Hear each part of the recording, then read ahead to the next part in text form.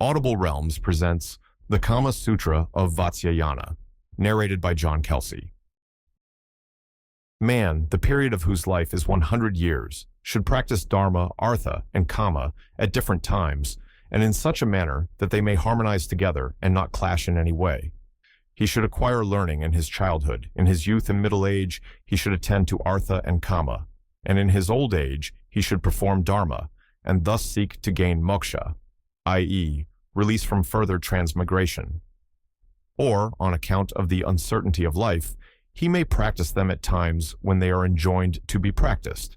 But one thing is to be noted: he should lead the life of a religious student until he finishes his education. Dharma is obedience to the command of the Shastra, or holy writ of the Hindus, to do certain things, such as the performance of sacrifices, which are not generally done because they do not belong to this world and produce no visible effect, and not to do other things, such as eating meat, which is often done because it belongs to this world and has visible effects. Dharma should be learnt from the Shruti and from those conversant with it. Artha is the acquisition of arts, land, gold, cattle, wealth, equipages, and friends. It is, further, the protection of what is acquired and the increase of what is protected. Artha should be learnt from the king's officers and from merchants who may be versed in the ways of commerce. Kama is the enjoyment of appropriate objects by the five senses of hearing, feeling, seeing, tasting, and smelling, assisted by the mind together with the soul. The ingredient in this is a peculiar contact between the organ of sense and its object, and the consciousness of pleasure which arises from that contact is called kama. Kama is to be learnt from the Kama Sutra, aphorisms on love, and from the practice of citizens.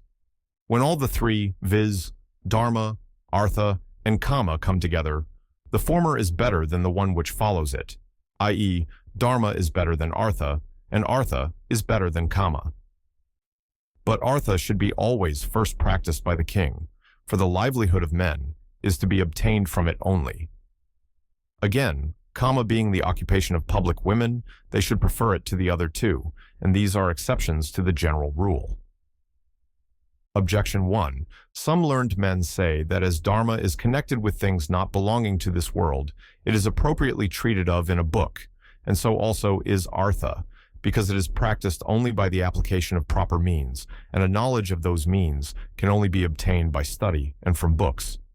But kama, being a thing which is practiced even by the brute creation and which is to be found everywhere, does not want any work on the subject. Answer: this is not so. Sexual intercourse, being a thing dependent on man and woman, requires the application of proper means by them, and those means are to be learnt from the Kama Shastra. The non-application of proper means, which we see in the brute creation, is caused by their being unrestrained, and by the females among them only being fit for sexual intercourse at certain seasons and no more, and by their intercourse not being preceded by thought of any kind. Objection 2.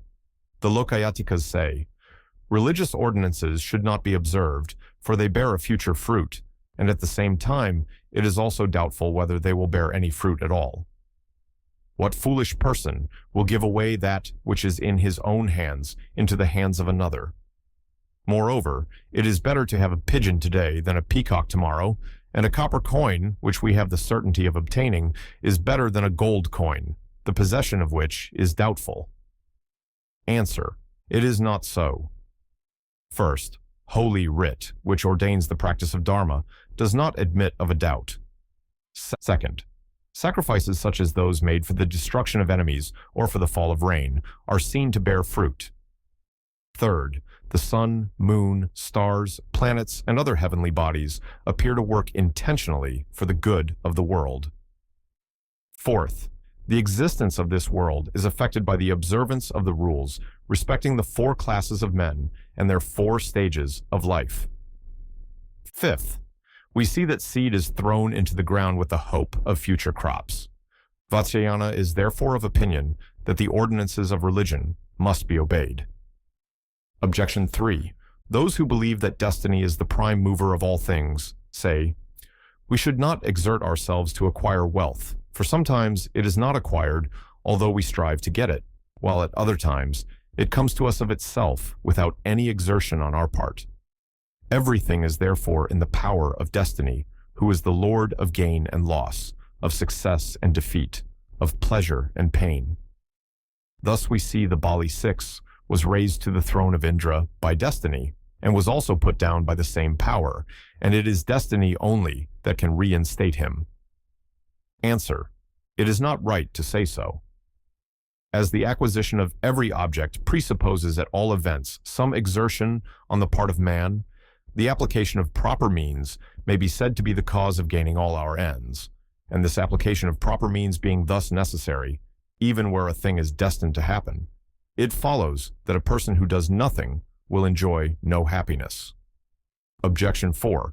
Those who are inclined to think that artha is the chief object to be obtained argue thus. Pleasures should not be sought for, because they are obstacles to the practice of dharma and artha, which are both superior to them and are also disliked by meritorious persons.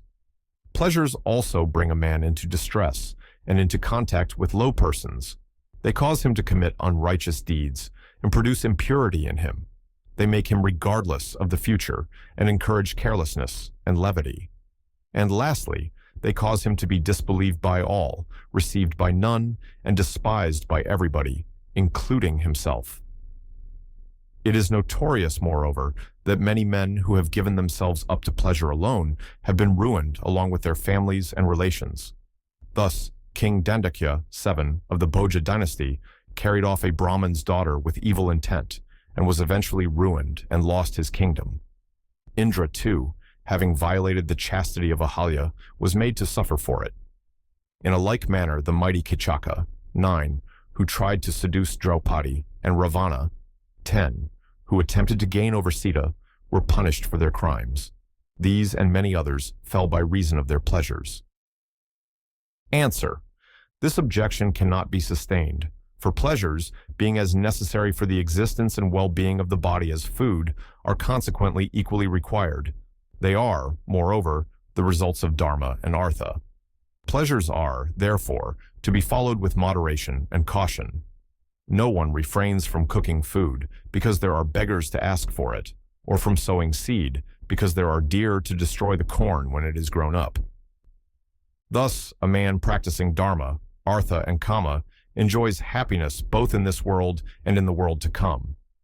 The good perform those actions in which there is no fear as to what is to result from them in the next world, and in which there is no danger to their welfare. Any action which conduces to the practice of dharma, artha, and kama together, or of any two or even one of them, should be performed, but an action which conduces to the practice of one of them at the expense of the remaining two should not be performed. On the arts and sciences to be studied. Man should study the Kama Sutra and the arts and sciences subordinate thereto, in addition to the study of the arts and sciences contained in dharma and artha. Even young maids should study this Kama Sutra along with its arts and sciences before marriage, and after it they should continue to do so with the consent of their husbands. Here some learned men object, and say that females, not being allowed to study any science, should not study the Kama Sutra. But Vatsyayana is of opinion that this objection does not hold good, for women already know the practice of Kama Sutra, and that practice is derived from the Kama Shastra, or the science of Kama itself. Moreover, it is not only in this, but in many other cases, that though the practice of a science is known to all, only a few persons are acquainted with the rules and laws on which the science is based. Thus the yajnikas, or sacrificers, though ignorant of grammar, make use of appropriate words when addressing the different deities, and do not know how these words are framed. Again, persons do the duties required of them on auspicious days, which are fixed by astrology, though they are not acquainted with the science of astrology. In a like manner, riders of horses and elephants train these animals without knowing the science of training animals, but from practice only. And similarly, the people of the most distant provinces obey the laws of the kingdom from practice, and because there is a king over them, and without further reason. 11. And from experience, we find that some women, such as daughters of princes and their ministers, and public women, are actually versed in the Kama Shastra.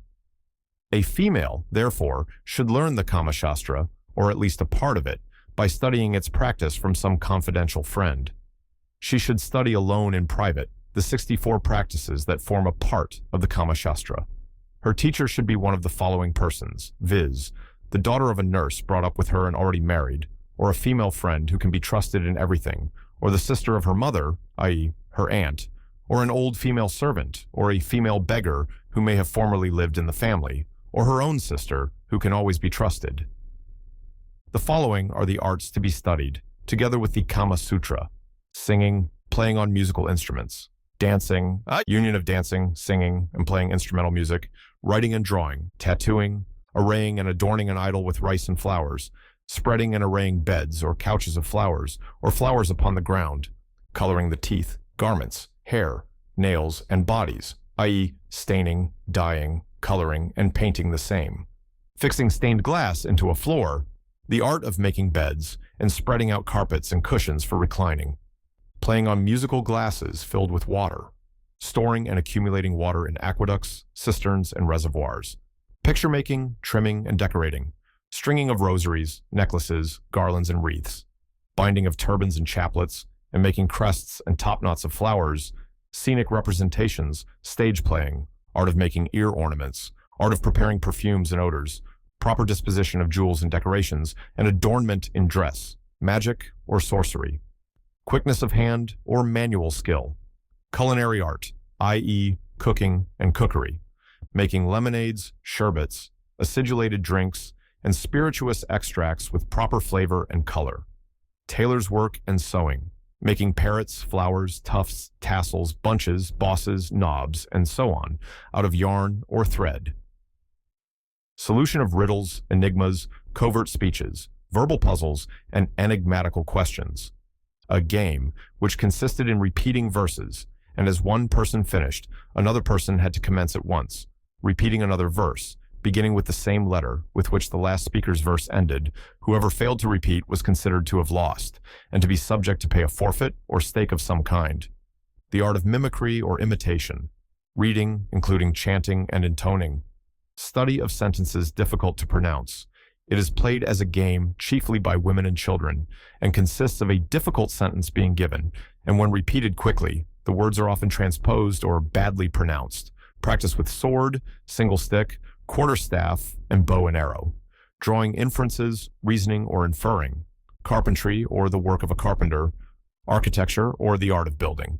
Knowledge about gold and silver coins, and jewels and gems. Chemistry and mineralogy.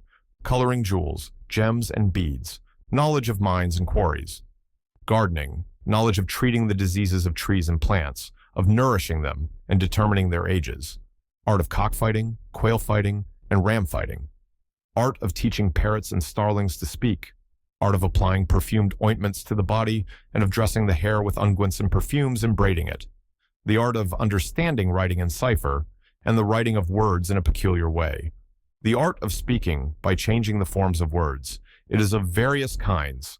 Some speak by changing the beginning and end of words, others by adding unnecessary letters between every syllable of a word, and so on. Knowledge of language and of the vernacular dialects. Art of making flower carriages.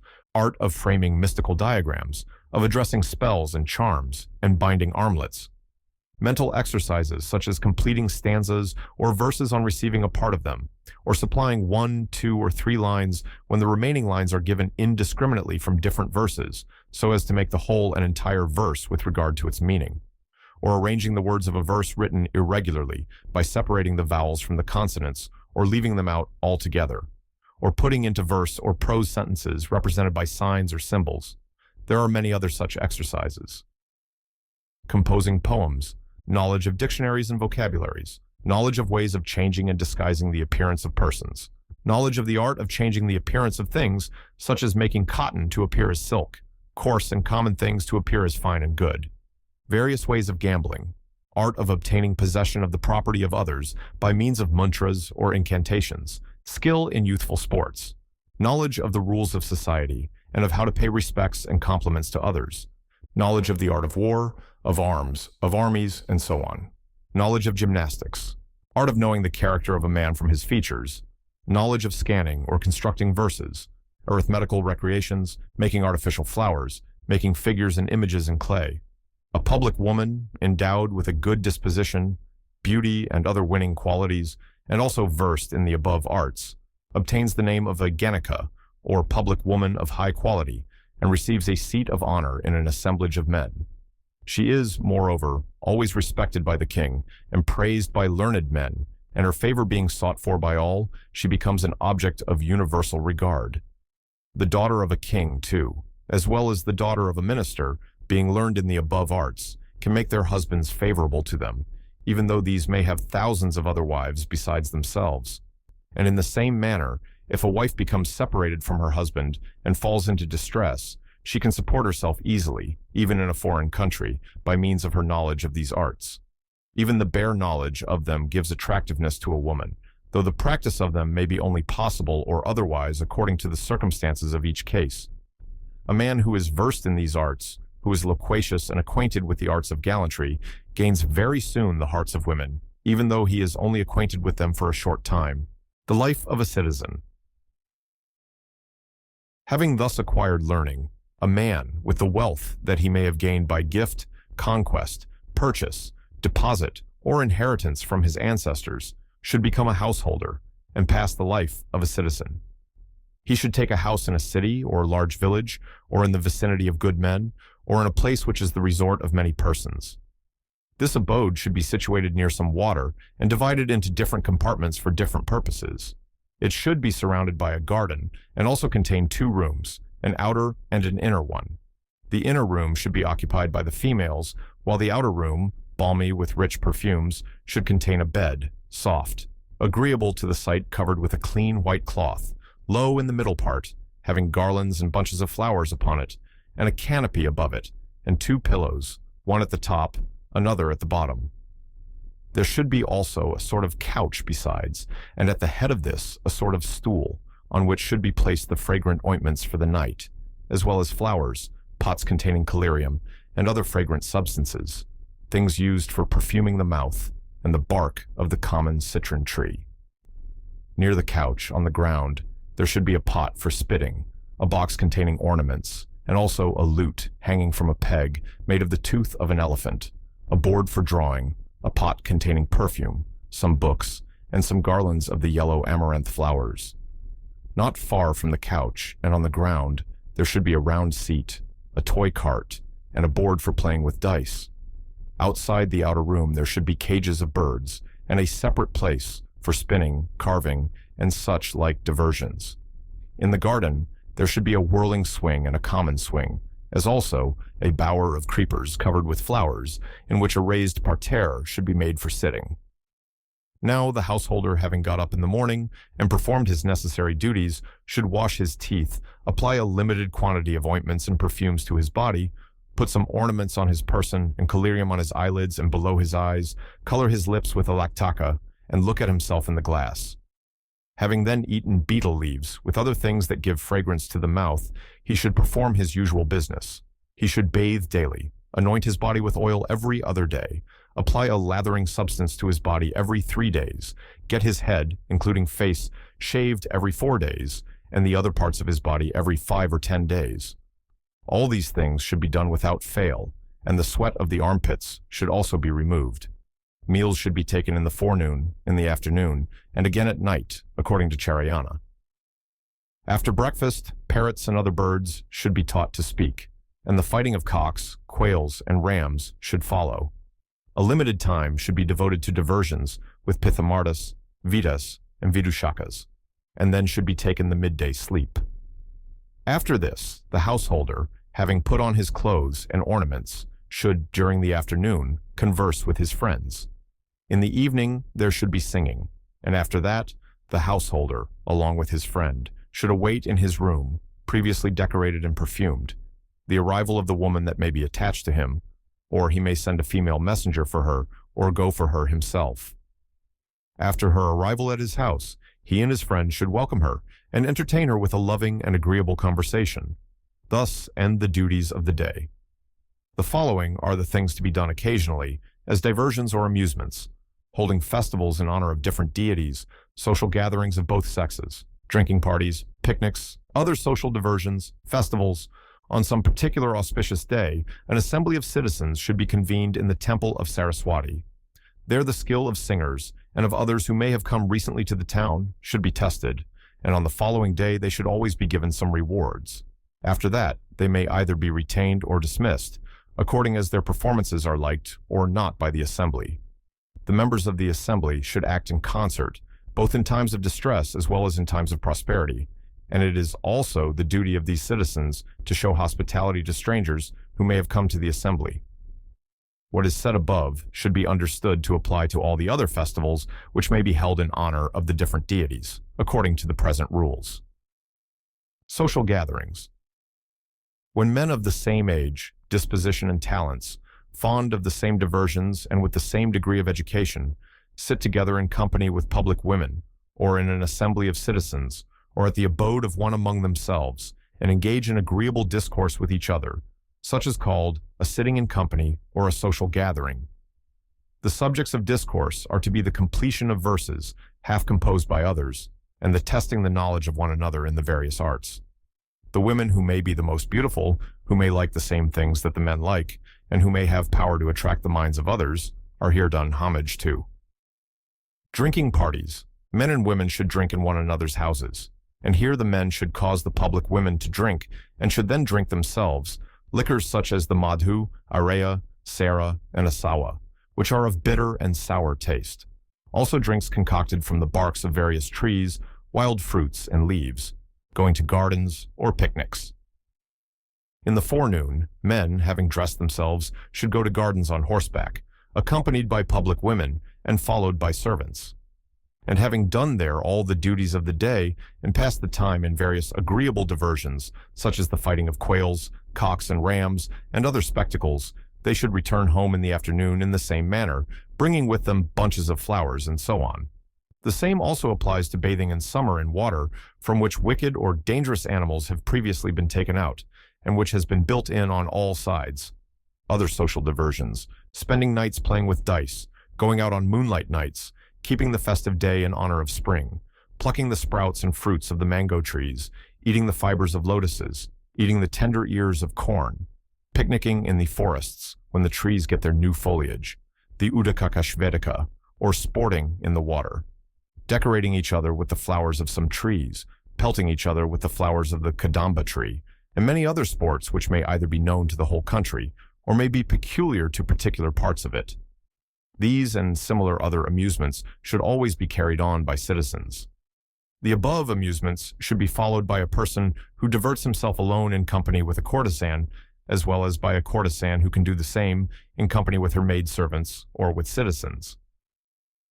A pithamarda is a man without wealth, alone in the world, whose only property consists of his malika, some lathering substance and a red cloth, who comes from a good country and who is skilled in all the arts, and by teaching these arts is received in the company of citizens and in the abode of public women. A vita is a man who has enjoyed the pleasures of fortune, who is a compatriot of the citizens with whom he associates, who is possessed of the qualities of a householder, who has his wife with him, and who is honored in the assembly of citizens and in the abodes of public women, and lives on their means and on them.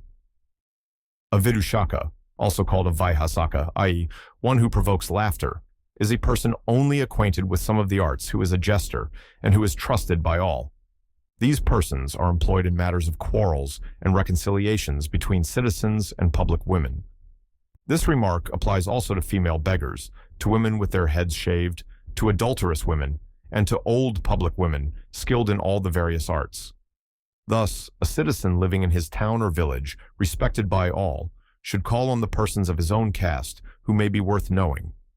He should converse in company and gratify his friends by his society, and obliging others by his assistance in various matters. He should cause them to assist one another in the same way. There are some verses on this subject as follows. A citizen discoursing, not entirely in the Sanskrit language, nor wholly in the dialects of the country, on various topics in society, obtains great respect. The wise should not resort to a society disliked by the public, governed by no rules, and intent on the destruction of others. But a learned man living in a society which acts according to the wishes of the people, and which has pleasure for its only object, is highly respected in this world. About the kinds of women resorted to by the citizens, and of friends and messengers. When Kama is practiced by men of the four castes, according to the rules of the Holy Writ, i.e., by lawful marriage, with virgins of their own caste, it then becomes a means of acquiring lawful progeny and good fame, and it is not also opposed to the customs of the world. On the contrary, the practice of Kama with women of the higher castes, and with those previously enjoyed by others, even though they be of the same caste, is prohibited. But the practice of Kama with women of the lower castes, with women excommunicated from their own caste, with public women, and with women twice married, is neither enjoined nor prohibited. The object of practicing Kama with such women is pleasure only. Nayikas, therefore, are of three kinds, viz. Of maids, women twice married, and public women. Gonikaputra has expressed an opinion that there is a fourth kind of Nayika, viz. A woman who is resorted to on some special occasion, even though she be previously married to another. These special occasions are when a man thinks thus: A.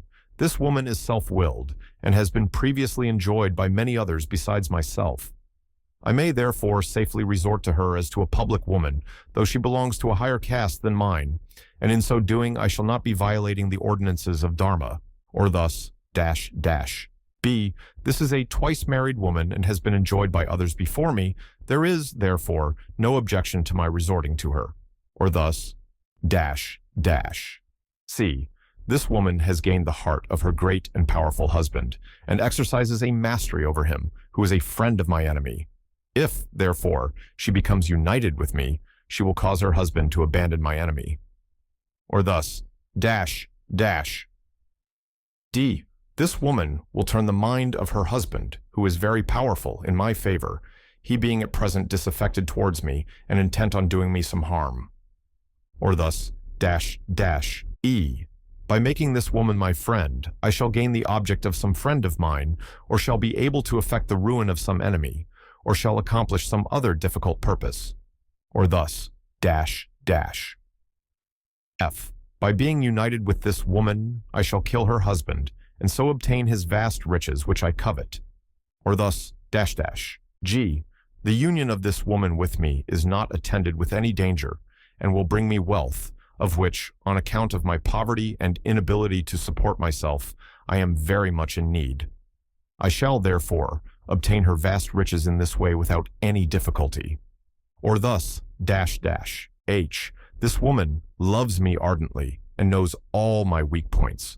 If, therefore, I am unwilling to be united with her, she will make my faults public, and thus tarnish my character and reputation.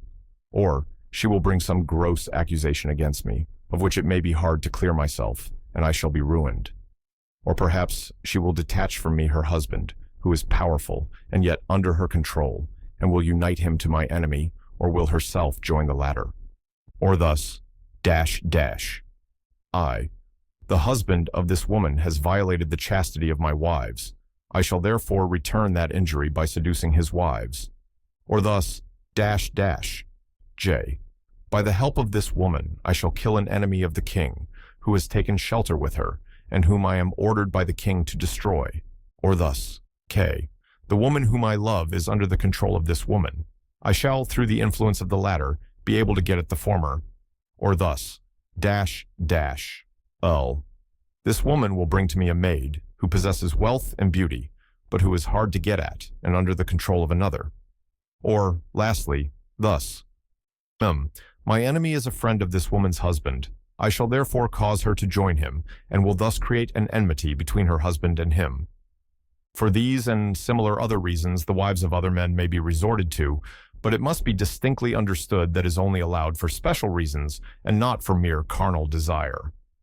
Charayana thinks that under these circumstances, there is also a fifth kind of Nayika, viz. A woman who is kept by a minister and who repairs to him occasionally, or a widow who accomplishes the purpose of a man with the person to whom she resorts. Suvarnanabha adds that a woman who passes the life of an ascetic and in the condition of a widow may be considered as a sixth kind of Nayika. Gotakamuka says that the daughter of a public woman and a female servant, who are still virgins, form a seventh kind of Nayika. Gonardiya puts forth his doctrine that any woman born of good family after she has come of age, is an eighth kind of Nayika. But these four latter kinds of Nayikas do not differ much from the first four kinds of them, as there is no separate object in resorting to them. Therefore, Vatsyayana is of opinion that there are only four kinds of Nayikas, i.e., the maid, the twice-married woman, the public woman, and the woman resorted to for a special purpose.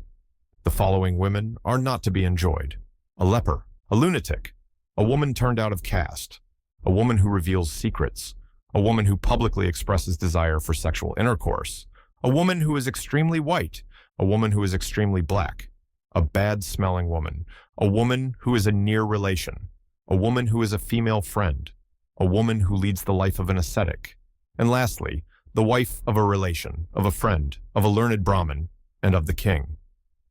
The followers of Bhabravya say that any woman who has been enjoyed by 5 men is a fit and proper person to be enjoyed. But Gaunikaputra is of opinion that even when this is the case, the wives of a relation, of a learned Brahmin, and of a king should be accepted. The following are the kind of friends: one who has played with you in the dust, i.e. in childhood, one who is bound by an obligation, one who is of the same disposition and fond of the same things, one who is a fellow student, one who is acquainted with your secrets and faults, and whose faults and secrets are also known to you, one who is a child of your nurse, one who is brought up with you, one who is an hereditary friend. These friends should possess the following qualities: they should tell the truth, they should not be changed by time, they should be favorable to your designs, they should be firm, they should be free from covetousness, they should not be capable of being gained over by others, they should not reveal your secrets. Karyana says that citizens form friendship with washermen, barbers, cowherds, florists, druggists, betel leaf sellers, tavern keepers, beggars, pithamardas, vidas, and vidushekas, as also with the wives of all these people. A messenger should possess the following qualities: skillfulness, boldness, knowledge of the intention of men by their outward signs, absence of confusion, i.e., no shyness, knowledge of the exact meaning of what others do or say, good manners, knowledge of appropriate times and places for doing different things, ingenuity in business, quick comprehension, quick application of remedies, i.e., quick and ready resources. And this part ends with a verse: the man who is ingenious and wise, who is accompanied by a friend, and who knows the intentions of others, as also the proper time and place for doing everything, can gain over, very easily, even a woman who is very hard to be obtained. Kinds of sexual union according to A. Dimensions. B. Force of desire or passion. C. Time, kinds of union. Man is divided into 3 classes, viz., the hare man, the bull man, and the horse man, according to the size of his lingam. Woman also, according to the depth of her yoni, is either a female deer, a mare, or a female elephant. There are thus 3 equal unions between persons of corresponding dimensions, and there are 6 unequal unions when the dimensions do not correspond, or 9 in all, as the following table shows: equal, unequal, men, women, hare, deer, hare, mare, bull mare, hare, elephant, horse, elephant, bull deer, bull elephant, horse, deer, horse, mare. In these unequal unions, when the male exceeds the female in point of size, his union with a woman who is immediately next to him in size is called high union and is of 2 kinds, while his union with the woman most remote from him in size is called the highest union and is of 1 kind only. On the other hand, when the female exceeds the male in point of size, her union with a man immediately next to her in size is called low union and is of 2 kinds, while her union with a man most remote from her in size is called the lowest union and is of 1 kind only. In other words, the horse and mare, the bull and deer, form the high union, while the horse and deer form the highest union. On the female side, the elephant and bull, the mare and hare, form low unions, while the elephant and the hare make the lowest unions. There are then 9 kinds of union according to dimensions. Amongst all these, equal unions are the best. Those of a superlative degree, i.e., the highest and the lowest, are the worst, and the rest are middling, and with them the high are better than the low. There are also 9 kinds of union according to the force of passion or carnal desire, as follows: men, women, men, women, small, small, small, middling, middling, middling, small, intense, intense, intense, middling, small, middling, intense, intense, small, intense, middling. A man is called a man of small passion, whose desire at the time of sexual union is not great, whose semen is scanty, and who cannot bear the warm embraces of the female. Those who differ from this temperament are called men of middling passion, while those of intense passion are full of desire. In the same way, women are supposed to have the 3 degrees of feeling as specified above. Lastly, according to time, there are 3 kinds of men and women, viz., the short-timed, the moderate-timed, and the long-timed, and of these, as in the previous statements, there are 9 kinds of union. But on this last head, there is a difference of opinion about the female, which should be stated. Odalika says, females do not emit as males do. The males simply remove their desire, while the females, from their consciousness of desire, feel a certain kind of pleasure, which gives them satisfaction, but it is impossible for them to tell you what kind of pleasure they feel. The fact from which this becomes evident is that males, when engaged in coition, cease of themselves after emission and are satisfied, but it is not so with females. This opinion is, however, objected to on the grounds that if a male be a long-timed, the female loves him the more, but if he be short-timed, she is dissatisfied with him. And this circumstance, some say, would prove that the female emits also. But this opinion does not hold good, for if it takes a long time to allay a woman's desire, and during this time she is enjoying great pleasure, it is quite natural then that she should wish for its continuation. And on this subject there is a verse as follows: by union with men, the lust, desire, or passion of women is satisfied, and the pleasure derived from the consciousness of it is called their satisfaction. The followers of Bhabravya, however, say that the semen of women continues to fall from the beginning of the sexual union to its end, and it is right that it should be so, for if they had no semen, there would be no embryo. To this there is an objection. In the beginning of coition, the passion of the woman is middling, and she cannot bear the vigorous thrusts of her lover, but by degrees, her passion increases until she ceases to think about her body, and then finally, she wishes to stop from further coition. This objection, however, does not hold good, for even in ordinary things that revolve with great force, such as a potter's wheel or a top, we find that the motion at first is slow, but by degrees it becomes very rapid. In the same way, the passion of the woman having gradually increased, she has a desire to discontinue coition when all the semen has fallen away. And there is a verse with regard to this as follows: the fall of the semen of the man takes place only at the end of coition, while the semen of the woman falls continually, and after the semen of both has all fallen away, then they wish for the discontinuance of coition. Lastly, Vatsyayana is of opinion that the semen of the female falls in the same way as that of the male. Now, some may ask here, if men and women are beings of the same kind and are engaged in bringing about the same result, why should they have different works to do? Vatsya says that this is so because the ways of working, as well as the consciousness of pleasure in men and women, are different. The difference in the ways of working, by which men are the actors and women are the persons acted upon, is owing to the nature of the male and the female, otherwise the actor would be sometimes the person acted upon, and vice versa. And from this difference in the ways of working follows the difference in the consciousness of pleasure, for a man thinks, this woman is united with me, and a woman thinks, I am united with this man. It may be said that if the ways of working in men and women are different, why should not there be a difference, even in the pleasure they feel, and which is the result of those ways? But this objection is groundless. For the person acting and the person acted upon being of different kinds, there is a reason for the difference in their ways of working, but there is no reason for any difference in the pleasure they feel, because they both naturally derive pleasure from the act they perform. On this again, some may say that when different persons are engaged in doing the same work, we find that they accomplish the same end or purpose, while, on the contrary, in the case of men and women, we find that each of them accomplishes his or her own end separately, and this is inconsistent. But this is a mistake, for we find that sometimes two things are done at the same time, as for instance in the fighting of rams. Both the rams receive the shock at the same time on their heads.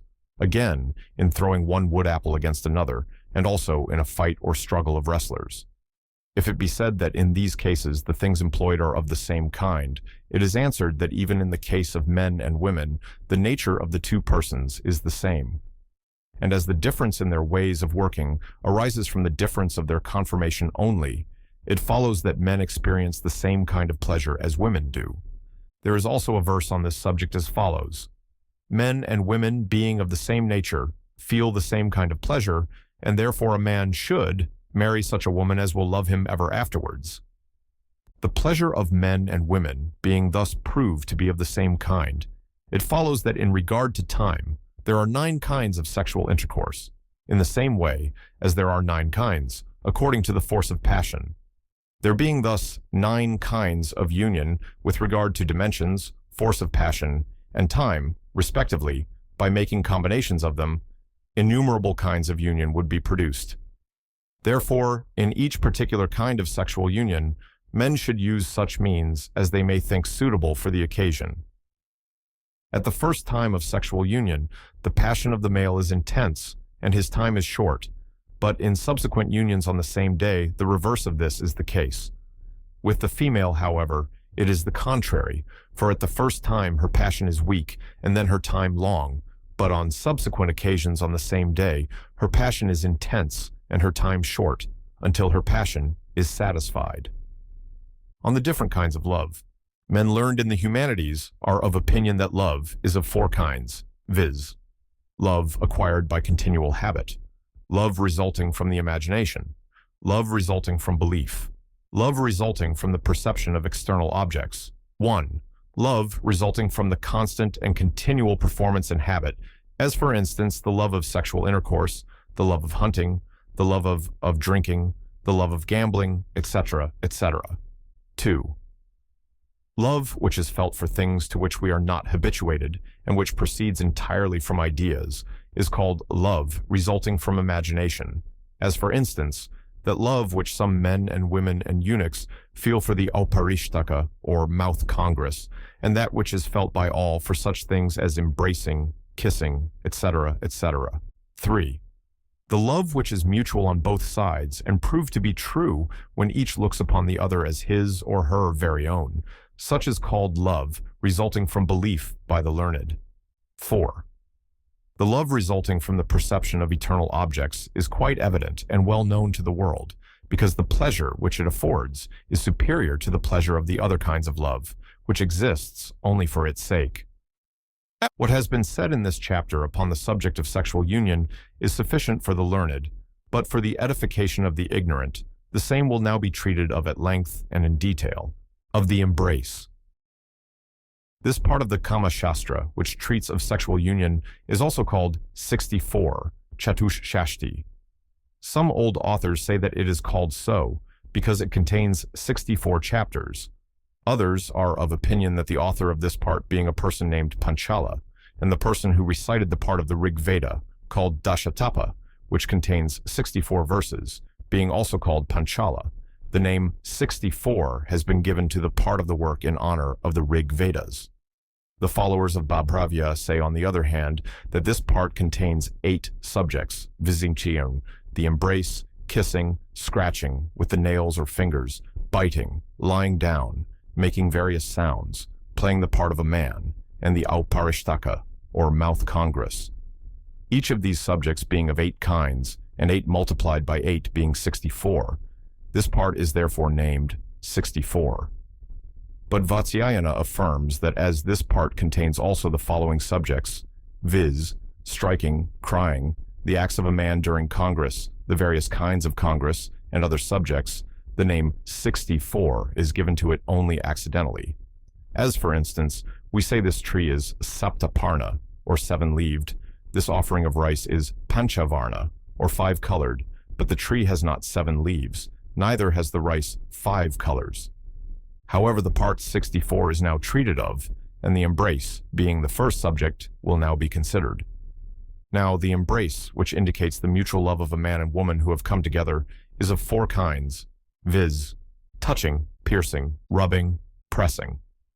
The action in each case is denoted by the meaning of the word which stands for it. 1.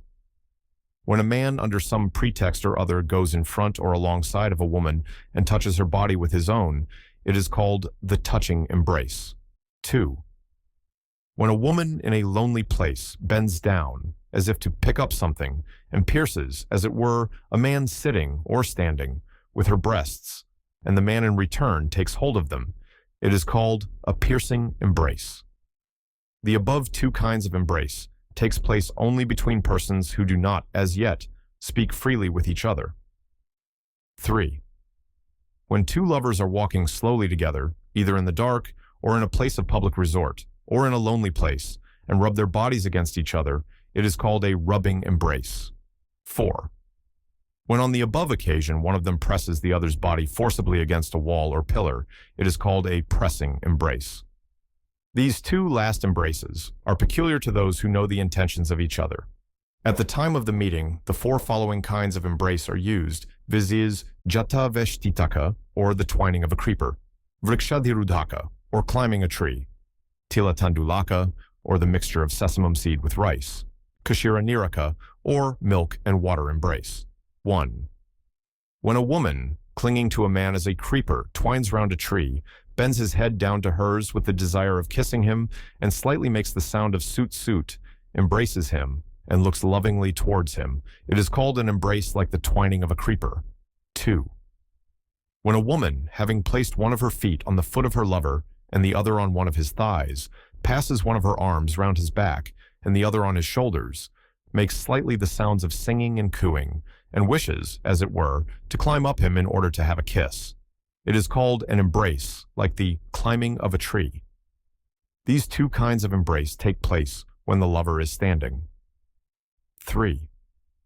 When lovers lie on a bed and embrace each other so closely that the arms and thighs of the one are encircled by the arms and thighs of the other, and are, as it were, rubbing up against them, this is called an embrace, like the mixture of sesamum seed with rice. 4. When a man and a woman are very much in love with each other and not thinking of any pain or hurt, embrace each other as if they were entering into each other's bodies, either while the woman is sitting on the lap of the man or in front of him or on a bed, then it is called an embrace like a mixture of milk and water.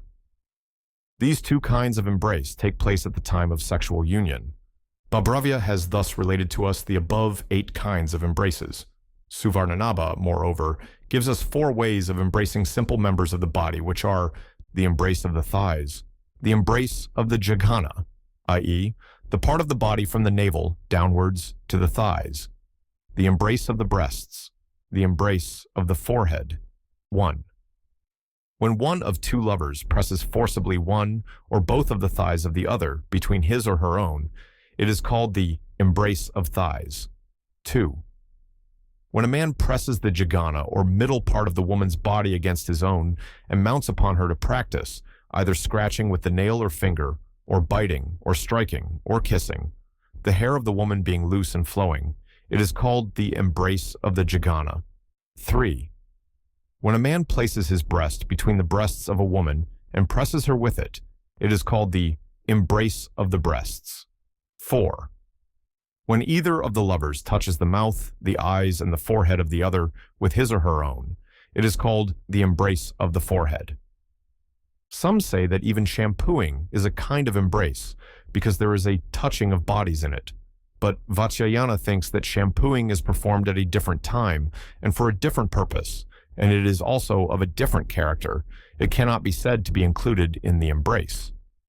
There are also some verses on the subject as follows. The whole subject of embracing is of such a nature that men who ask questions about it, or who hear about it, or who talk about it, acquire thereby a desire for enjoyment. Even those embraces that are not mentioned in the Kama Sutra should be practiced at the time of sexual enjoyment, if they are in any way conducive to the increase of love or passion. The rules of the Shastra apply so long as the passion of man is middling, But when the wheel of love is once set in motion, there is then no shastra and no order. On kissing, it is said by some that there is no fixed time or order between the embrace, the kiss, and the pressing or scratching with the nails or fingers, but that all these things should be done generally before sexual union takes place, while striking and making the various sounds generally takes place at the time of the union. Vatsyayana, however, thinks that anything may take place at any time, for love does not care for time or order. On the occasion of the first Congress, kissing and the other things mentioned above should be done moderately. They should not be continued for a long time and should be done alternately. On subsequent occasions, however, the reverse of all this may take place, and moderation will not be necessary. They may continue for a long time, and for the purpose of kindling love, they may be all done at the same time. The following are the places for kissing, viz., the forehead, the eyes, the cheeks, the throat, the bosom, the breasts, the lips, and the interior of the mouth. Moreover, the people of the Lat country kiss also on the following places, viz., the joints of the thighs, the arms, and the navel. But Vatsyayana thinks that though kissing is practiced by these people in the above places on account of the intensity of their love and the customs of their country, it is not fit to be practiced by all.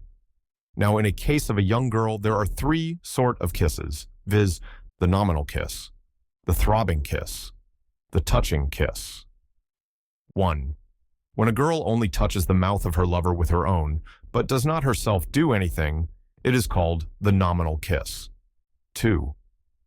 When a girl, setting aside her bashfulness a little, wishes to touch the lip that is pressed into her mouth, and with that object moves her lower lip, but not the upper one, it is called the throbbing kiss.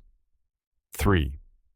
When a girl touches her lover's lip with her tongue, and having shut her eyes, places her hands on those of her lover, it is called the touching kiss. Other authors describe 4 other kinds of kisses, viz., the straight kiss, the bent kiss, the turned kiss, the pressed kiss. 1. When the lips of two lovers are brought into direct contact with each other, it is called a straight kiss. 2. When the heads of two lovers are bent towards each other, and when so bent kissing takes place, it is called a bent kiss. 3. When one of them turns up the face of the other by holding the head and chin and then kissing, it is called a turned kiss. 4. Lastly, when the lower lip is pressed with much force, it is called a pressed kiss. There is also a 5th kind of kiss, called the greatly pressed kiss, which is effected by taking hold of the lower lip between 2 fingers, and then after touching it with the tongue, pressing it with great force with the lip. As regards kissing, a wager may be laid as to which will get hold of the lips of the other first. If the woman loses, she should pretend to cry, should keep her lover off by shaking her hands, and turn away from him and dispute with him, saying, "Let another wager be laid." If she loses this a second time, she should appear doubly distressed, and when her lover is off his guard or asleep, she should get hold of his lower lip and hold it in her teeth so that it should not slip away. And then she should laugh, make a loud noise, deride him, dance about, and say whatever she likes in a joking way, moving her eyebrows and rolling her eyes. Such are the wagers and quarrels as far as kissing is concerned, but the same may be applied with regard to the pressing or scratching with the nails and fingers, biting and striking. All these, however, are only peculiar to men and women of intense passion. When a man kisses the upper lip of a woman, while she in return kisses his lower lip, it is called the kiss of the upper lip. When one of them takes both the lips of the other between his or her own, it is called a clasping kiss. A woman, however, only takes this kind of kiss from a man who has no mustache, and on the occasion of this kiss, if one of them touches the teeth, the tongue, and the palate of the other with his or her tongue, it is called the fighting of the tongue. In the same way, the pressing of the teeth of the one against the mouth of the other is to be practiced. Kissing is of 4 kinds, viz., moderate, contracted, pressed, and soft, according to the different parts of the body which are kissed, for different kinds of kisses are appropriate for different parts of the body. When a woman looks at the face of her lover while he is asleep and kisses it to show her intention or desire, it is called a kiss that kindles love.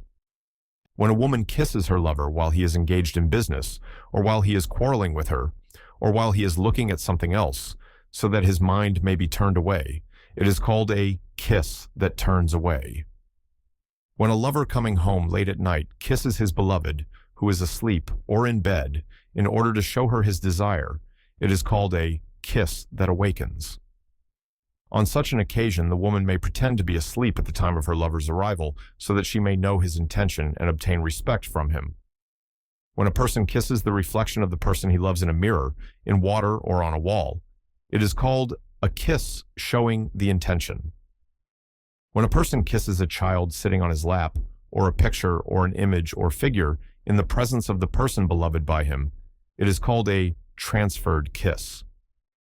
When at night at a theater, or in an assembly of caste men, a man coming up to a woman kisses a finger of her hand if she be standing, or a toe of her foot if she be sitting, or when a woman is shampooing her lover's body, places her face on his thigh as if she was sleepy, so as to inflame his passion, and kisses his thigh or great toe, it is called a demonstrative kiss. There is also a verse on the subject as follows: "Whatever things may be done by one of the lovers to the other, the same should be returned by the other," i.e., if the woman kisses him, he should kiss her in return. If she strikes him, he should also strike her in return, on pressing or marking or scratching with the nails. When love becomes intense, pressing with the nails or scratching the body with them is practiced, and it is done on the following occasions: on the first visit, at the time of setting out on a journey, on the return from a journey, at the time when an angry lover is reconciled, and lastly, when the woman is intoxicated. But pressing with the nails is not an usual thing except with those who are intensely passionate, i.e., full of passion.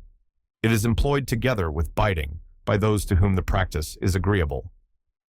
Pressing with the nails is of the 8 following kinds, according to the forms of the marks which are produced, viz., sounding, half moon, a circle, a line, a tiger's nail or claw, a peacock's foot, the jump of a hare, the leaf of a blue lotus.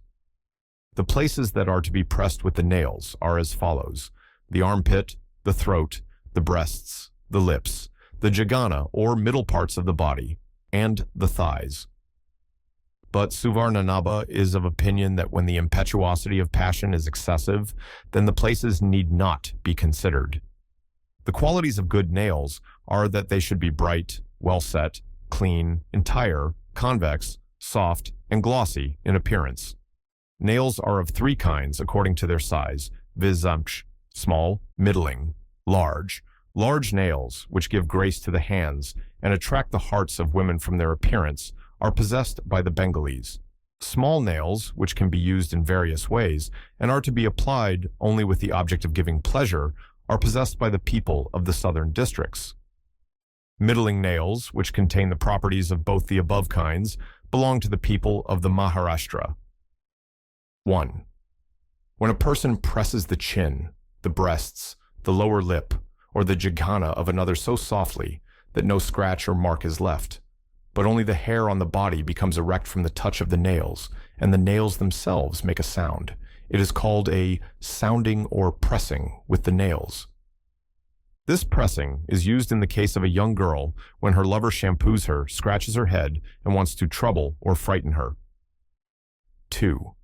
The curved mark with the nails, which is impressed on the neck and the breasts, is called the half moon. 3. When the half moons are impressed opposite to each other, it is called a circle. This mark with the nails is generally made on the navel, the small cavities about the buttocks, and on the joints of the thigh. 4. A mark in the form of a small line, and which can be made on any part of the body, is called a line. 5. The same line, when it is curved and made on the breast, is called a tiger's nail. 6. When a curved mark is made on the breast by means of the 5 nails, it is called a peacock's foot. This mark is made with the object of being praised, for it requires a great deal of skill to make it properly. 7. When 5 marks with the nails are made close to one another near the nipple of the breast, it is called the jump of a hare. 8.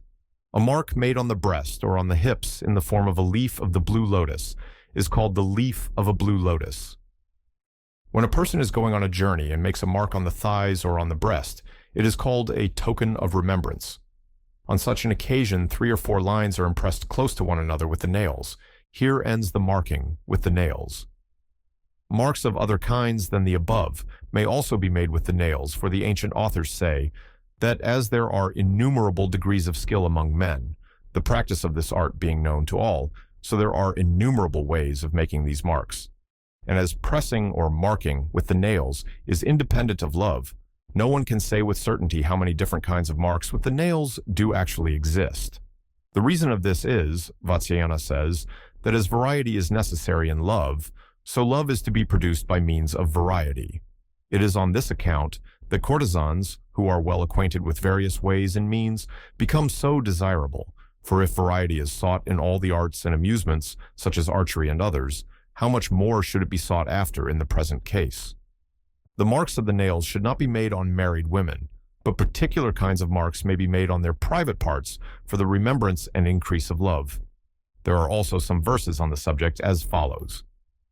The love of a woman who sees the marks of nails on the private parts of her body, even though they are old and almost worn out, becomes again fresh and new. If there be no marks of nails to remind a person of the passages of love, then love is lessened in the same way as when no union takes place for a long time. Even when a stranger sees at a distance a young woman with the marks of nails on her breast, 37, he is filled with love and respect for her. A man, also, who carries the marks of nails and teeth on some parts of his body, influences the mind of a woman, even though it be ever so firm. In short, nothing tends to increase love, so much as the effects of marking with the nails and biting. On biting, and the means to be employed with regard to women of different countries. All the places that can be kissed are also the places that can be bitten, except the upper lip, the interior of the mouth, and the eyes. The qualities of good teeth are as follows. They should be equal, possessed of a pleasing brightness, capable of being colored, of proper proportions, unbroken, and with sharp ends. The defects of teeth, on the other hand, are that they are blunt, protruding from the gums, rough, soft, large, and loosely set. The following are the different kinds of biting, viz., the hidden bite, the swollen bite, the point, the line of points, the coral and the jewel, the line of jewels, the broken cloud, the biting of the boar. 1. The biting which is shown only by the excessive redness of the skin that is bitten is called the hidden bite. 2. When the skin is pressed down on both sides, it is called the swollen bite. 3. When a small portion of the skin is bitten with 2 teeth only, it is called the point. 4. When such small portions of the skin are bitten with all the teeth, it is called the line of points. 5. The biting, which is done by bringing together the teeth and the lips, is called the coral and the jewel. The lip is the coral, and the teeth the jewel. 6. When biting is done with all the teeth, it is called the line of jewels. 7. The biting, which consists of unequal risings in a circle, and which comes from the space between the teeth, is called the broken cloud. This is impressed on the breasts. 8. The biting, which consists of many broad rows of marks near to one another and with red intervals, is called the biting of a boar. This is impressed on the breasts and the shoulders, and these 2 last modes of biting are peculiar to persons of intense passion. The lower lip is the place on which the hidden bite, the swollen bite, and the point are made. Again, the swollen bite and the coral and the jewel bite are done on the cheek. Kissing, pressing with the nails, and biting are the ornaments of the left cheek, and when the word cheek is used, it is to be understood as the left cheek. Both the line of points and the line of jewels are to be impressed on the throat, the armpit, and the joints of the thighs, but the line of points alone is to be impressed on the forehead and the thighs. The marking with the nails and the biting of the following things, viz., an ornament of the forehead, an ear ornament, a bunch of flowers, a betel leaf, or a tamala leaf, which are worn by or belong to the woman that is beloved, are signs of the desire of enjoyment. Here end the different kinds of biting. In the affairs of love, a man should do such things as are agreeable to the women of different countries. The women of the central countries i.e., between the Ganges and the Jumna, are noble in their character, not accustomed to disgraceful practices, and dislike pressing the nails and biting. The women of the Balhika country are gained over by striking. The women of Avantika are fond of foul pleasures and have not good manners. The women of the Maharashtra are fond of practicing the 64 arts. They utter low and harsh words and like to be spoken to in the same way and have an impetuous desire of enjoyment. The women of Pataliputra, i.e., the modern Patna, are of the same nature as the women of the Maharashtra, but show their likings only in secret. The women of the Dravida country, though they are rubbed and pressed about at the time of sexual enjoyment, have a slow fall of semen. That is, they are very slow in the act of coition. The women of Vanavasi are moderately passionate. They go through every kind of enjoyment, cover their bodies, and abuse those who utter low, mean, and harsh words. The women of Avanti hate kissing, marking with the nails and biting, but they have a fondness for various kinds of sexual union. The women of Malwa like embracing and kissing, but not wounding, and they are gained over by striking. The women of Abhira, and those of the country about the Indus and 5 rivers, i.e. the Punjab, are gained over by the Oparishtaka, or mouth congress. The women of Aparatika are full of passion and make slowly the sound sit. The women of the Lat country have even more impetuous desire and also make the sound sit. The women of the Sri Rajya and of Kashola, Uday, are full of impetuous desire. Their semen falls in large quantities, and they are fond of taking medicine to make it do so. The women of the Audra country have tender bodies, they are fond of enjoyment, and have a liking for voluptuous pleasures. The women of Ganda have tender bodies, and speak sweetly. Now Suvarnanabha is of opinion that that which is agreeable to the nature of a particular person is of more consequence than that which is agreeable to a whole nation, and that therefore the peculiarities of the country should not be observed in such cases. The various pleasures, the dress, and the sports of one country are in time borrowed by another, and in such a case, these things must be considered as belonging originally to that country. Among the things mentioned above, viz., embracing, kissing, etc., those which increase passion should be done first, and those which are only for amusement or variety should be done afterwards. There are also some verses on this subject as follows. When a man bites a woman forcibly, she should angrily do the same to him with double force. Thus, a point should be returned with a line of points, and a line of points with a broken cloud. And if she be excessively chafed, she should at once begin a love quarrel with him. At such a time, she should take hold of her lover by the hair, and bend his head down, and kiss his lower lip. And then, being intoxicated with love, she should shut her eyes and bite him in various places. Even by day, and in a place of public resort, when her lover shows her any mark that she may have inflicted on his body, she should smile at the sight of it, and turning her face as if she were going to chide him, she should show him with an angry look the marks on her own body that have been made by him. Thus, if men and women act according to each other's liking, their love for each other will not be lessened even in 100 years. Of the different ways of lying down and various kinds of congress. On the occasion of a high congress, the Mariji deer woman should lie down in such a way as to widen her yoni, while in a low congress, the Hastini, elephant woman, should lie down so as to contract hers. But in an equal congress, they should lie down in the natural position. What is said above concerning the Mariji and the Hastini applies also to the Vadawa, Mare, woman. In a low congress, the women should particularly make use of medicine to cause her desires to be satisfied quickly. The deer woman has the following 3 ways of lying down: the widely opened position, the yawning position, the position of the wife of Indra. 1. When she lowers her head and raises her middle parts, it is called the widely opened position. At such a time, the man should apply some unguent so as to make the entrance easy. 2. When she raises her thighs and keeps them wide apart and engages in congress, it is called the yawning position. 3. When she places her thighs with her legs doubled on them upon her sides and thus engages in congress, it is called the position of Indrani, and this is learnt only by practice. The position is also useful in the case of the highest congress. The clasping position is used in low congress and in the lowest congress, together with the pressing position, the twining position, and the mare's position. When the legs of both the male and the female are stretched straight out over each other, it is called the clasping position. It is of two kinds, the side position and the supine position, according to the way in which they lie down. In the side position, the male should invariably lie on his left side and cause the woman to lie on her right side, and this rule is to be observed in lying down with all kinds of women. When, after congress has begun in the clasping position, the woman presses her lover with her thighs, it is called the pressing position. When the woman places one of her thighs across the thigh of her lover, it is called the twining position. When a woman forcibly holds in her yoni, the lingam, after it is in, it is called the mare's position. This is learnt by practice only, and is chiefly found among the women of the Andhra country.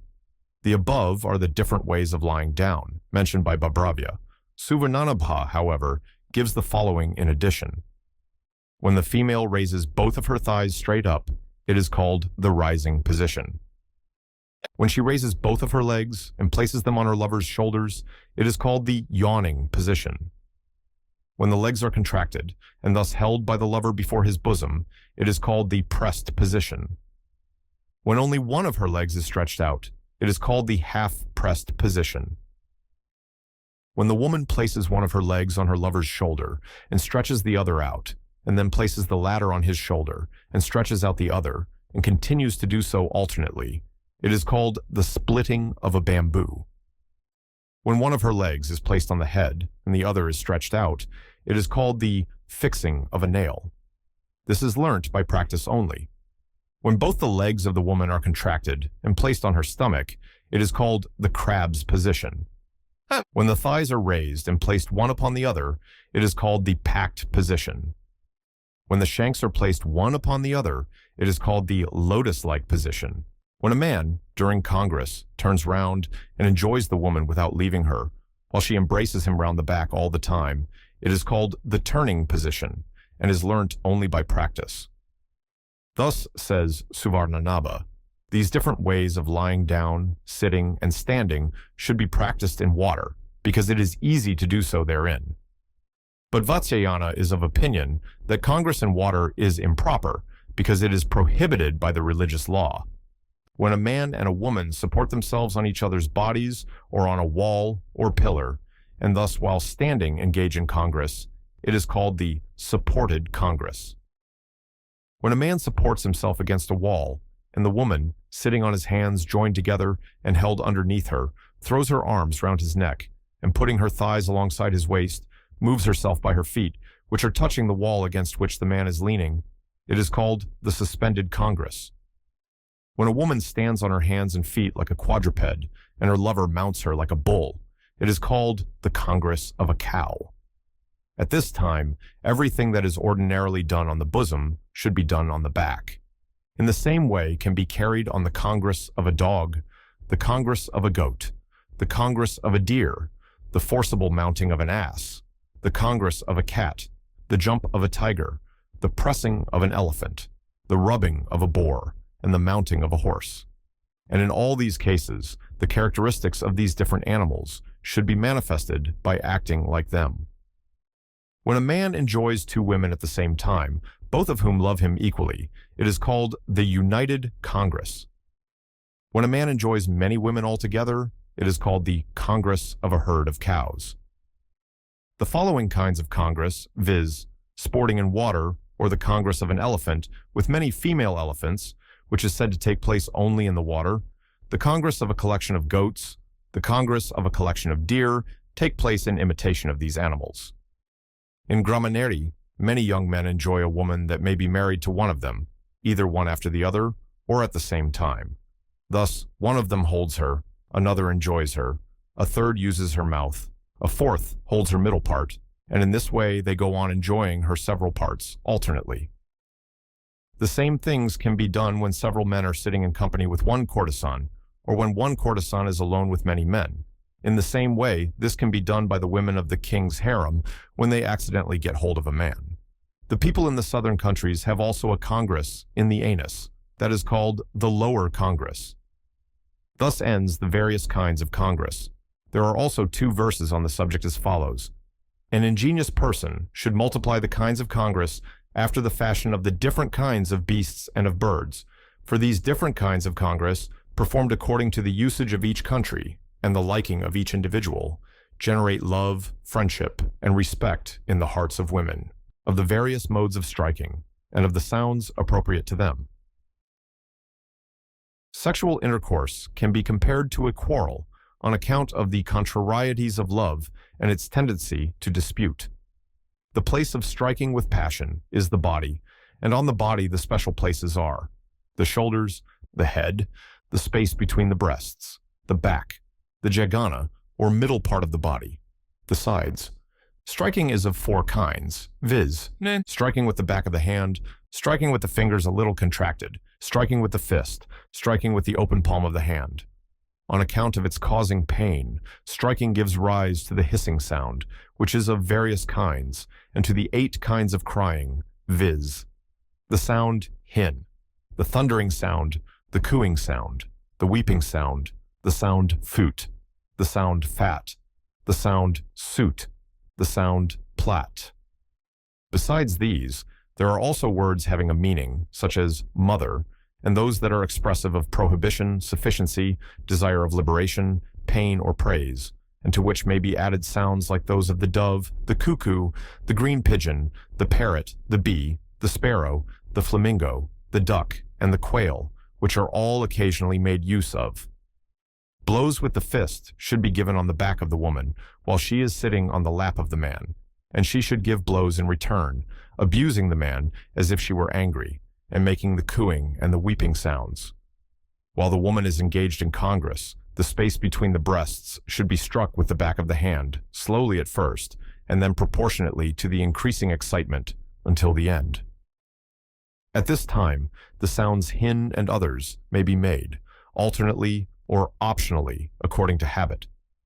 When the man, making the sound fat, strikes the woman on the head with the fingers of his hand a little contracted, it is called prasritaka, which means striking with the fingers of the hand a little contracted.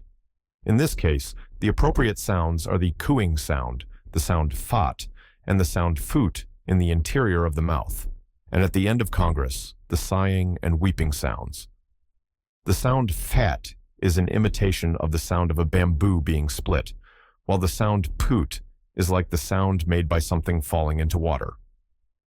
At all times, when kissing and such like things are begun, the woman should give a reply with a hissing sound.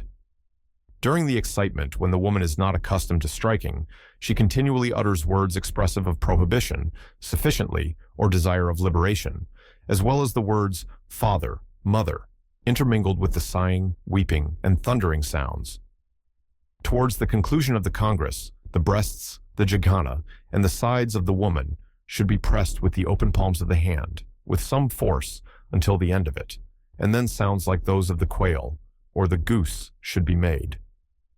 There are also 2 verses on the subject as follows. The characteristics of manhood are said to consist of roughness and impetuosity, while weakness, tenderness, sensibility, and an inclination to turn away from unpleasant things are the distinguishing marks of womanhood. The excitement of passion and peculiarities of habit may sometimes cause contrary results to appear, but these do not last long, and in the end, the natural state is resumed. The wedge on the bosom, the scissors on the head, the piercing instrument on the cheeks, and the pincers on the breasts and sides may also be taken into consideration with the other 4 modes of striking, and thus give 8 ways altogether. But these 4 ways of striking with instruments are peculiar to the people of the southern countries, and the marks caused by them are seen on the breasts of their women. They are local peculiarities, but Vatsyayana is of opinion that the practice of them is painful, barbarous, and base, and quite unworthy of imitation.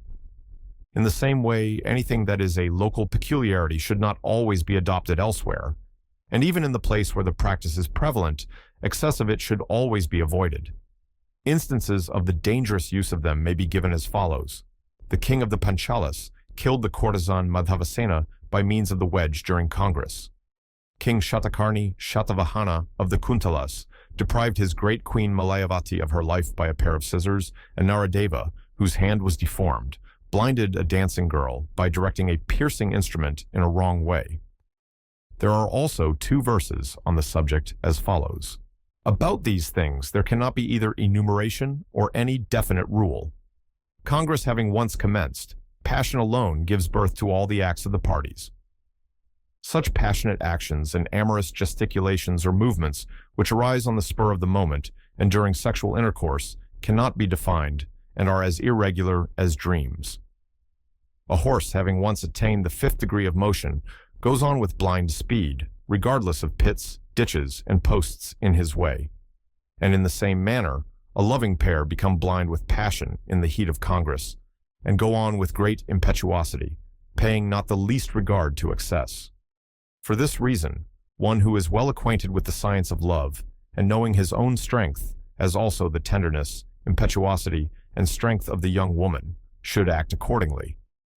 The various modes of enjoyment are not for all times, or for all persons, but they should only be used at the proper time, and in the proper countries and places.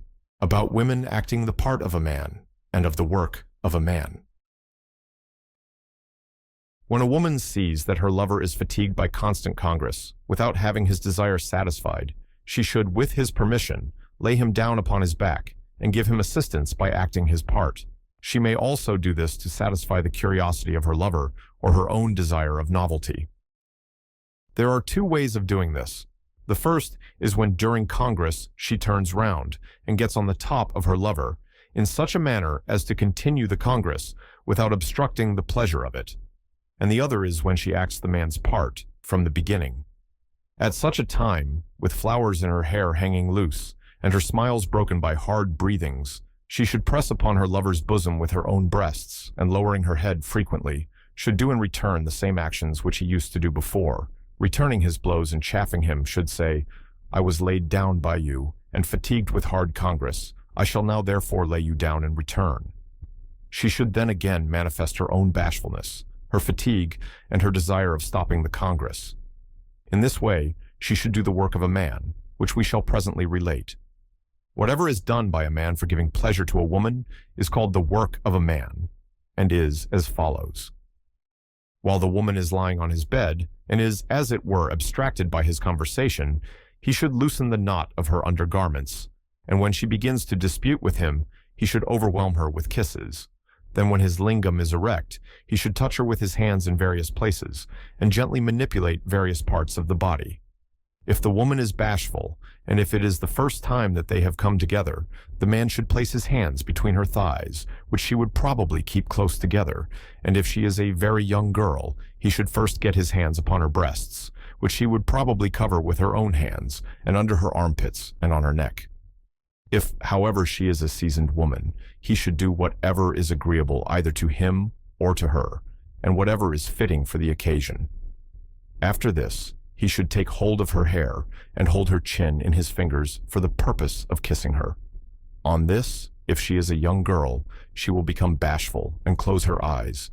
Anyhow, he should gather from the action of the woman what things would be pleasing to her during congress. Here, Suvarnanabha says that while a man is doing to the woman what he likes best during congress, he should always make a point of pressing those parts of her body on which she turns her eyes. The signs of the enjoyment and satisfaction of the women are as follows. Her body relaxes, she closes her eyes, she puts aside all bashfulness, and shows increased willingness to unite the 2 organs as closely together as possible.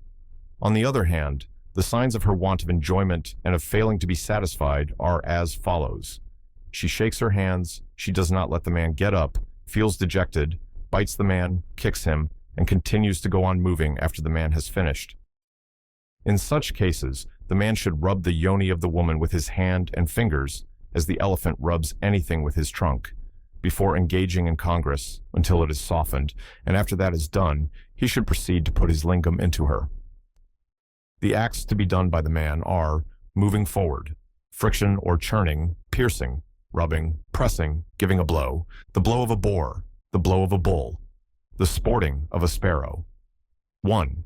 When the organs are brought together properly and directly, it is called moving the organ forward. 2. When the lingam is held with the hand and turned all round in the yoni, it is called churning. 3. When the yoni is lowered and the upper part of it is struck with the lingam, it is called piercing. 4. When the same thing is done on the lower part of the yoni, it is called rubbing. 5. When the yoni is pressed by the lingam for a long time, it is called pressing. 6. When the lingam is removed to some distance from the yoni and then forcibly strikes it, it is called giving a blow. 7. When only one part of the yoni is rubbed with the lingam, it is called the blow of a boar. 8.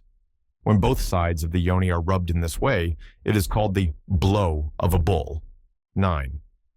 When the lingam is in the yoni and moved up and down frequently and without being taken out, it is called the sporting of a sparrow. This takes place at the end of Congress. When a woman acts the part of a man, she has the following things to do in addition to the 9 given above, viz. The pair of tongs, the top, the swing. 1. When the woman holds the lingam in her yoni, draws it in, presses it, and keeps it thus in her for a long time, it is called the pair of tongs. 2. When, while engaged in Congress, she turns round like a wheel, it is called the top. This is learnt by practice only. 3. When, on such an occasion, the man lifts up the middle part of his body and the woman turns round her middle part, it is called the swing. When the woman is tired, she should place her forehead on that of her lover and should thus take rest without disturbing the union of the organs, and when the woman has rested herself, the man should turn round and begin the congress again. There are also some verses on the subject as follows. Though a woman is reserved and keeps her feelings concealed, yet when she gets on the top of a man, she then shows all her love and desire. A man should gather from the actions of the woman of what disposition she is, and in what way she likes to be enjoyed. A woman during her monthly courses, a woman who has been lately confined, and a fat woman should not be made to act the part of a man, of the Uparishtaka or mouth congress. There are 2 kinds of eunuchs, those that are disguised as males and those that are disguised as females. Eunuchs disguised as females imitate their dress, speech, gestures, tenderness, timidity, simplicity, softness, and bashfulness. The acts that are done on the jagana, or middle parts of women, are done in the mouths of these eunuchs, and this is called auparishtaka. These eunuchs derive their imaginable pleasure and their livelihood from this kind of congress, and they lead the life of courtesans. So much concerning eunuchs disguised as females. Eunuchs disguised as males keep their desires secret, and when they wish to do anything, they lead the life of shampooers. Under the pretense of shampooing, an eunuch of this kind embraces and draws towards himself the thighs of the man whom he is shampooing, and after this, he touches the joints of his thighs and his jagana, or central portions of his body. Then, if he finds the lingam of the man erect, he presses it with his hands and chaffs him for getting into that state. If after this, and after knowing his intention, the man does not tell the eunuch to proceed, then the latter does it of his own accord and begins the congress. If, however, he is ordered by the man to do it, then he disputes with him and only consents at last with difficulty. The following 8 things are then done by the eunuch one after the other, viz. The nominal congress, biting the sides, pressing outside, pressing inside, kissing, rubbing, sucking a mango fruit, swallowing up. At the end of each of these, the eunuch expresses his wish to stop, but when one of them is finished, the man desires him to do another, and after that is done, then the one that follows it, and so on. 1. When, holding the man's lingam with his hand and placing it between his lips, the eunuch moves about his mouth, it is called the nominal congress. 2. When covering the end of the lingam with his fingers collected together like the bud of a plant or flower, the eunuch presses the sides of it with his lips, using his teeth also, it is called biting the sides. 3. When, being desired to proceed, the eunuch presses the end of the lingam with his lips closed together and kisses it as if he were drawing it out, it is called the outside pressing. 4. When, being asked to go on, he put the lingam further into his mouth and presses it with his lips, and then takes it out, it is called the inside pressing. 5. When holding the lingam in his hand, the eunuch kisses it as if he were kissing the lower lip. It is called kissing. 6. When, after kissing it, he touches it with his tongue everywhere and passes the tongue over the end of it, it is called rubbing. 7. When in the same way he puts the half of it into his mouth and forcibly kisses and sucks it, this is called sucking a mango fruit. 8. And lastly, when with the consent of the man, the eunuch puts the whole lingam into his mouth and presses it to the very end, as if he were going to swallow it up, it is called swallowing up. Striking, scratching, and other things may also be done during this kind of congress. The auparishtaka is practiced only by unchaste and wanton women, female attendants and serving maids, i.e., those who are not married to anybody, but who live by shampooing. The acharyas, i.e., ancient and venerable authors, are of opinion that this auparishtaka is the work of a dog and not of a man, because it is a low practice and opposed to the orders of the Holy Writ, and because the man himself suffers by bringing his lingam into contact with the mouths of eunuchs and women. But Vatsyayana says that the orders of the Holy Writ do not affect those who resort to courtesans, and the law prohibits the practice of the auparishtaka with married women only. As regards the injury to the male, that can be easily remedied. The people of eastern India do not resort to women who practice the auparishtaka. The people of Ahichattra resort to such women, but do nothing with them so far as the mouth is concerned. The people of Saketa do with these women every kind of mouth congress, while the people of Nagara do not practice this, but do every other thing. The people of the Shurasena country, on the southern bank of the Jumna, do everything without any hesitation, for they say that women being naturally unclean, no one can be certain about their character, their purity, their conduct, their practices, their confidences, or their speech. They are not, however, on this account to be abandoned, because religious law, on the authority of which they are reckoned pure, lays down that the udder of a cow is clean at the time of milking, though the mouth of a cow and also the mouth of her calf are considered unclean by the Hindus. Again, a dog is clean when he seizes a deer in hunting, though food touched by a dog is otherwise considered very unclean. A bird is clean when it causes a fruit to fall from a tree by pecking at it, though things eaten by crows and other birds are considered unclean. And the mouth of a woman is clean for kissing and such like things at the time of sexual intercourse. Vatsyayana, moreover, thinks that in all these things connected with love, everybody should act according to the custom of his country and his own inclination. There are also the following verses on the subject. The male servants of some men carry on the mouth congress with their masters. It is also practiced by some citizens who know each other well among themselves. Some women of the harem, when they are amorous, do the acts of the mouth on the yonis of one another, and some men do the same thing with women. The way of doing this, i.e., of kissing the yoni, should be known from kissing the mouth.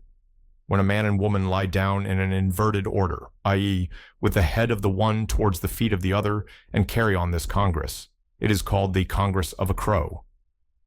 For the sake of such things, courtesans abandon men possessed of good qualities, liberal and clever, and become attached to low persons, such as slaves and elephant drivers. The auparishtaka, or mouth congress, should never be done by a learned Brahmin, by a minister that carries on the business of a state, or by a man of good reputation, because though the practice is allowed by the Shastras, there is no reason why it should be carried on and need only be practiced in particular cases. As for instance, the taste and the strength and the digestive qualities of the flesh of dogs are mentioned in works on medicine, but it does not therefore follow that it should be eaten by the wise.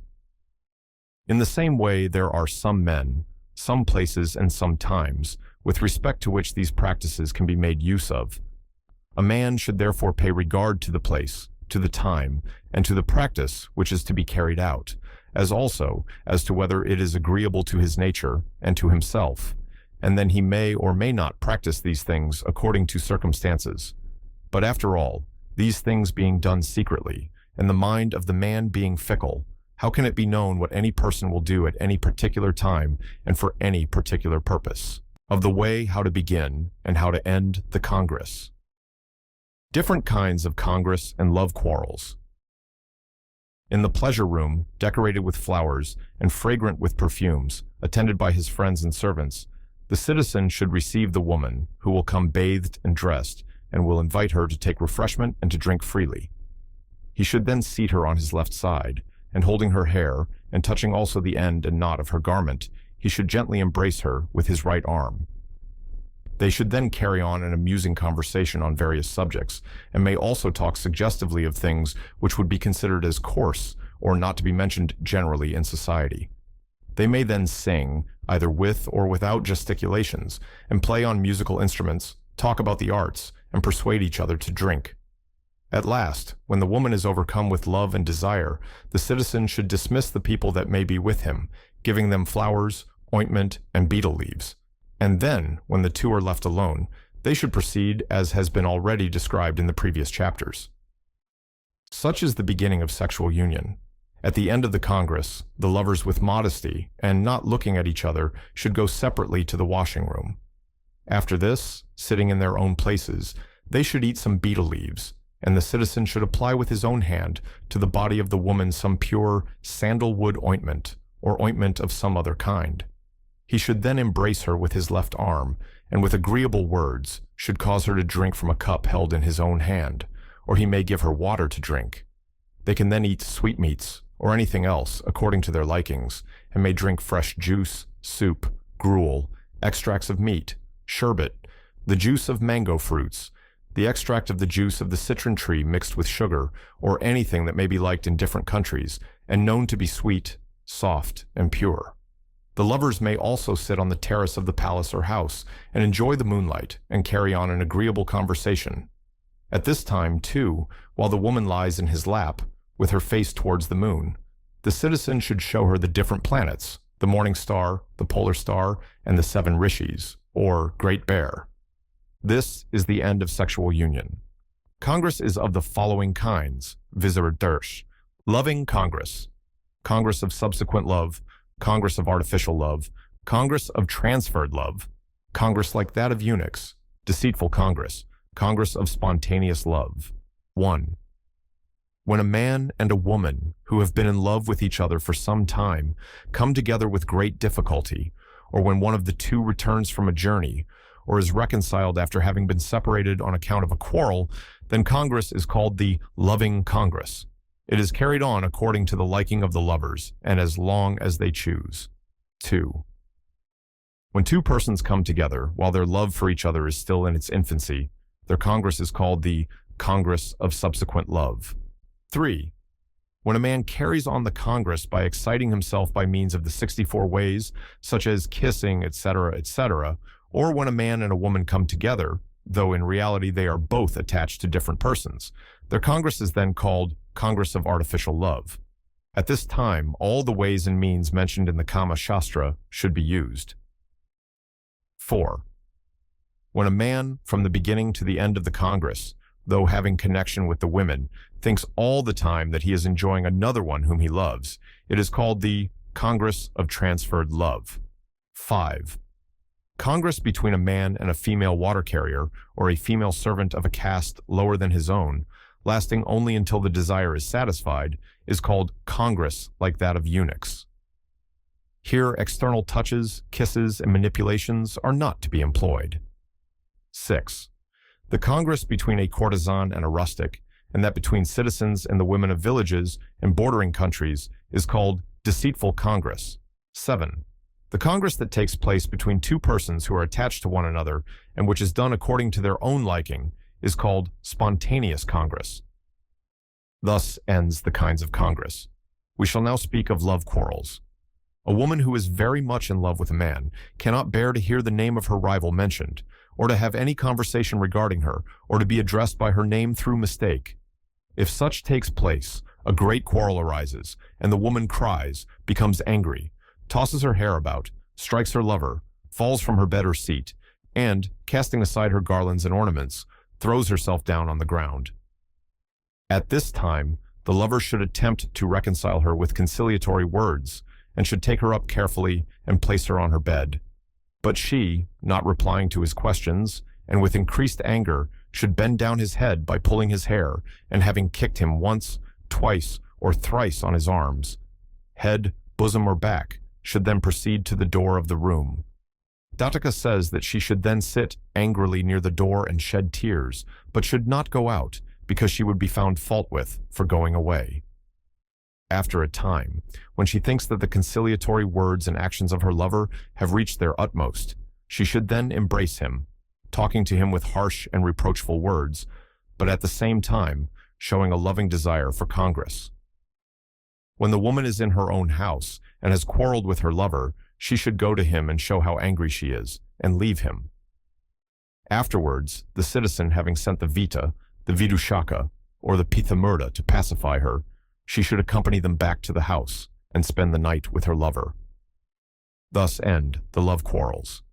In conclusion, a man, employing the 64 means mentioned by Babravya, obtains his object and enjoys the woman of the first quality. Though he may speak well on other subjects, if he does not know the 64 divisions, no great respect is paid to him in the assembly of the learned. A man, devoid of other knowledge, but well acquainted with the 64 divisions, becomes a leader in any society of men and women. What man will not respect the 64 parts, considering they are respected by the learned, by the cunning, and by the courtesans? As the 64 parts are respected, are charming, and add to the talent of women, they are called by the Acharyas dear to women. A man skilled in the 64 parts is looked upon with love by his own wife, by the wives of others, and by courtesans. On marriage. When a girl of the same caste, and a virgin, is married in accordance with the precepts of Holy Writ, the results of such an union are the acquisition of dharma and artha, offspring, affinity, increase of friends, and untarnished love. For this reason, a man should fix his affections upon a girl who is of good family, whose parents are alive, and who is 3 years or more younger than himself. She should be born of a highly respectable family, possessed of wealth, well-connected, and with many relations and friends.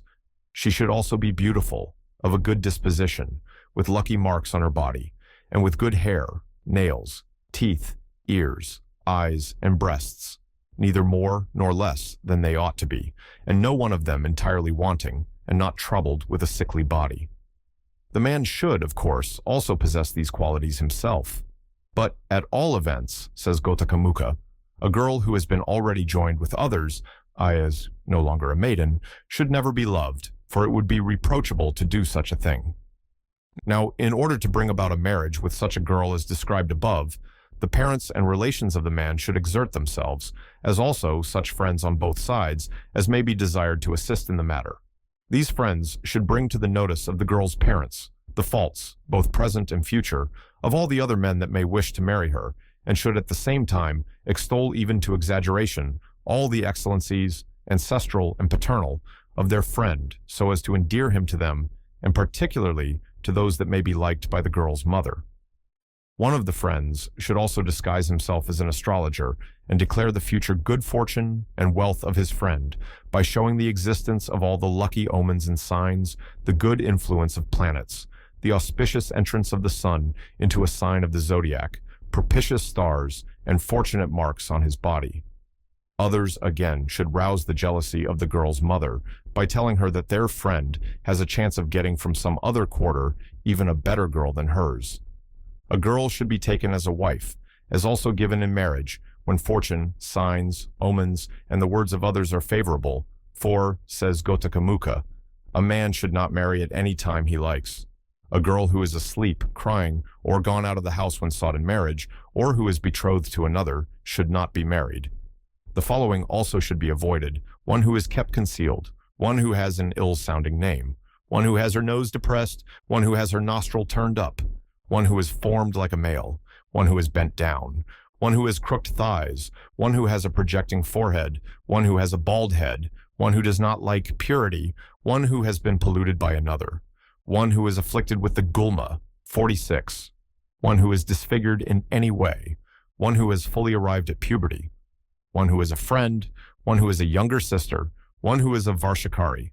In the same way, a girl who is called by the name of one of the 27 stars, or by the name of a tree, or of a river, is considered worthless, as also a girl whose name ends in R or L.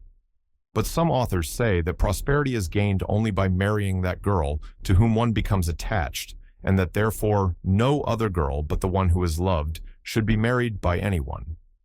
When a girl becomes marriageable, her parents should dress her smartly and should place her where she can be easily seen by all. Every afternoon, having dressed her and decorated her in a becoming manner, they should send her with her female companions to sports, sacrifices, and marriage ceremonies, and thus show her to advantage in society because she is a kind of merchandise. They should also receive with kind words and signs of friendliness those of an auspicious appearance who may come accompanied by their friends and relations for the purpose of marrying their daughter, and under some pretext or other, having first dressed her becomingly, should then present her to them. After this, they should await the pleasure of fortune, and with this object should appoint a future day on which a determination could be come to with regard to their daughter's marriage. On this occasion, when the persons have come, the parents of the girl should ask them to bathe and dine, and should say, "Everything will take place at the proper time," and should not then comply with the request, but should settle the matter later. When a girl is thus acquired, either according to the custom of the country or according to his own desire, the man should marry her in accordance with the precepts of the Holy Writ, according to one of the 4 kinds of marriage. Thus ends marriage. There are also some verses on the subject as follows: amusement in society, such as completing verses begun by others, marriages, and auspicious ceremonies, should be carried on neither with superiors nor inferiors, but with our equals. That should be known as a high connection when a man, after marrying a girl, has to serve her and her relations afterwards like a servant, and such a connection is censured by the good. On the other hand, that reproachable connection, where a man, together with his relations, lords it over his wife, is called a low connection by the wise. But when both the man and the woman afford mutual pleasure to each other, and when the relatives on both sides pay respect to one another, such is called a connection in the proper sense of the word. Therefore, a man should contract neither a high connection by which he is obliged to bow down afterwards to his kinsman, nor a low connection, which is universally reprehended by all, of creating confidence in the girl. For the first 3 days after marriage, the girl and her husband should sleep on the floor, abstain from sexual pleasures, and eat their food without seasoning it, either with alkali or salt.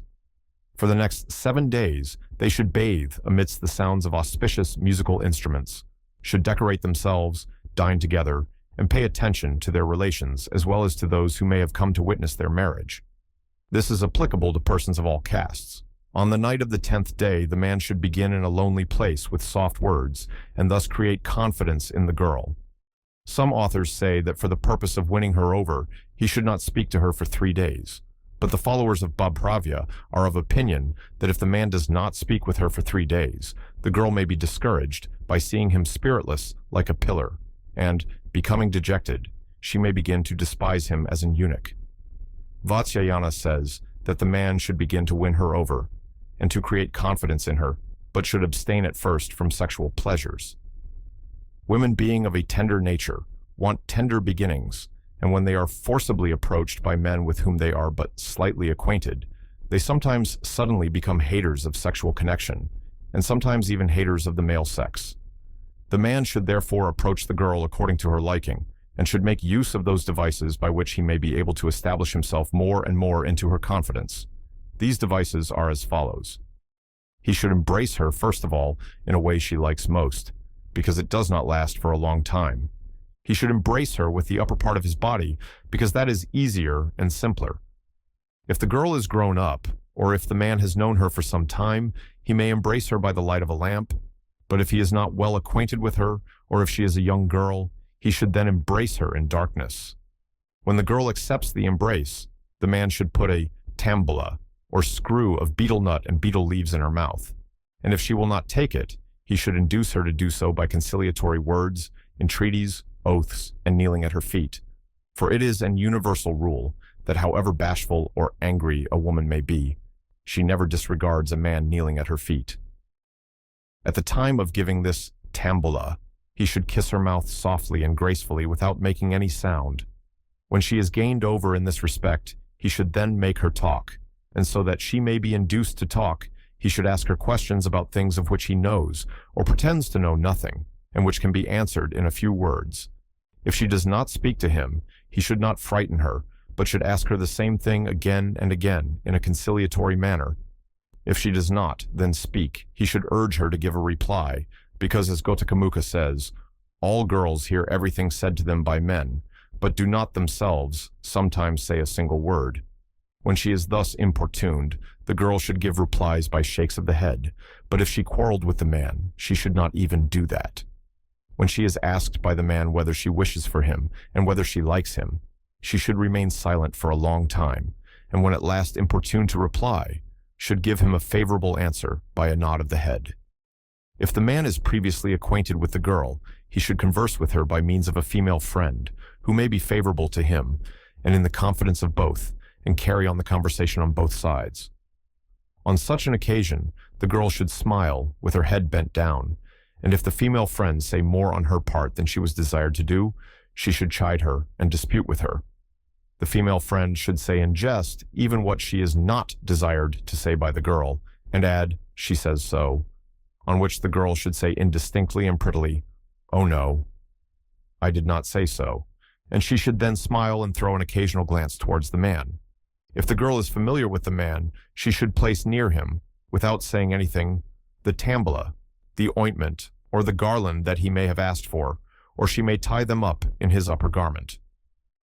While she is engaged in this, the man should touch her young breasts in the sounding way of pressing with the nails, and if she prevents him doing this, he should say to her, "I will not do it again if you will embrace me," and should in this way cause her to embrace him.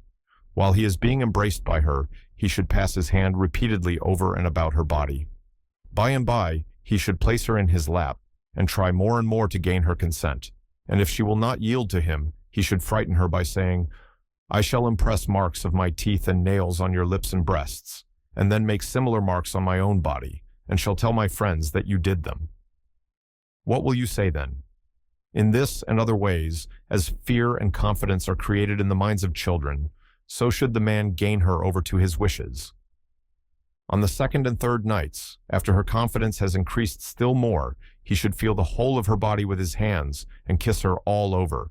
He should also place his hands upon her thighs and shampoo them, and if he succeed in this, he should then shampoo the joints of her thighs. If she tries to prevent him doing this, he should say to her, "What harm is there in doing it?" and should persuade her to let him do it. After gaining this point, he should touch her private parts, should loosen her girdle and the knot of her dress, and turning up her lower garment, should shampoo the joints of her naked thighs. Under various pretenses, he should do all these things, but he should not at that time begin actual congress. After this, he should teach her the 64 arts, should tell her how much he loves her, and describe to her the hopes which he formerly entertained regarding her. He should also promise to be faithful to her in future, and should dispel all her fears with respect to rival women, and at last, after having overcome her bashfulness, he should begin to enjoy her in a way so as not to frighten her. So much about creating confidence in the girl, and there are, moreover, some verses on the subject as follows. A man acting according to the inclinations of a girl should try and gain her over so that she may love him and place her confidence in him. A man does not succeed either by implicitly following the inclination of a girl or by wholly opposing her, and he should therefore adopt a middle course. He who knows how to make himself beloved by women, as well as to increase their honor and create confidence in them, this man becomes an object of their love. But he who neglects a girl thinking she is too bashful is despised by her as a beast ignorant of the working of the female mind. Moreover, a girl forcibly enjoyed by one who does not understand the hearts of girls becomes nervous, uneasy, and dejected, and suddenly begins to hate the man who has taken advantage of her. And then, when her love is not understood or returned, she sinks into despondency and becomes either a hater of mankind altogether, or, hating her own man, she has recourse to other men, on courtship and the manifestation of the feelings by outward signs and deeds. A poor man possessed of good qualities, a man born of a low family possessed of mediocre qualities, a neighbor possessed of wealth, and one under the control of his father, mother, or brothers, should not marry without endeavoring to gain over the girl from her childhood, to love and esteem them. Thus, a boy separated from his parents and living in the house of his uncle should try to gain over the daughter of his uncle, or some other girl, even though she be previously betrothed to another. And this way of gaining over a girl, says Gotakamuka, is unexceptional because dharma can be accomplished by means of it, as well as by any other way of marriage. When a boy has thus begun to woo the girl he loves, he should spend his time with her and amuse her with various games and diversions fitted for their age and acquaintanceship, such as picking and collecting flowers, making garlands of flowers, playing the parts of members of a fictitious family, cooking food, playing with dice, playing with cards, the game of odd and even, the game of finding out the middle finger, the game of 6 pebbles, and such other games as may be prevalent in the country and agreeable to the disposition of the girl. In addition to this, he should carry on various amusing games played by several persons together, such as hide and seek, playing with seeds, hiding things in several small heaps of wheat and looking for them, blind man's buff, gymnastic exercises, and other games of the same sort, in company with the girl, her friends, and female attendants. The man should also show great kindness to any woman whom the girl thinks fit to be trusted, and should also make new acquaintances, but above all, he should attach to himself by kindness and little services the daughter of the girl's nurse. For if she be gained over, even though she comes to know of his design, she does not cause any obstruction, but is sometimes even able to effect an union between him and the girl. And though she knows the true character of the man, she always talks of his many excellent qualities to the parents and relations of the girl, even though she may not be desired to do so by him. In this way, the man should do whatever the girl takes most delight in, and he should get for her whatever she may have a desire to possess. Thus, he should procure for her such playthings as may be hardly known to other girls. He may also show her a ball dyed with various colors and other curiosities of the same sort, and should give her dolls made of cloth, wood, buffalo horn, ivory, wax, flour, or earth. Also utensils for cooking food, and figures in wood, such as a man and woman standing, a pair of rams or goats or sheep. Also temples made of earth, bamboo, or wood, dedicated to various goddesses, and cages for parrots, cuckoos, starlings, quails, cocks, and partridges.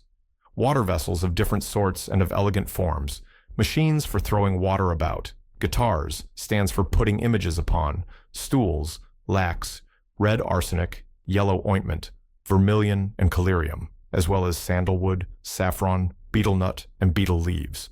Such things should be given at different times whenever he gets a good opportunity of meeting her, and some of them should be given in private, and some in public, according to circumstances. In short, he should try in every way to make her look upon him as one who would do for her everything that she wanted to be done. In the next place, he should get her to meet him in some place privately, and should then tell her that the reason of his giving presents to her in secret was the fear that the parents of both of them might be displeased. And then he may add that the things which he had given her had been much desired by other people. When her love begins to show signs of increasing, he should relate to her agreeable stories, if she expresses a wish to hear such narratives. Or if she takes delight in legerdemain, he should amaze her by performing various tricks of jugglery. Or if she feels a great curiosity to see a performance of the various arts, he should show his own skill in them. When she is delighted with singing, he should entertain her with music. And on certain days, and at the time of going together to moonlight fairs and festivals, and at the time of her return after being absent from home, he should present her with bouquets of flowers, and with chaplets for the head, and with ear ornaments and rings, for these are the proper occasions on which such things should be presented. He should also teach the daughter of the girl's nurse all the 64 means of pleasure practiced by men, and under this pretext should also inform her of his great skill in the art of sexual enjoyment. All this time he should wear a fine dress and make as good an appearance as possible, for young women love men who live with them, and who are handsome, good-looking, and well-dressed. As for the saying that though women may fall in love, they still make no effort themselves to gain over the object of their affections, that is only a matter of idle talk. Now a girl always shows her love by outward signs and actions, such as the following. She never looks the man in the face, and becomes abashed when she is looked at by him. Under some pretext or other, she shows her limbs to him. She looks secretly at him, though he has gone away from her side, hangs down her head when she's asked some question by him, and answers in indistinct words and unfinished sentences, delights to be in his company for a long time, speaks to her attendants in a peculiar tone with the hope of attracting his attention towards her when she is at a distance from him, does not wish to go from the place where he is. Under some pretext or other, she makes him look at different things, narrates to him tales and stories very slowly, so that she may continue conversing with him for a long time, kisses and embraces before him a child sitting in her lap, draws ornamental marks on the foreheads of her female servants, performs sportive and graceful movements when her attendants speak jestingly to her in the presence of her lover, confides in her lover's friends and respects and obeys them, shows kindness to his servants, converses with them, and engages them to do her work as if she were their mistress, and listens attentively to them when they tell stories about her lover to somebody else, enters his house when induced to do so by the daughter of her nurse, and by her assistants manages to converse and play with him, avoids being seen by her lover when she is not dressed and decorated, gives him by the hand of her female friend her ear ornament, ring, or garland of flowers that he may have asked to see, always wears anything that he may have presented to her, become dejected when any other bridegroom is mentioned by her parents, and does not mix with those who may be of her party or who may support his claims. There are also some verses on the subject as follows. A man who has seen and perceived the feelings of the girl towards him, and who has noticed the outward signs and movements by which those feelings are expressed, should do everything in his power to effect an union with her. He should gain over a young girl by childlike sports, a damsel come of age by his skill in the arts, and a girl that loves him by having recourse to persons in whom she confides, about things to be done only by the man, and the acquisition of the girl thereby. Also, what is to be done by a girl to gain over a man and subject him to her. Now, when the girl begins to show her love by outward signs and motions, as described in the last chapter, the lover should try to gain her over entirely by various ways and means, such as the following. When engaged with her in any game or sport, he should intentionally hold her hand. He should practice upon her the various kinds of embraces, such as the touching embrace, and others already described in a preceding chapter, chapter 6. He should show her a pair of human beings cut out of the leaf of a tree, and such like things, at intervals. When engaged in water sports, he should dive at a distance from her and come up close to her. He should show an increased liking for the new foliage of trees and such like things. He should describe to her the pangs he suffers on her account. He should relate to her the beautiful dream that he has had with reference to other women. At parties and assemblies of his caste, he should sit near her and touch her under some pretense or other, and having placed his foot upon hers, he should slowly touch each of her toes and press the ends of the nails. If successful in this, he should get hold of her foot with his hand and repeat the same thing. He should also press a finger of her hand between his toes when she happens to be washing his feet. And whenever he gives anything to her or takes anything from her, he should show her by his manner and look how much he loves her. He should sprinkle upon her the water brought for rinsing his mouth, and when alone with her in a lonely place or in darkness, he should make love to her and tell her the true state of his mind without distressing her in any way. Whenever he sits with her on the same seat or bed, he should say to her, "I have something to tell you in private." And then, when she comes to hear it in a quiet place, he should express his love to her more by manner and signs than by words. When he comes to know the state of her feelings towards him, he should pretend to be ill, and should make her come to his house to speak to him. There, he should intentionally hold her hand and place it on his eyes and forehead, and under the pretense of preparing some medicine for him, he should ask her to do work for his sake in the following words. This work must be done by you and by nobody else. When she wants to go away, he should let her go, with an earnest request to come and see him again. This device of illness should be continued for 3 days and 3 nights. After this, when she begins coming to see him frequently, he should carry on long conversations with her, for says Gotakamuka, though a man loves a girl ever so much, he never succeeds in winning her without a great deal of talking. At last, when the man finds the girl completely gained over, he may then begin to enjoy her. As for the saying that women grow less timid than usual during the evening and in darkness, and are desirous of congress at those times, and do not oppose men then, and should only be enjoyed at these hours, it is a matter of talk only. When it is impossible for the man to carry on his endeavors alone, he should, by means of the daughter of her nurse or of a female friend in whom she confides, cause the girl to be brought to him without making known to her his design, and he should then proceed with her in the manner above described. Or he should in the beginning send his own female servant to live with the girl as her friend, and should then gain her over by her means. At last, when he knows the state of her feelings by her outward manner and conduct towards him at religious ceremonies, marriage ceremonies, fairs, festivals, theaters, public assemblies, and such like occasions, he should begin to enjoy her when she is alone. For Vatsyayana lays it down, that women, when resorted to at proper times and in proper places, do not turn away from their lovers. When a girl, possessed of good qualities and well-bred, though born in a humble family, or destitute of wealth, and not therefore desired by her equals, or an orphan girl, or one deprived of her parents, but observing the rules of her family and caste, should wish to bring about her own marriage when she comes of age, such a girl should endeavor to gain over a strong and good-looking young man, or a person whom she thinks would marry her on account of the weakness of his mind, and even without the consent of his parents. She should do this by such means as would endear her to the said person, as well as by frequently seeing and meeting him. Her mother also should constantly cause them to meet by means of her female friends, and the daughter of her nurse. The girl herself should try to get alone with her beloved in some quiet place, and at odd times should give him flowers, betel nut, betel leaves, and perfumes. She should also show her skill in the practice of the arts, in shampooing, in scratching, and in pressing with the nails. She should also talk to him on the subjects he likes best, and discuss with him the ways and means of gaining over and winning the affections of a girl.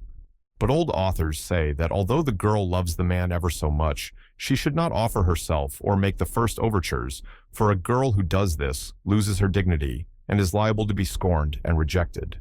But when the man shows his wish to enjoy her, she should be favorable to him and should show no change in her demeanor when he embraces her, and should receive all the manifestations of his love as if she were ignorant of the state of his mind. But when he tries to kiss her, she should oppose him. When he begs to be allowed to have sexual intercourse with her, she should let him touch her private parts only, and with considerable difficulty, and though importuned by him, she should not yield herself up to him as if of her own accord, but should resist his attempts to have her. It is only, moreover, when she is certain that she is truly loved, and that her lover is indeed devoted to her and will not change his mind, that she should then give herself up to him and persuade him to marry her quickly. After losing her virginity, she should tell her confidential friends about it. Here ends the efforts of a girl to gain over a man. There are also some verses on the subject as follows. A girl who is much sought after should marry the man that she likes, and whom she thinks would be obedient to her and capable of giving her pleasure. But when from the desire of wealth, a girl is married by her parents to a rich man without taking into consideration the character or looks of the bridegroom, or when given to a man who has several wives, she never becomes attached to the man, even though he be endowed with good qualities, obedient to her will, active, strong, and healthy, and anxious to please her in every way. 49. A husband who is obedient but yet master of himself, though he be poor and not good-looking, is better than one who is common to many women, even though he be handsome and attractive. The wives of rich men, where there are many wives, are not generally attached to their husbands, and are not confidential with them, and even though they possess all the external enjoyments of life, still have recourse to other men. A man who is of a low mind, who has fallen from his social position, and who is much given to traveling, does not deserve to be married. Neither does one who has many wives and children, or one who is devoted to sport and gambling, and who comes to his wife only when he likes. Of all the lovers of a girl, he only is her true husband who possesses the qualities that are liked by her, and such a husband only enjoys real superiority over her because he is the husband of love. On certain forms of marriage, when a girl cannot meet her lover frequently in private, she should send the daughter of her nurse to him, it being understood that she has confidence in her and had previously gained her over to her interests. On seeing the man, the daughter of the nurse should, in the course of conversation, describe to him the noble birth, the good disposition, the beauty, talent, skill, knowledge of human nature, and affection of the girl in such a way as not to let him suppose that she has been sent by the girl, and should thus create affection for the girl in the heart of the man. To the girl also, she should speak about the excellent qualities of the man, especially of those qualities which she knows are pleasing to the girl, She should, moreover, speak with disparagement of the other lovers of the girl and talk about the avarice and indiscretion of their parents and the fickleness of their relations. She should also quote samples of many girls of ancient times, such as Sakuntala and others, who, having united themselves with lovers of their own caste and their own choice, were ever happy afterwards in their society. And she should also tell of other girls who married into great families, and being troubled by rival wives, became wretched and miserable, and were finally abandoned. She should further speak of the good fortune, the continual happiness, the chastity, obedience, and affection of the man, and if the girl gets amorous about him, she should endeavor to allay her shame 51 and her fear as well as her suspicions about any disaster that might result from the marriage. In a word, she should act the whole part of a female messenger by telling the girl all about the man's affection for her, the places he frequented, and the endeavors he made to meet her, and by frequently repeating, "It will be all right if the man will take you away forcibly and unexpectedly." The forms of marriage. When the girl is gained over and acts openly with the man as his wife, he should cause fire to be brought from the house of a Brahmin, and having spread the kusha grass upon the ground and offered an oblation to the fire, he should marry her according to the precepts of the religious law. After this, he should inform his parents of the fact, because it is the opinion of ancient authors that a marriage solemnly contracted in the presence of fire cannot afterwards be set aside. After the consummation of the marriage, the relations of the man should gradually be made acquainted with the affair, and the relations of the girl should also be apprised of it in such a way that they may consent to the marriage and overlook the manner in which it was brought about. And when this is done, they should afterwards be reconciled by affectionate presents and favorable conduct. In this manner, the man should marry the girl according to the Gandharva form of marriage. When the girl cannot make up her mind or will not express her readiness to marry, the man should obtain her in any one of the following ways. 1. On a fitting occasion and under some excuse, he should, by means of a female friend with whom he is well acquainted and whom he can trust, and who also is well known to the girl's family, get the girl brought unexpectedly to his house, and he should then bring fire from the house of a Brahmin and proceed as before described. 2. When the marriage of the girl with some other person draws near, the man should disparage the future husband to the utmost in the mind of the mother of the girl, and then, having got the girl to come with her mother's consent to a neighboring house, he should bring fire from the house of a Brahmin and proceed as above. 3. The man should become a great friend of the brother of the girl, the said brother being of the same age as himself, and addicted to courtesans and to intrigues with the wives of other people, and should give him assistance in such matters, and also give him occasional presents. He should then tell him about his great love for his sister, as young men will sacrifice even their lives for the sake of those who may be of the same age, habits, and dispositions as themselves. After this, the man should get the girl brought by means of her brother to some secure place, and having brought fire from the house of a Brahmin, should proceed as before. 4. The man should, on the occasion of festivals, get the daughter of the nurse to give the girl some intoxicating substance, and then cause her to be brought to some secure place under the pretense of some business, and there, having enjoyed her before she recovers from her intoxication, should bring fire from the house of a Brahmin and proceed as before. 5. The man should, with the connivance of the daughter of the nurse, carry off the girl from her house while she is asleep, and then, having enjoyed her before she recovers from her sleep, should bring fire from the house of a Brahman, and proceed as before. 6. When the girl goes to a garden, or to some village in the neighborhood, the man should, with his friends, fall on her guards, and having killed them, or frightened them away, forcibly carry her off, and proceed as before. There are verses on the subject as follows. In all the forms of marriage given in this chapter of this work, the one that precedes is better than the one that follows it, on account of its being more in accordance with the commands of religion, and therefore it is only when it is impossible to carry the former into practice that the latter should be resorted to. As the fruit of all good marriages is love, the Gandharva 52 form of marriage is respected, even though it is formed under unfavorable circumstances, because it fulfills the object sought for. Another cause of the respect accorded to the Gandharva form of marriage is that it brings forth happiness, causes less trouble in its performance than any other forms of marriage, and is above all the result of previous love. On the manner of living of a virtuous woman, and of her behavior during the absence of her husband. A virtuous woman who has affection for her husband should act in conformity with his wishes as if he were a divine being, and with his consent should take upon herself the whole care of his family. She should keep the whole house well cleaned, and arrange flowers of various kinds in different parts of it, and make the floor smooth and polished so as to give the whole a neat and becoming appearance. She should surround the house with a garden, and place ready in it all the materials required for the morning, noon, and even sacrifices. Moreover, she should herself revere the sanctuary of the household gods, for says Gonardia, nothing so much attracts the heart of a householder to his wife as a careful observance of the things mentioned above. Towards the parents, relations, friends, sisters, and servants of her husband, she should behave as they deserve. In the garden, she should plant beds of green vegetables, bunches of the sugar cane, and clumps of the fig tree, the mustard plant, the parsley plant, the fennel plant, and the Xanthochymus pictorius. Clusters of various flowers such as the Trappa bispinosa, the jasmine, the Gesminum grandiflorum, the yellow amaranth, the wild jasmine, the Tabernamontana coronaria, the nagyawarta, the China rose, and others, should likewise be planted, together with the fragrant grass, Andropogon chenanthus, and the fragrant root of the plant Andropogon miricatus. She should also have seats and arbors made in the garden, in the middle of which a well, tank, or pool should be dug.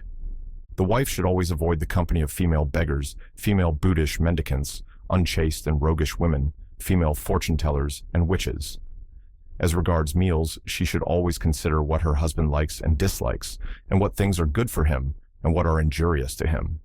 When she hears the sounds of his footsteps coming home, she should at once get up, and be ready to do whatever he may command her, and either order her female servant to wash his feet, or wash them herself. When going anywhere with her husband, she should put on her ornaments, and without his consent, she should not either give or accept invitations, or attend marriages and sacrifices, or sit in the company of female friends, or visit the temples of the gods. And if she wants to engage in any kind of games or sports, she should not do it against his will. In the same way, she should always sit down after him and get up before him, and should never awaken him when he is asleep. The kitchen should be situated in a quiet and retired place, so as not to be accessible to strangers, and should always look clean. In the event of any misconduct on the part of her husband, she should not blame him excessively, though she be a little displeased. She should not use abusive language towards him, but rebuke him with conciliatory words, whether he be in the company of friends or alone. Moreover, she should not be a scold, for says Gonardia, there is no cause of dislike on the part of a husband so great as this characteristic in a wife. Lastly, she should avoid bad expressions, sulky looks, speaking aside, standing in the doorway, and looking at passers-by, conversing in the pleasure groves, and remaining in a lonely place for a long time. And finally, she should always keep her body, her teeth, her hair, and everything belonging to her tidy, sweet, and clean. When the wife wants to approach her husband in private, her dress should consist of many ornaments, various kinds of flowers, and a cloth decorated with different colors, and some sweet-smelling ointments or unguents. But her everyday dress should be composed of a thin, close-textured cloth, a few ornaments and flowers, and a little scent, not too much. She should also observe the fasts and vows of her husband, and when he tries to prevent her doing this, she should persuade him to let her do it. At appropriate times of the year, and when they happen to be cheap, she should buy earth, bamboos, firewood, skins, and iron pots, as also salt and oil. Fragrant substances, vessels made of the fruit of the plant right, antidysenterica, or oval-leaved right tea, medicines, and other things which are always wanted, should be obtained when required and kept in a secret place of the house. The seeds of the radish, the potato, the common beet, the Indian wormwood, the mango, the cucumber, the eggplant, the kushmanda, the pumpkin gourd, the serrana, the bignonia indica, the sandalwood, the premna spinosa, the garlic plant, the onion, and other vegetables should be bought and sown at the proper seasons. The wife, moreover, should not tell to strangers the amount of her wealth, nor the secrets which her husband has confided to her. She should surpass all the women of her own rank in life in her cleverness, her appearance, her knowledge of cookery, her pride, and her manner of serving her husband. The expenditure of the year should be regulated by the profits. The milk that remains after the meals should be turned into ghee or clarified butter. Oil and sugar should be prepared at home. Spinning and weaving should also be done there, and a store of ropes and cords and barks of trees for twisting into ropes should be kept. She should also attend to the pounding and cleaning of rice, using its small grain and chaff in some way or other. She should pay the salaries of the servants, look after the tilling of the fields and keeping of the flocks and herds, superintend the making of vehicles, and take care of the rams, cocks, quails, parrots, starlings, cuckoos, peacocks, monkeys, and deer. And finally, adjust the income and expenditure of the day. The worn-out clothes should be given to those servants who have done good work, in order to show them that their services have been appreciated, or they may be applied to some other use. The vessels in which wine is prepared, as well as those in which it is kept, should be carefully looked after and put away at the proper time. All sales and purchases should also be well attended to. The friends of her husband she should welcome by presenting them with flowers, ointment, incense, betel leaves, and betel nut. Her father-in-law and mother-in-law she should treat as they deserve, always remaining dependent on their will, never contradicting them, speaking to them in few and not harsh words, not laughing loudly in their presence, and acting with their friends and enemies as with her own.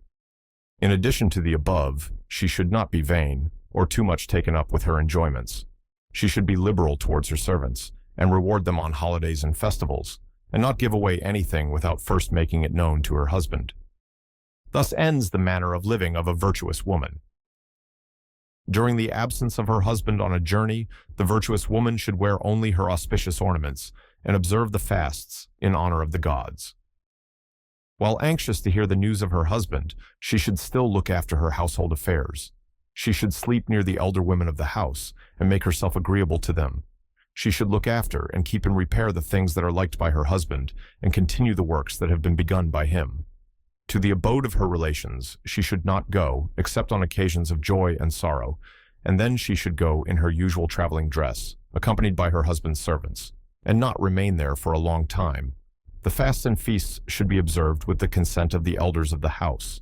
The resources should be increased by making purchases and sales according to the practice of the merchants, and by means of honest servants, superintended by herself. The income should be increased, and the expenditure diminished as much as possible. And when her husband returns from his journey, she should receive him at first in her ordinary clothes, so that he may know in what way she has lived during his absence, and should bring to him some presents, as also materials for the worship of the deity. Thus ends the part relating to the behavior of a wife during the absence of her husband on a journey. There are also some verses on the subject as follows. The wife, whether she be a woman of noble family, or a virgin widow remarried, or a concubine, should lead a chaste life, devoted to her husband, and doing everything for his welfare. Women acting thus acquire dharma, artha, and kama, obtain a high position, and generally keep their husbands devoted to them. On the conduct of the elder wife towards the other wives of her husband, and on that of a younger wife towards the elder ones. Also, on the conduct of a virgin, widow remarried, of a wife disliked by her husband, of the women in the king's harem, and lastly, on the conduct of a husband towards many wives. The causes of remarrying during the lifetime of the wife are as follows. The folly or ill temper of the wife, her husband's dislike to her, the want of offspring, the continual birth of daughters, the incontinence of the husband. From the very beginning, the wife should endeavor to attract the heart of her husband by showing to him continually her devotion, her good temper, and her wisdom. If, however, she bears him no children, she should herself tell her husband to marry another woman. And when the second wife is married and brought to the house, the first wife should give her a position superior to her own, and look upon her as a sister. In the morning, the elder wife should forcibly make the younger one decorate herself in the presence of their husband, and should not mind all the husband's favor being given to her. If the younger wife does anything to displease her husband, the elder one should not neglect her, but should always be ready to give her most careful advice, and should teach her to do various things in the presence of her husband. Her children she should treat as her own. Her attendants she should look upon with more regard, even than on her own servants.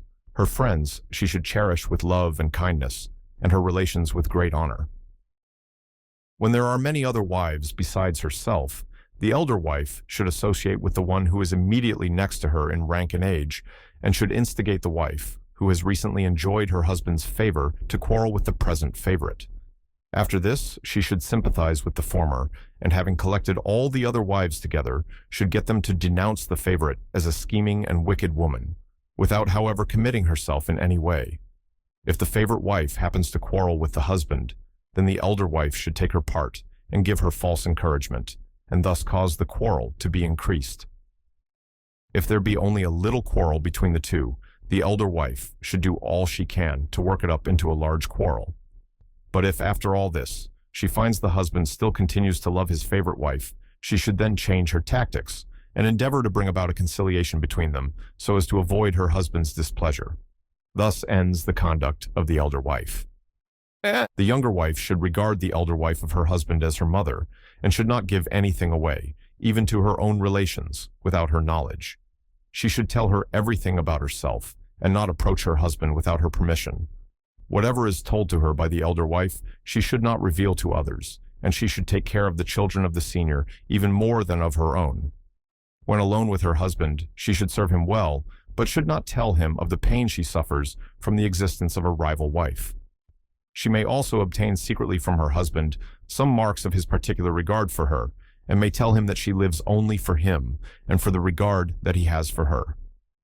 She should never reveal her love for her husband, nor her husband's love for her to any person, either in pride or in anger, for a wife that reveals the secrets of her husband is despised by him. As for seeking to obtain the regard of her husband, Gonardia says that it should always be done in private, for fear of the elder wife.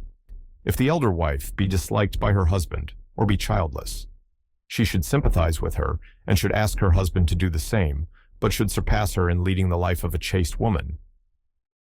Thus ends the conduct of the younger wife towards the elder.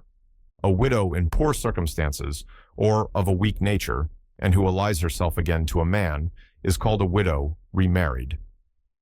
The followers of Babhravya say that a virgin widow should not marry a person whom she may be obliged to leave on account of his bad character, or of his being destitute of the excellent qualities of a man, she thus being obliged to have recourse to another person. Gonardia is of opinion that as the cause of a widow's marrying again is her desire for happiness, and as happiness is secured by the possession of excellent qualities in her husband, joined to love of enjoyment, it is better therefore to secure a person endowed with such qualities in the first instance. Vatsyayana, however, thinks that a widow may marry any person that she likes, and that she thinks will suit her. At the time of her marriage, the widow should obtain from her husband the money to pay the cost of drinking parties and picnics with her relations, and of giving them and her friends kindly gifts and presents. Or she may do these things at her own cost if she likes. In the same way, she may wear either her husband's ornaments or her own. As to the presents of affection mutually exchanged between the husband and herself, there is no fixed rule about them. If she leaves her husband after marriage of her own accord, she should restore to him whatever he may have given her, with the exception of the mutual presents. If, however, she is driven out of the house by her husband, she should not return anything to him. After her marriage, she should live in the house of her husband like one of the chief members of the family, but should treat the other ladies of the family with kindness, the servants with generosity, and all the friends of the house with familiarity and good temper. She should show that she is better acquainted with the 64 arts than the other ladies of the house, and in any quarrels with her husband, she should not rebuke him severely, but in private do everything that he wishes, and make use of the 64 ways of enjoyment. She should be obliging to the other wives of her husband, and to their children she should give presents, behave as their mistress, and make ornaments and playthings for their use. In the friends and servants of her husband, she should confide more than in his other wives, and finally, she should have a liking for drinking parties, going to picnics, attending fairs and festivals, and for carrying out all kinds of games and amusements. Thus ends the conduct of a virgin widow remarried. A woman who is disliked by her husband and annoyed and distressed by his other wives should associate with the wife who is liked most by her husband and who serves him more than the others, and should teach her all the arts with which she is acquainted. She should act as the nurse of her husband's children, and having gained over his friends to her side, should through them make him acquainted of her devotion to him. In religious ceremonies, she should be a leader, as also in vows and fasts, and should not hold too good an opinion of herself. When her husband is lying on his bed, she should only go near him when it is agreeable to him, and should never rebuke him, or show obstinacy in any way. If her husband happens to quarrel with any of his other wives, she should reconcile them to each other, and if he desires to see any woman secretly, she should manage to bring about the meeting between them. She should, moreover, make herself acquainted with the weak points of her husband's character, but always keep them secret, and on the whole, behave herself in such a way as may lead him to look upon her as a good and devoted wife. Here ends the conduct of a wife disliked by her husband. The above sections will show how all the women of the king's seraglio are to behave, and therefore we shall now speak separately only about the king. The female attendants in the harem, called severally Kanchukyas, 54 Mahalarikas, 55, and Mahalikas, 56, should bring flowers, ointments, and clothes from the king's wives to the king, and he, having received these things, should give them as presents to the servants, along with the things worn by him the previous day. In the afternoon, the king, having dressed and put on his ornaments, should interview the women of the harem, who should also be dressed and decorated with jewels. Then, having given to each of them such a place and such respect as may suit the occasion, and as they may deserve, he should carry on with them a cheerful conversation. After that, he should see such of his wives as may be virgin widows remarried, and after them the concubines and dancing girls. All of these should be visited in their own private rooms.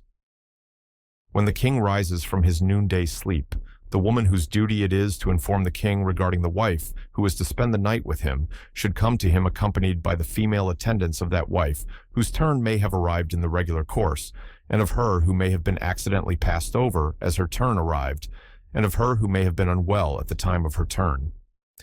These attendants should place before the king the ointments and unguents sent by each of these wives, marked with the seal of her ring, and their names and their reasons for sending the ointments should be told to the king. After this, the king accepts the ointment of one of them, who then is informed that her ointment has been accepted, and that her day has been settled. At festivals, singing parties, and exhibitions, all the wives of the king should be treated with respect and served with drinks. But the women of the harem should not be allowed to go out alone, neither should any women outside the harem be allowed to enter it, except those whose character is well known. And lastly, the work which the king's wives have to do should not be too fatiguing. Thus ends the conduct of the king towards the women of the harem and of their own conduct. A man marrying many wives should act fairly towards them all. He should neither disregard nor pass over their faults, and should not reveal to one wife the love, passion, bodily blemishes, and confidential reproaches of the other. No opportunity should be given to any one of them of speaking to him about their rivals, and if one of them should begin to speak ill of another, he should chide her and tell her that she has exactly the same blemishes in her character. One of them he should please by secret confidence, another by secret respect, and another by secret flattery, and he should please them all by going to gardens, by amusements, by presents, by honoring their relations, by telling them secrets, and lastly, by loving unions. A young woman who is of a good temper and who conducts herself according to the precepts of the Holy Writ wins her husband's attachment and obtains a superiority over her rivals. Thus ends the conduct of a husband towards many wives, of the characteristics of men and women, the reasons why women reject the addresses of men, about men who have success with women, and about women who are easily gained over. The wives of other people may be resorted to on the occasions already described in Part 1, Chapter 5 of this work, but the possibility of their acquisition, their fitness for cohabitation, the danger to oneself in uniting with them, and the future effect of these unions should first of all be examined. A man may resort to the wife of another for the purpose of saving his own life when he perceives that his love for her proceeds from one degree of intensity to another. These degrees are 10 in number and are distinguished by the following marks: love of the eye, attachment of the mind, constant reflection, destruction of sleep, emaciation of the body, turning away from objects of enjoyment, removal of shame, madness, fainting, death.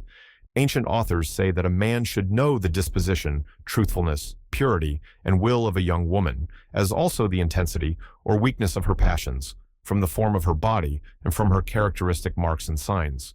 But Vatsyayana is of opinion that the forms of bodies and the characteristic marks or signs are but erring tests of character, and that women should be judged by their conduct, by the outward expression of their thoughts, and by the movements of their bodies. Now, as a general rule, Gaunakaputra says that a woman falls in love with every handsome man she sees, and so does every man at the sight of a beautiful woman, but frequently they do not take any further steps, owing to various considerations. In love, the following circumstances are peculiar to the woman. She loves without regard to right or wrong, and does not try to gain over a man simply for the attainment of some particular purpose.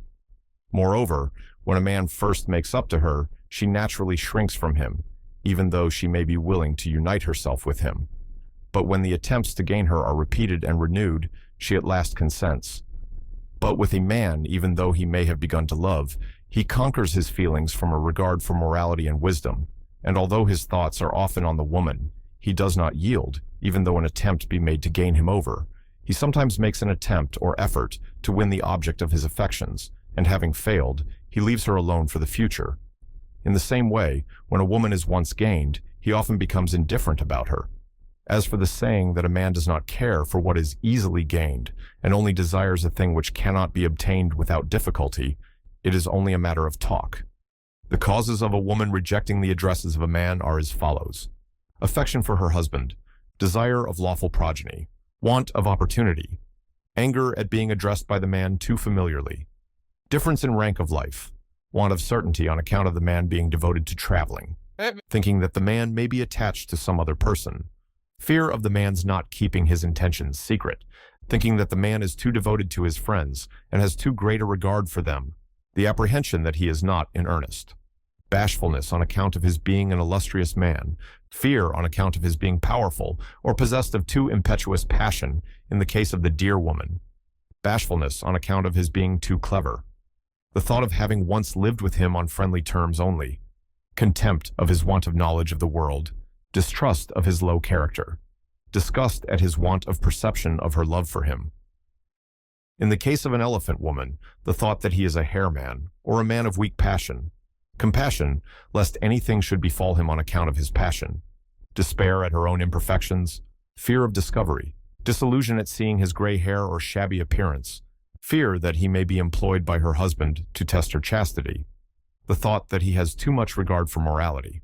Whichever of the above causes a man may detect, he should endeavor to remove it from the very beginning. Thus, the bashfulness that may arise from his greatness or his ability, he should remove by showing his great love and affection for her. The difficulty of the want of opportunity, or, if his inaccessibility, he should remove by showing her some easy way of access. The excessive respect entertained by the woman for him should be removed by making himself very familiar. The difficulties that arise from his being thought a low character, he should remove by showing his valor and his wisdom, those that come from neglect by extra attention, and those that arise from fear by giving her proper encouragement. The following are the men who generally obtain success with women: men well versed in the science of love, men skilled in telling stories, men acquainted with women from their childhood, men who have secured their confidence, men who send presents to them, men who talk well, men who do things that they like, men who have not loved other women previously, men who act as messengers, men who knew their weak points, men who are desired by good women, men who are united with their female friends, men who are good-looking, men who have been brought up with them, men who are their neighbors, men who are devoted to sexual pleasures, even though these be their own servants, the lovers of the daughters of their nurse, men who have been lately married, men who like picnics and pleasure parties, men who are liberal, men who are celebrated for being very strong, bullmen, enterprising and brave men, men who surpass their husbands in learning and good looks, in good quality, and in liberality, men whose dress and manner of living are magnificent. The following are the women who are easily gained over, women who stand at the doors of their houses, women who are always looking out on the street, women who sit conversing in their neighbor's house, a woman who is always staring at you, a female messenger, a woman who looks sideways at you, a woman whose husband has taken another wife without any just cause, a woman who hates her husband or is hated by him, a woman who has nobody to look after her or keep her in check, a woman who has not had any children, a woman whose family or caste is not well known, a woman whose children are dead, a woman who is very fond of society, a woman who is apparently very affectionate with her husband, the wife of an actor, a widow, a poor woman, a woman fond of enjoyments, the wife of a man with many younger brothers, a vain woman, a woman whose husband is inferior to her in rank or abilities, a woman who is proud of her skill in the arts, a woman disturbed in mind by the folly of her husband, a woman who has been married in her infancy to a rich man and not liking him when she grows up, desires a man possessing a disposition, talents, and wisdom suitable to her own tastes, a woman who is slighted by her husband without any cause, a woman who is not respected by other women of the same rank or beauty as herself, a woman whose husband is devoted to traveling, the wife of a jeweler, a jealous woman, a covetous woman, an immoral woman, a barren woman, a lazy woman, a cowardly woman, a humpbacked woman, a dwarfish woman, a deformed woman, a vulgar woman, an ill-smelling woman, a sick woman, an old woman. There was also 2 verses on the subject as follows: desire, which springs from nature and which is increased by art, and from which all danger is taken away by wisdom, becomes firm and secure. A clever man, depending on his own ability and observing carefully the ideas and thoughts of women, and removing the causes of their turning away from men, is generally successful with them. About making acquaintance with the woman and of the efforts to gain her over. Ancient authors are of opinion that girls are not so easily seduced by employing female messengers as by the efforts of the man himself, but that the wives of others are more easily got at by the aid of female messengers than by the personal efforts of a man. But Vatsyayana lays it down that whenever it is possible, a man should always act himself in these matters, and it is only when such is impracticable or impossible that female messengers should be employed. As for the saying that women who act and talk boldly and freely are to be won by the personal efforts of the man, and that women who do not possess those qualities are to be got at by female messengers, it is only a matter of talk. Now, when a man acts himself in the matter, he should first of all make the acquaintance of the woman he loves in the following manner. First, he should arrange to be seen by the woman either on a natural or special opportunity. A natural opportunity is when one of them goes to the house of the other, and a special opportunity is when they meet either at the house of a friend, or a caste fellow, or a minister, or a physician, as also on the occasion of marriage ceremonies, sacrifices, festivals, funerals, and garden parties. Second, when they do meet, the man should be careful to look at her in such a way as to cause the state of his mind to be made known to her. He should pull about his mustache, make a sound with his nails, cause his own ornaments to tinkle, bite his lower lip, and make various other signs of that description.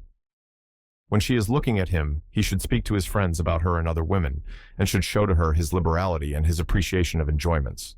When sitting by the side of a female friend, he should yawn and twist his body, contract his eyebrows, speak very slowly, as if he were weary, and listen to her indifferently. A conversation having 2 meanings should also be carried on with a child or some other person, apparently having regard to a third person, but really having reference to the woman he loves.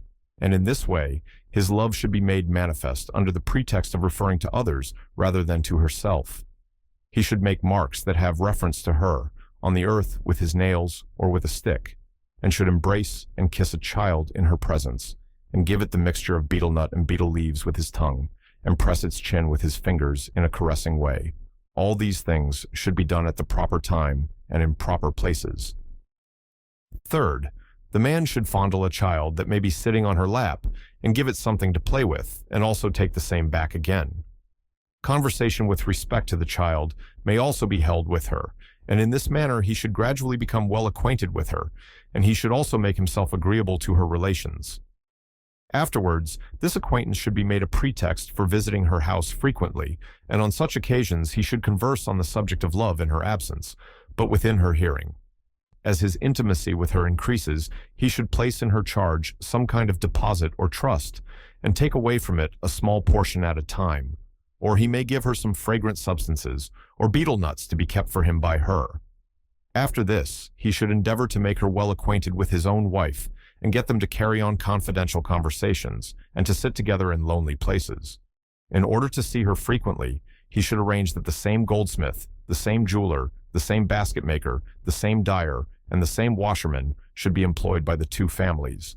And he should also pay her long visits openly under the pretense of being engaged with her on business, and one business should lead to another, so as to keep up the intercourse between them.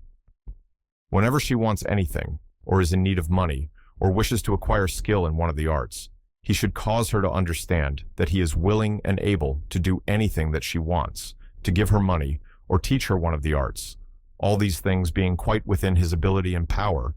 In the same way, he should hold discussions with her in company with other people, and they should talk of the doings and sayings of other persons, and examine different things like jewelry, precious stones, etc. On such occasions, he should show her certain things with the values of which she may be unacquainted, and if she begins to dispute with him about the things or their value, he should not contradict her, but point out that he agrees with her in every way. Thus ends the ways of making the acquaintance of the woman desired. Now, after a girl has become acquainted with the man as above described, and has manifested her love to him by the various outward signs, and by the motions of her body, the man should make every effort to gain her over.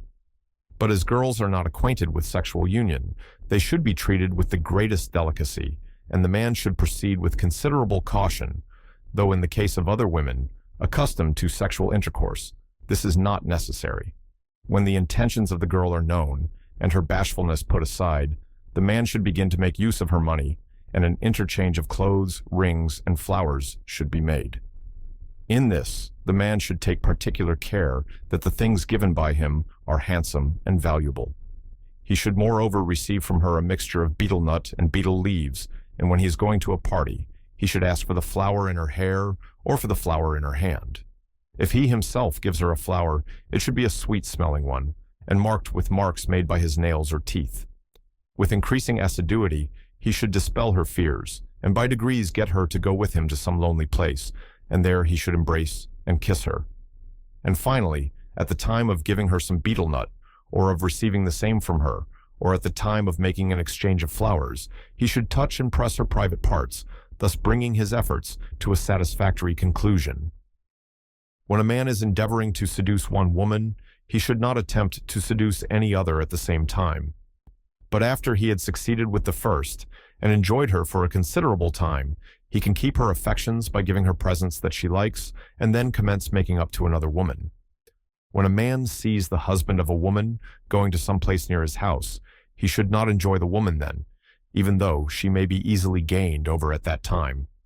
A wise man, having a regard for his reputation, should not think of seducing a woman who is apprehensive, timid, not to be trusted, well guarded, or possessed of a father-in-law or mother-in-law.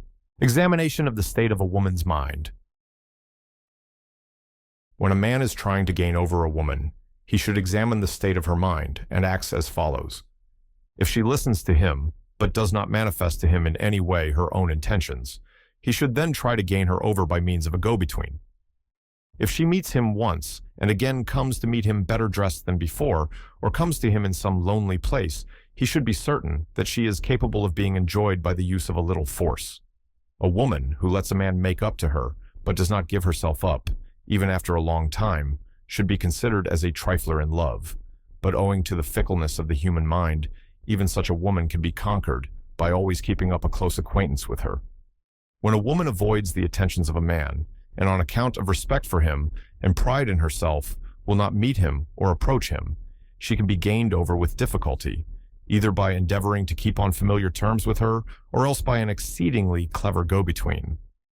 When a man makes up to a woman and she reproaches him with harsh words, she should be abandoned at once. When a woman reproaches a man, but at the same time acts affectionately towards him, she should be made love to in every way. A woman who meets a man in lonely places and puts up with the touch of his foot, but pretends, on account of the indecision of her mind, not to be aware of it, should be conquered by patience and by continued efforts as follows. If she happens to go to sleep in his vicinity, he should put his left arm round her and see when she awakes whether she repulses him in reality, or only repulses him in such a way as if she were desirous of the same thing being done to her again. And what is done by the arm can also be done by the foot. If the man succeeds in this point, he should embrace her more closely, and if she will not stand the embrace and gets up, but behaves with him as usual the next day, he should consider then that she is not unwilling to be enjoyed by him. If, however, she does not appear again, the man should try to get over her by means of a go-between. And if, after having disappeared for some time, she again appears and behaves with him as usual, the man should then consider that she would not object to be united with him. When a woman gives a man an opportunity and makes her own love manifest to him, he should proceed to enjoy her. And the signs of a woman manifesting her love are these. She calls out to a man without being addressed by him in the first instance. She shows herself to him in secret places. She speaks to him tremblingly and inarticulately. She has the fingers of her hand and the toes of her feet moistened with perspiration and her face blooming with delight. She occupies herself with shampooing his body and pressing his head. When shampooing him, she works with one hand only, and with the other, she touches and embraces parts of his body. She remains with both hands placed on his body motionless, as if she had been surprised by something or was overcome by fatigue. She sometimes bends down her face upon his thighs, and when asked to shampoo them, does not manifest any unwillingness to do so. She places one of her hands quite motionless on his body, and even though the man should press it between two members of his body, she does not remove it for a long time. Lastly, when she has resisted all the efforts of the man to gain her over, she returns to him next day to shampoo his body as before. When a woman neither gives encouragement to a man, nor avoids him, but hides herself and remains in some lonely place, she must be got at by means of the female servant who may be near her. If, when called by the man, she acts in the same way, then she should be gained over by means of a skillful go-between. But if she will have nothing to say to the man, he should consider well about her before he begins any further attempts to gain her over. Thus ends the examination of the state of a woman's mind. A man should first get himself introduced to a woman and then carry on a conversation with her. He should give her hints of his love for her, and if he finds from her replies that she receives these hints favorably, he should then set to work to gain her over without any fear. A woman who shows her love by outward signs to the man at his first interview should be gained over very easily. In the same way, a lascivious woman, who when addressed in loving words replies openly in words expressive of her love, should be considered to have been gained over at that very moment. With regard to all women, whether they be wise, simple, or confiding, this rule is laid down that those who make an open manifestation of their love are easily gained over. About the business of a go-between. If a woman has manifested her love or desire, either by signs or by motions of her body, and is afterwards rarely or never seen anywhere, or if a woman is met for the first time, the man should get a go-between to approach her. Now the go-between, having wheedled herself into the confidence of the woman by acting according to her disposition, should try to make her hate or despise her husband by holding artful conversations with her, by telling her about medicines for getting children, by talking to her about other people, by tales of various kinds, by stories about the wives of other men, and by praising her beauty, wisdom, generosity, and good nature, and then saying to her, "It is indeed a pity that you, who are so excellent a woman in every way, should be possessed of a husband of this kind. Beautiful lady, he is not fit even to serve you." The go-between should further talk to the woman about the weakness of the passion of her husband, his jealousy, his roguery, his ingratitude, his aversion to enjoyments, his dullness, his meanness, and all the other faults that he may have, and with which she may be acquainted. She should particularly harp upon that fault, or that failing, by which the wife may appear to be the most affected. If the wife be a dear woman, and the husband a hare man, then there would be no fault in that direction. But in the event of his being a hare man, and she a mare woman or elephant woman, then this fault should be pointed out to her. Gonikaputra is of opinion that when it is the first affair of the woman, or when her love has only been very secretly shown, the man should then secure and send to her a go-between, with whom she may be already acquainted and in whom she confides. But to return to our subject, the go-between should tell the woman about the obedience and love of the man, and as her confidence and affection increase, she should then explain to her the thing to be accomplished in the following way. Hear this, O beautiful lady, that this man, born of a good family, having seen you, has gone mad on your account. The poor young man, who is tender by nature, has never been distressed in such a way before, and it is highly probable that he will succumb under his present affliction and experience the pains of death. If the woman listens with a favorable ear, then on the following day the go-between, having observed marks of good spirits in her face, in her eyes, and in her manner of conversation, should again converse with her on the subject of the man, and should tell her the stories of Ahalya and Indra, of Sakuntala and Dushyanti, and such others as may be fitted for the occasion. She should also describe to her the strength of the man, his talents, his skill in the 64 sorts of enjoyments mentioned by Babravya, his good looks, and his liaison with some praiseworthy woman, no matter whether this last ever took place or not. In addition to this, the go-between should carefully note the behavior of the woman, which if favorable would be as follows. She would address her with a smiling look, would seat herself close beside her, and ask her, "Where have you been? What have you been doing? Where did you dine? Where did you sleep? Where have you been sitting?"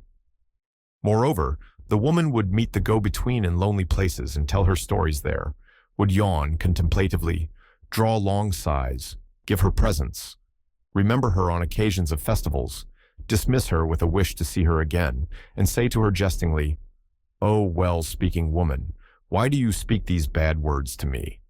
Would discourse on the sin of her union with the man, would not tell her about any previous visits or conversations that she may have had with him, but wish to be asked about these, and lastly, would laugh at the man's desire, but would not reproach him in any way. Thus ends the behavior of the woman with the go-between. When the woman manifests her love in the manner above described, the go-between should increase it by bringing to her love tokens from the man. But if the woman be not acquainted with the man personally, the go-between should win her over by extolling and praising his good qualities and by telling stories about his love for her. Here Audiobook says that when a man or woman are not personally acquainted with each other and have not shown each other any signs of affection, the employment of a go-between is useless. The followers of Babravya, on the other hand, affirm that even though they be personally unacquainted but have shown each other signs of affection, there is an occasion for the employment of a go-between. Gonikaputra asserts that a go-between should be employed, provided they are acquainted with each other, even though no signs of affection may have passed between them. Vatsyayana, however, lays it down that even though they may not be personally acquainted with each other and may not have shown each other any signs of affection, still they are both capable of placing confidence in a go-between. Now, the go-between should show the woman the presents, such as the betel nut and betel leaves, the perfumes, the flowers, and the rings which the man may have given to her for the sake of the woman, and on these presents should be impressed the marks of the man's teeth and nails and other signs. On the cloth that he may send, he should draw with saffron both his hands, joined together as if in earnest entreaty. The go-between should also show to the woman ornamental figures of various kinds cut in leaves, together with ear ornaments and chaplets made of flowers containing love letters expressive of the desire of the man, and she should cause her to send affectionate presents to the man in return. After they have mutually accepted each other's presents, then a meeting should be arranged between them on the faith of the go-between. The followers of Babravya say that this meeting should take place at the time of going to the temple of a deity, or on occasions of fairs, garden parties, theatrical performances, marriages, sacrifices, festivals, and funerals, as also at the time of going to the river to bathe, or at times of natural calamities, fear of robbers, or hostile invasions of the country. Gonikaputra is of opinion, however, that these meetings had better be brought about in the abodes of female friends, mendicants, astrologers, and ascetics. But Vatsyayana decides that that place is only well suited for the purpose which has proper means of ingress and egress, and where arrangements have been made to prevent any accidental occurrence, and when a man, who has once entered the house, can also leave it at the proper time without any disagreeable encounter. Now, go-betweens or female messengers are of the following different kinds, viz. a go-between who takes upon herself the whole burden of the business, a go-between who does only a limited part of the business, a go-between who is the bearer of a letter only, a go-between acting on her own account, the go-between of an innocent young woman, a wife serving as a go-between, a mute go-between, a go-between who acts the part of the wind. 1. A woman who, having observed the mutual passion of a man and woman, brings them together and arranges it by the power of her own intellect. Such an one is called a go-between, who takes upon herself the whole burden of the business. This kind of go-between is chiefly employed when the man and the woman are already acquainted with each other and have conversed together, and in such cases she is sent not only by the man, as is always done in all other cases, but by the woman also. The above name is also given to a go-between, who, perceiving that the man and the woman are suited to each other, tries to bring about a union between them, even though they be not acquainted with each other. 2. A go-between who, perceiving that some part of the affair is already done, or that the advances on the part of the man are already made, completes the rest of the business, is called a go-between who performs only a limited part of the business. 3. A go-between who simply carries messages between a man and a woman who love each other but who cannot frequently meet is called the bearer of a letter or message. This name is also given to one who is sent by either of the lovers to acquaint either the one or the other with the time and place of their meeting. 4.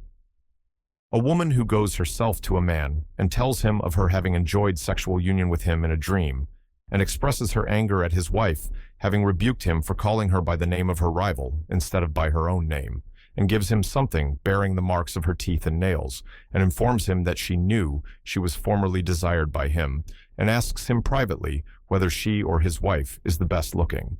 Such a person is called a woman who is a go-between for herself.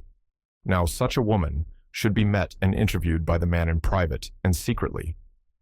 The above name is also given to a woman who, having made an agreement with some other woman to act as her go-between, gains over the man to herself by the means of making him personally acquainted with herself, and thus causes the other woman to fail. The same applies to a man who, acting as a go-between for another, and having no previous connection with the woman, gains her over for himself, and thus causes the failure of the other man. 5. A woman who has gained the confidence of the innocent young wife of any man, and who has learned her secrets without exercising any pressure on her mind, and found out from her how her husband behaves to her, if this woman then teaches her the art of securing his favor, and decorates her so as to show her love, and instructs her how and when to be angry, or to pretend to be so, and then, having herself made marks of the nails and teeth on the body of the wife, gets the latter to send for her husband to show these marks to him, and thus excite him for enjoyment, such is called the go-between of an innocent young woman. In such cases, the man should send replies to his wife through the same woman. 6. When a man gets his wife to gain the confidence of a woman whom he wants to enjoy, and to call on her and talk to her about the wisdom and ability of her husband, that wife is called a wife serving as a go-between. In this case, the feelings of the woman with regard to the man should also be made known through the wife. 7. When any man sends a girl or a female servant to any woman under some pretext or other, and places a letter in her bouquet of flowers, or in her ear ornaments, or marks something about her with his teeth or nails, that girl or female servant is called a mute go-between. In this case, the man should expect an answer from the woman through the same person. 8. A person who carries a message to a woman which has a double meaning, or which relates to some past transactions, or which is unintelligible to other people, is called a go-between who acts the part of the wind. In this case, the reply should be asked for through the same woman. Thus end the different kinds of go-betweens. A female astrologer, a female servant, a female beggar, or a female artist are well acquainted with the business of a go-between, and very soon gain the confidence of other women. Any one of them can raise enmity between any two persons if she wishes to do so, or extol the loveliness of any woman that she wishes to praise, or describe the arts practiced by other women in sexual union.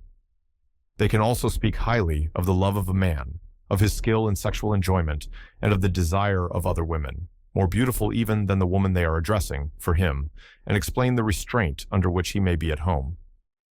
Lastly, a go-between can, by the artfulness of her conversation, unite a woman with a man, even though he may not have been thought of by her, or may have been considered beyond his aspirations. She can also bring back a man to a woman who, owing to some cause or other, has separated himself from her, about the love of persons in authority for the wives of other men. Kings and their ministers have no access to the abodes of others, and moreover their mode of living is constantly watched and observed and imitated by the people at large, just as the animal world, seeing the sun rise, get up after him, and when he sits in the evening, lie down again in the same way. Persons in authority should not therefore do any improper act in public, as such are impossible from their position, and would be deserving of censure. But if they find that such an act is necessary to be done, they should make use of the proper means, as described in the following paragraphs. The head man of the village, the king's officer employed there, and the man whose business it is to glean corn, can gain over female villagers simply by asking them. It is on this account that this class of women are called unchaste women by voluptuaries. The union of the above mentioned men with this class of woman takes place on the occasions of unpaid labor, of filling the granaries in their houses, of taking things in and out of the house, of cleaning the houses, of working in the fields, and of purchasing cotton, wool, flax, hemp, and thread, and at the season of the purchase, sale, and exchange of various other articles, as well as at the time of doing various other works. In the same way, the superintendents of cow pens enjoy the women in the cow pens, and the officers, who have the superintendents of widows, of the women who are without supporters, and of women who have left their husbands, have sexual intercourse with these women. The intelligent accomplish their object by wandering at night in the village, and while villagers also unite with the wives of their sons, being much alone with them. Lastly, the superintendents of markets have a great deal to do with the female villagers at the time of their making purchases in the market.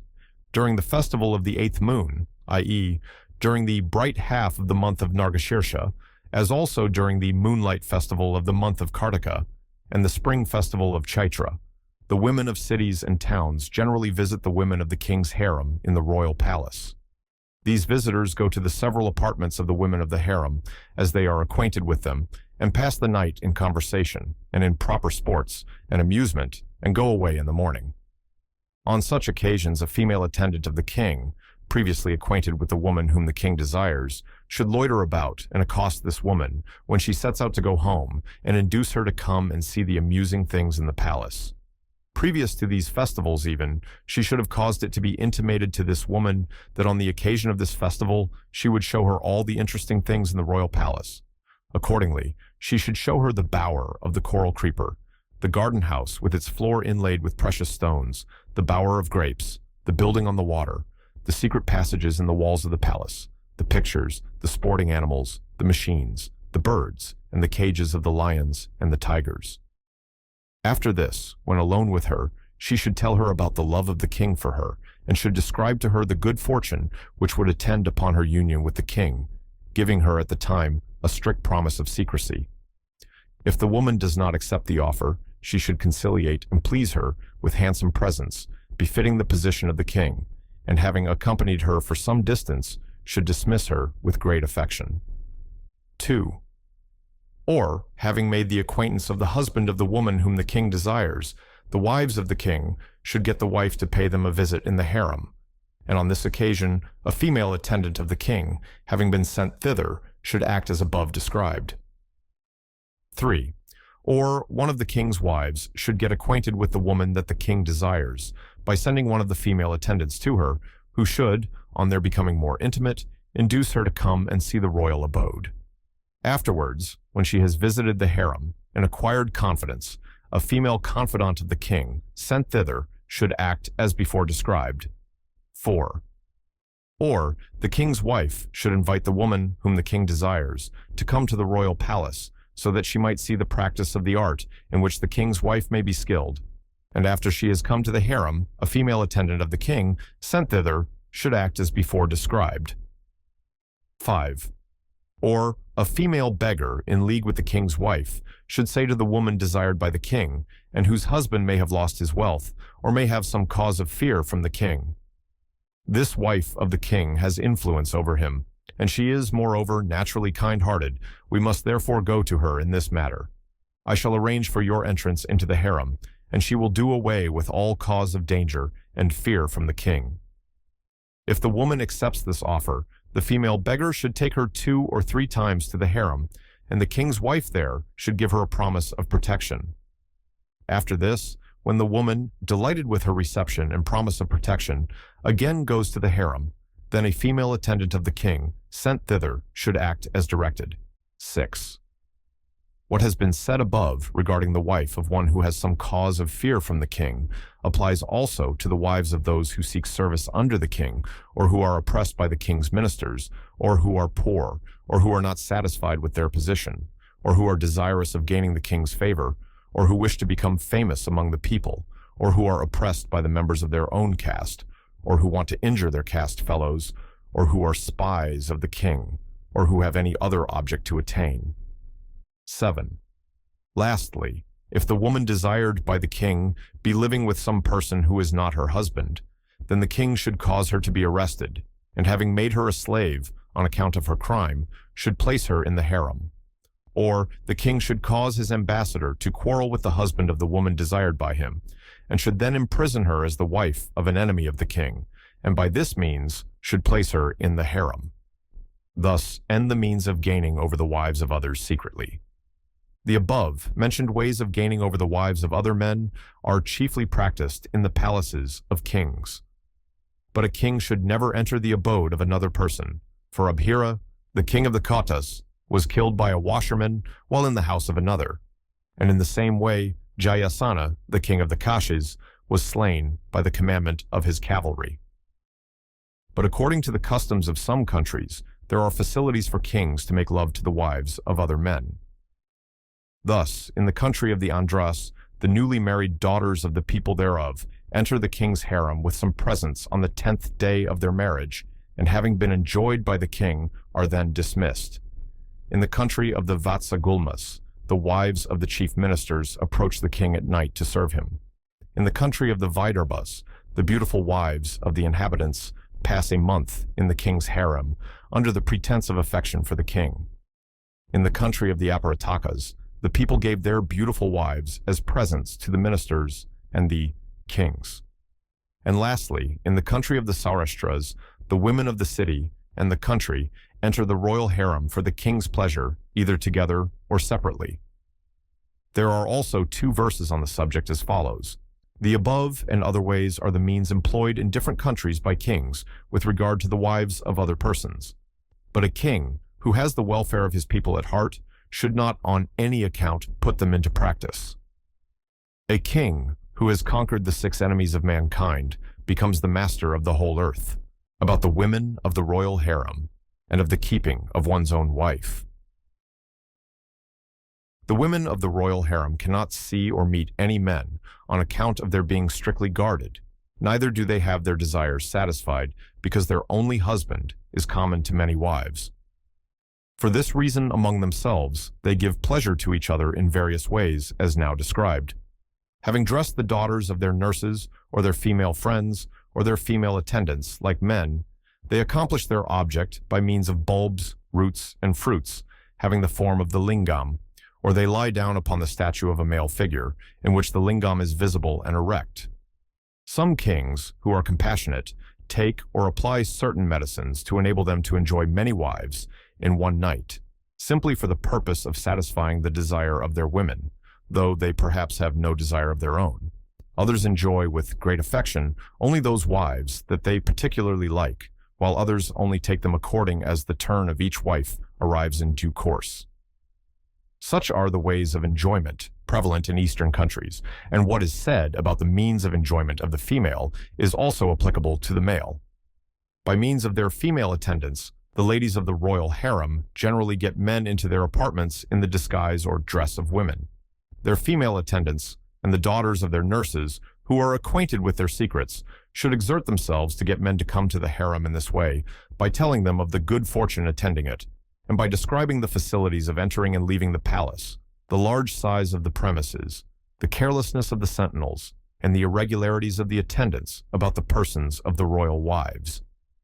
But these women should never induce a man to enter the harem by telling him falsehoods, for that would probably lead to his destruction. As for the man himself, he had better not enter a royal harem, even though it may be easily accessible, on account of the numerous disasters to which he may be exposed there. If, however, he wants to enter it, he should first ascertain whether there is an easy way to get out, whether it is closely surrounded by the pleasure garden, whether it has separate enclosures belonging to it, whether the sentinels are careless, whether the king has gone abroad, and then, when he is called by the women of the harem, he should carefully observe the localities and enter by the way pointed out by them. If he is able to manage it, he should hang about the harem every day, and, under some pretext or other, make friends with the sentinels, and show himself attached to the female attendants of the harem, who may have become acquainted with his design, and to whom he should express his regret at not being able to obtain the object of his desire. Lastly, he should cause the whole business of a go-between to be done by the woman who may have access to the harem, and he should be careful to be able to recognize the emissaries of the king. When a go-between has no access to the harem, then the man should stand in some place where the lady whom he loves and whom he is anxious to enjoy can be seen. If that place is occupied by the king's sentinels, he should then disguise himself as a female attendant of the lady who comes to the place or passes by it. When she looks at him, he should let her know his feelings by outward signs and gestures, and should show her pictures, things with double meanings, chaplets of flowers, and rings. He should carefully mark the answer she gives, whether by word or by sign or by gesture, and should then try and get into the harem. If he is certain of her coming to some particular place, he should conceal himself there, and at the appointed time should enter along with her as one of the guards. He may also go in and out, concealed in a folded bed, or bed covering, or with his body made invisible, by means of external applications, a receipt for one of which is as follows: the heart of an ichneumon, the fruit of the long gourd, tumbi, and the eyes of the serpent should all be burnt without letting out the smoke. The ashes should then be ground and mixed in equal quantities with water. By putting this mixture upon the eyes, a man can go about unseen. Other means of invisibility are prescribed by Dhyana Brahmins and Yogashiras. Again, the man may enter the harem during the festival of the 8th moon in the month of Nargashirsha, and during the moonlight festivals when the female attendants of the harem are all busily occupied, or in confusion. The following principles are laid down on this subject.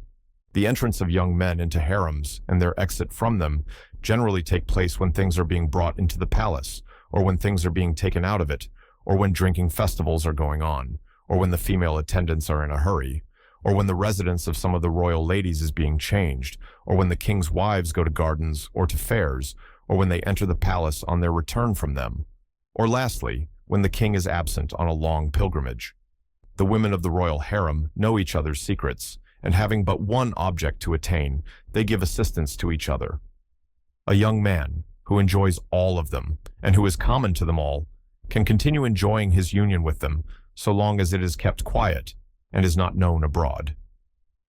Now, in the country of the Aparatakas, the royal ladies are not well protected, and consequently, many young men are passed into the harem by the women who have access to the royal palaces.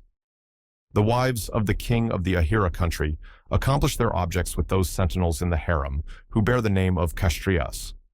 The royal ladies in the country of the Vatsagulmas cause such men as are suitable to enter into the harem along with their female messengers. In the country of the Vidarbhas, the sons of the royal ladies enter the royal harem when they please and enjoy the women, with the exception of their own mothers. In the Sri Raja, the wives of the king are enjoyed by his caste fellows and relations. In the Ganda country, the royal wives are enjoyed by Brahmins, friends, servants, and slaves. In the Samdava country, servants, foster children, and other persons like them enjoy the women of the harem. In the country of the Haimavatas, adventurous citizens bribe the sentinels and enter the harem. In the country of the Vanyas and the Kalmyas, Brahmins, with the knowledge of the king, enter the harem under the pretense of giving flowers to the ladies, and speak with them from behind a curtain, and from such conversation union afterwards takes place. Lastly, the women in the harem of the king of the Pratyas conceal one young man in the harem for every batch of 9 or 10 of the women. Thus act the wives of others. For these reasons, a man should guard his own wife. Old authors say that a king should select for sentinels in his harem such men as have their freedom from carnal desires well tested. But such men, though free themselves from carnal desire by reason of their fear or avarice, may cause other persons to enter the harem, and therefore Gonikaputra says that kings should place such men in the harem as may have had their freedom from carnal desires, their fears, and their avarice well tested. Lastly, Vatsyayana says that under the influence of dharma, people might be admitted, and therefore men should be selected, who are free from carnal desires, fear, avarice, and dharma. The followers of Bhabravya say that a man should cause his wife to associate with a young woman who would tell him the secrets of other people, and thus find out from her about his wife's chastity. But Vatsyayana says that as wicked persons are always successful with women, a man should not cause his innocent wife to be corrupted by bringing her into the company of a deceitful woman. The following are the causes of the destruction of a woman's chastity: always going into society and sitting in company, absence of restraint, the loose habits of her husband, want of caution in her relations with other men, continued and long absence of her husband, living in a foreign country, destruction of her love and feelings by her husband, the company of loose women, the jealousy of her husband. There are also the following verses on the subject. A clever man, learning from the Shastras the ways of winning over the wives of other people, is never deceived in the case of his own wives. No one, however, should make use of these ways for seducing the wives of others, because they do not always succeed, and moreover, often cause disasters and the destruction of dharma and artha. This book, which is intended for the good of the people, and to teach them the ways of guarding their own wives, should not be made use of merely for gaining over the wives of others.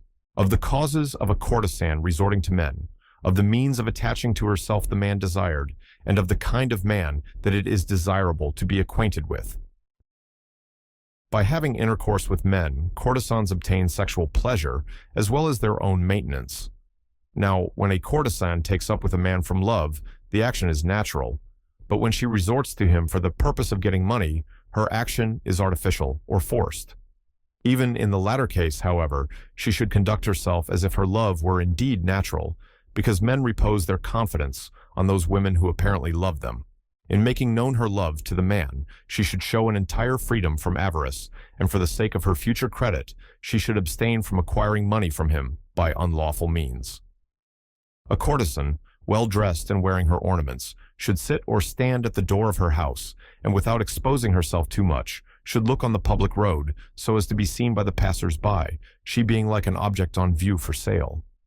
She should form friendships with such persons as would enable her to separate men from other women, and attach them to herself, and repair her own misfortunes, to acquire wealth, and to protect her from being bullied or set upon by persons with whom she may have dealings of some kind or another.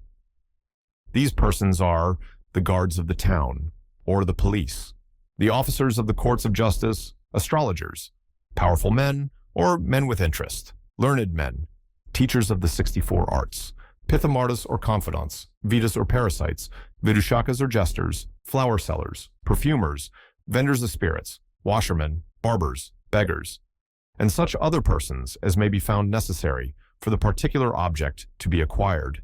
The following kinds of men may be taken up with simply for the purpose of getting their money: men of independent income, young men, men who are free from any ties, men who hold places of authority under the king, men who have secured their means of livelihood without difficulty, men possessed of unfailing sources of income, men who consider themselves handsome, men who are always praising themselves, one who is an eunuch but wishes to be thought a man, one who hates his equals, one who is naturally liberal, one who has influence with the king or his ministers, one who is always fortunate, one who is proud of his wealth, one who disobeys the orders of his elders, one upon whom the members of his caste keep an eye, the only son whose father is wealthy, an ascetic who is internally troubled with desire, a brave man, a physician of the king, previous acquaintance. On the other hand, those who are possessed of excellent qualities are to be resorted to for the sake of love and fame. Such men are as follows: men of high birth, learned, with a good knowledge of the world, and doing the proper things at the proper times, poets, good storytellers, eloquent men, energetic men, skilled in various arts, far-seeing into the future, possessed of great minds, full of perseverance, of a firm devotion, free from anger, liberal, affectionate to their parents, and with a liking for all social gatherings, skilled in completing verses begun by others, and in various other sports, free from all disease, possessed of a perfect body, strong and not addicted to drinking, powerful in sexual enjoyment, sociable, showing love towards women and attracting their hearts to himself, but not entirely devoted to them, possessed of independent means of livelihood, free from envy, and last of all, free from suspicion. Such are the good qualities of a man. The woman also should have the following characteristics, viz., she should be possessed of beauty and amiability with auspicious body marks. She should have a liking for good qualities in other people, as also a liking for wealth. She should take delight in sexual unions resulting from love, and should be of a firm mind and of the same class as the man with regard to sexual enjoyment. She should always be anxious to acquire and obtain experience and knowledge, be free from avarice, and always have a liking for social gatherings and for the arts. The following are the ordinary qualities of all women, viz., to be possessed of intelligence, good disposition, and good manners, to be straightforward in behavior, and to be grateful, to consider well the future before doing anything, to possess activity, to be of consistent behavior, and to have a knowledge of the proper times and places for doing things, to speak always without meanness, loud laughter, malignity, anger, avarice, dullness, or stupidity, to have a knowledge of the Kama Sutra, and to be skilled in all the arts connected with it. The faults of the women are to be known by the absence of any of the above-mentioned good qualities. The following kinds of men are not fit to be resorted to by courtesans, viz., one who is consumptive, one who is sickly, one whose mouth contains worms, one whose breath smells like human excrement, one whose wife is dear to him, one who speaks harshly, one who is always suspicious, one who is avaricious, one who is pitiless, one who is a thief, one who is self-conceited, one who has a liking for sorcery, one who does not care for respect or disrespect, one who can be gained over even by his enemies by means of money, and lastly, one who is extremely bashful.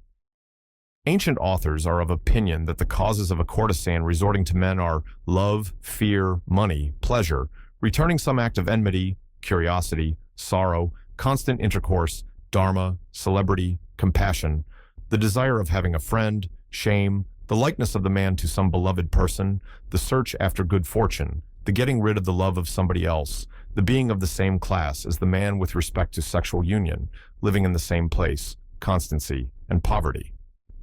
But Vatsyayana decides that desire of wealth, freedom from misfortune, and love are the only causes that affect the union of courtesans with men. Now, a courtesan should not sacrifice money to her love because money is the chief thing to be attended to.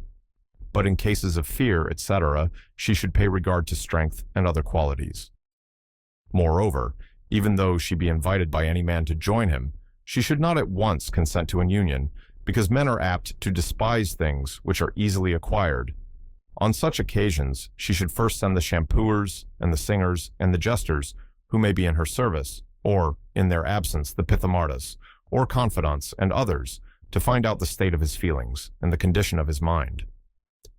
By means of these persons, she should ascertain whether the man is pure or impure, affected or the reverse, capable of attachment or indifferent, liberal or niggardly.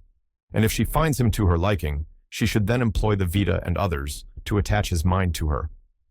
Accordingly, the Pithamarda should bring the man to her house under the pretense of seeing the fights of quails, cocks, and rams, of hearing the Maina, a kind of starling talk, or of seeing some other spectacle, or the practice of some art, or he may take the woman to the abode of the man.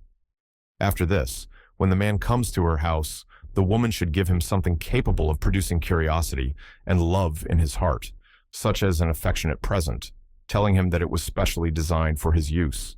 She should also amuse him for a long time by telling him such stories, and doing such things as he may take most delight in.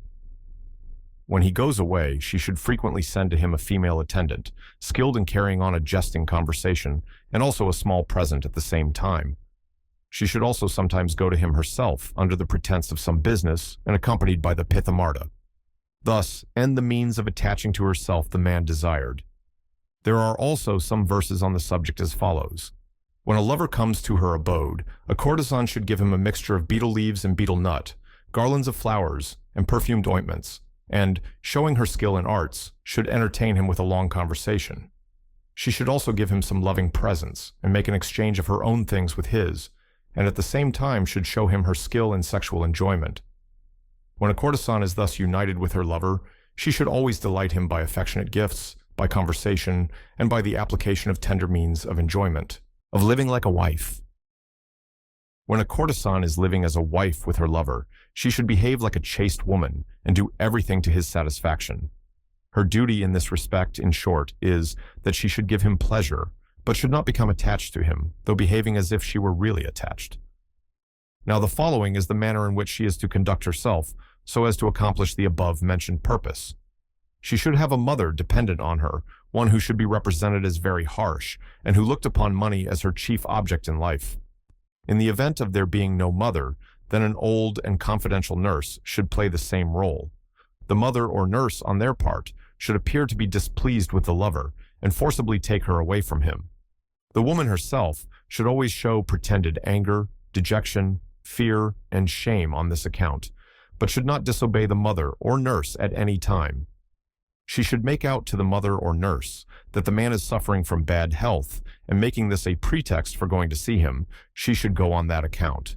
She is, moreover, to do the following things for the purpose of gaining the man's favor, viz., sending her female attendant to bring the flowers used by him on the previous day, in order that she may use them herself as a mark of affection, also asking for the mixture of betel nut and leaves that have remained uneaten by him, expressing wonder at his knowledge of sexual intercourse and the several means of enjoyment used by him, learning from him the 64 kinds of pleasure mentioned by Babravya, continually practicing the ways of enjoyment as taught by him, and according to his liking, keeping his secrets, telling him her own desires and secrets, concealing her anger, never neglecting him on the bed when he turns his face towards her, touching any parts of his body according to his wish, kissing and embracing him when he is asleep, looking at him with apparent anxiety when he is wrapped in thought or thinking of some other subject than herself, showing neither complete shamelessness nor excessive bashfulness when he meets her or sees her standing on the terrace of her house from the public road,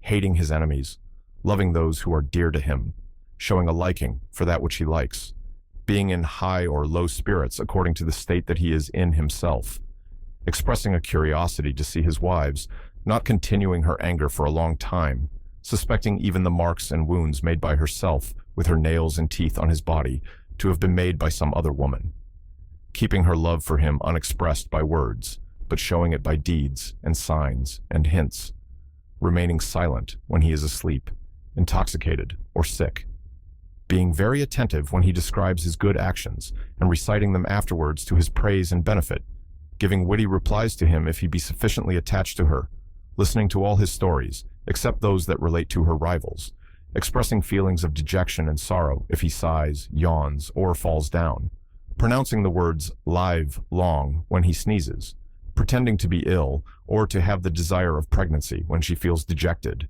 abstaining from praising the good qualities of anybody else, and from censuring those who possess the same faults as her own man, wearing anything that may have been given to her by him, abstaining from putting on her ornaments, and from taking food when he is in pain, sick, low-spirited, or suffering from misfortune, and condoling and lamenting with him over the same, wishing to accompany him if he happens to leave the country himself, or if he be banished from it by the king, expressing a desire not to live after him, telling him that the whole object and desire of her life was to be united with him, offering previously promised sacrifices to the deity when he acquires wealth, or has some desire fulfilled, or when he has recovered from some illness or disease, putting on ornaments every day, not acting too freely with him, reciting his name and the name of his family in her songs, placing his hand on her loins, bosom, and forehead, and falling asleep after feeling the pleasure of his touch, sitting on his lap and falling asleep there,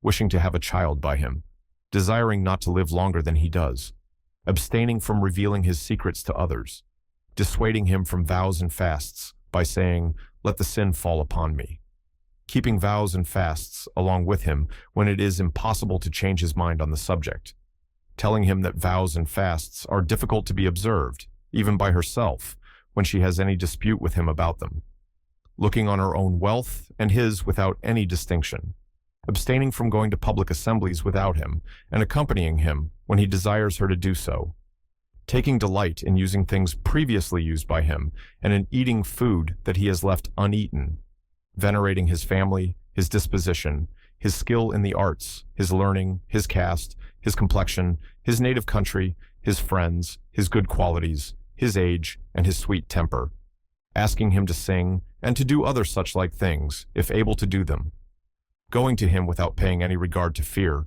to cold, to heat, or to rain, saying with regard to the next world that he should be her lover even there, adapting her tastes, disposition, and actions to his liking, abstaining from sorcery, disputing continually with her mother on the subject of going to him, and, when forcibly taken by her mother to some other place, expressing her desire to die by taking poison, by starving herself to death, by stabbing herself with some weapon, or by hanging herself, and lastly, assuring the man of her constancy and love by means of her agents, and receiving money herself, but abstaining from any dispute with her mother with regard to pecuniary matters. When the man sets out on a journey, she should make him swear that he will return quickly, and in his absence should put aside her vows of worshipping the deity, and should wear no ornaments except those that are lucky. If the time fixed for his return has passed, she should endeavor to ascertain the real time of his return from omens, from the reports of the people, and from the positions of the planets, the moon, and the stars. On occasions of amusement and of auspicious dreams, she should say, "Let me be soon united to him." If, moreover, she feels melancholy or sees any inauspicious omen, she should perform some rite to appease the deity. When the man does return home, she should worship the god Kama, i.e., the Indian Cupid, and offer oblations to other deities. And having caused a pot filled with water to be brought by her friends, she should perform the worship in honor of the crow, who eats the offerings which we make to the manes of deceased relations. After the first visit is over, she should ask her lover also to perform certain rites, and this he will do if he is sufficiently attached to her. Now, a man is said to be sufficiently attached to a woman when his love is disinterested, when he has the same object in view as his beloved one, when he is quite free from any suspicions on her account, and when he is indifferent to money with regard to her. Such is the manner of a courtesan living with a man like a wife, and set forth here for the sake of guidance from the rules of Dattaka. What is not laid down here should be practiced according to the custom of the people and the nature of each individual man. There are also 2 verses on the subject as follows. The extent of the love of women is not known, even to those who are the objects of their affection, on account of its subtlety and on account of the avarice and natural intelligence of womankind. Women are hardly ever known in their true light, though they may love men, or become indifferent towards them, may give them delight, or abandon them, or may extract from them all the wealth that they may possess, of the means of getting money, of the signs of the change of a lover's feelings, and of the way to get rid of him. Money is got out of a lover in 2 ways, viz., by natural or lawful means, and by artifices. Old authors are of opinion that when a courtesan can get as much money as she wants from her lover, she should not make use of artifice. But Vatsyayana lays down that, though she may get some money from him by natural means, yet when she makes use of artifice, he gives her doubly more, and therefore artifice should be resorted to for the purpose of extorting money from him at all events. Now, the artifices to be used for getting money from her lover are as follows. First, taking money from him on different occasions, for the purpose of purchasing various articles such as ornaments, food, drink, flowers, perfumes, and cloths, and either not buying them or getting from him more than their cost. Second, praising his intelligence to his face. Third, pretending to be obliged to make gifts on occasion of festivals connected with vows, trees, gardens, temples, or tanks. Fourth, pretending that at the time of going to his house, her jewels have been stolen either by the king's guards or by robbers. Fifth, alleging that her property has been destroyed by fire, by the falling of her house, or by the carelessness of her servants. Sixth, pretending to have lost the ornaments of her lover along with her own. Seventh, causing him to hear through other people of the expenses incurred by her in coming to see him. Eighth, contracting debts for the sake of her lover. Ninth, disputing with her mother on account of some expense incurred by her for her lover and which was not approved of by her mother.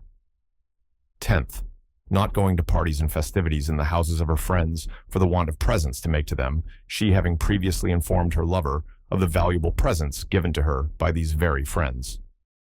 11th, not performing certain festive rites under the pretense that she has no money to perform them with. 12th, engaging artists to do something for her lover. 13th, entertaining physicians and ministers for the purpose of attaining some object. 14th, assisting friends and benefactors both on festive occasions and in misfortune. 15th, performing household rites. 16th, having to pay the expenses of the ceremony of marriage of the son of a female friend. 17th, having to satisfy curious wishes during her state of pregnancy. 18th, pretending to be ill and charging her cost of treatment. 19th, having to remove the troubles of a friend. 20th, selling some of her ornaments so as to give her lover a present. 21st, pretending to sell some of her ornaments, furniture, or cooking utensils to a trader who has been already tutored how to behave in the matter. 22nd, having to buy cooking utensils of greater value than those of other people so that they might be more easily distinguished and not changed for others of an inferior description. 23rd, remembering the former favors of her lover and causing them always to be spoken of by her friends and followers. 24th, informing her lover of the great gains of other courtesans. 25th, describing before them and in the presence of her lover her own great gains, and making them out to be greater even than theirs, though such may not have been really the case. 26th, openly opposing her mother when she endeavors to persuade her to take up with men with whom she has been formerly acquainted, on account of the great gains to be got from them. 27th, lastly, pointing out to her lover the liberality of his rivals, thus in the ways and means of getting money. A woman should always know the state of the mind, of the feelings, and of the disposition of her lover towards her, from the changes of his temper, his manner, and the color of his face. The behavior of a waning lover is as follows. First, he gives the woman either less than is wanted or something else than that which is asked for. Second, he keeps her in hopes by promises. Third, he pretends to do one thing and does something else. Fourth, he does not fulfill her desires. Fifth, he forgets his promises or does something else than that which he has promised. Sixth, he speaks with his own servants in a mysterious way. Seventh, he sleeps in some other house under the pretense of having to do something for a friend. Eighth, lastly, he speaks in private with the attendance of a woman with whom he was formerly acquainted. Now, when a courtesan finds that her lover's disposition towards her is changing, she should get possession of all his best things before he becomes aware of her intentions, and allow a supposed creditor to take them away forcibly from her in satisfaction of some pretended debt. After this, if the lover is rich and has always behaved well towards her, she should ever treat him with respect. But if he is poor and destitute, she should get rid of him as if she had never been acquainted with him in any way before. The means of getting rid of a lover are as follows. First, describing the habits and vices of the lover as disagreeable and censurable, with the sneer of the lip and the stamp of the foot. Second, speaking on a subject with which he is not acquainted. Third, showing no admiration for his learning and passing a censure upon it. Fourth, putting down his pride. Fifth, seeking the company of men who are superior to him in learning and wisdom. Sixth, showing a disregard for him on all occasions. Seventh, censuring men possessed of the same faults as her lover. Eighth, expressing dissatisfaction at the ways and means of enjoyment used by him. Ninth, not giving him her mouth to kiss. 10th, refusing access to her jagana, i.e., the part of the body between the navel and the thighs. 11th, showing a dislike for the wounds made by his nails and teeth. 12th, not pressing close up against him at the time when he embraces her. 13th, keeping her limbs without movement at the time of congress. 14th, desiring him to employ her when he is fatigued. 15th, laughing at his attachment to her. 16th, not responding to his embraces. 17th, turning away from him when he begins to embrace her. 18th, pretending to be sleepy. 19th, going out visiting or into company when she perceives his desire to enjoy her during the daytime. 20th, misconstructing his words. 21st, laughing without any joke or at the time of any joke made by him, laughing under some pretense.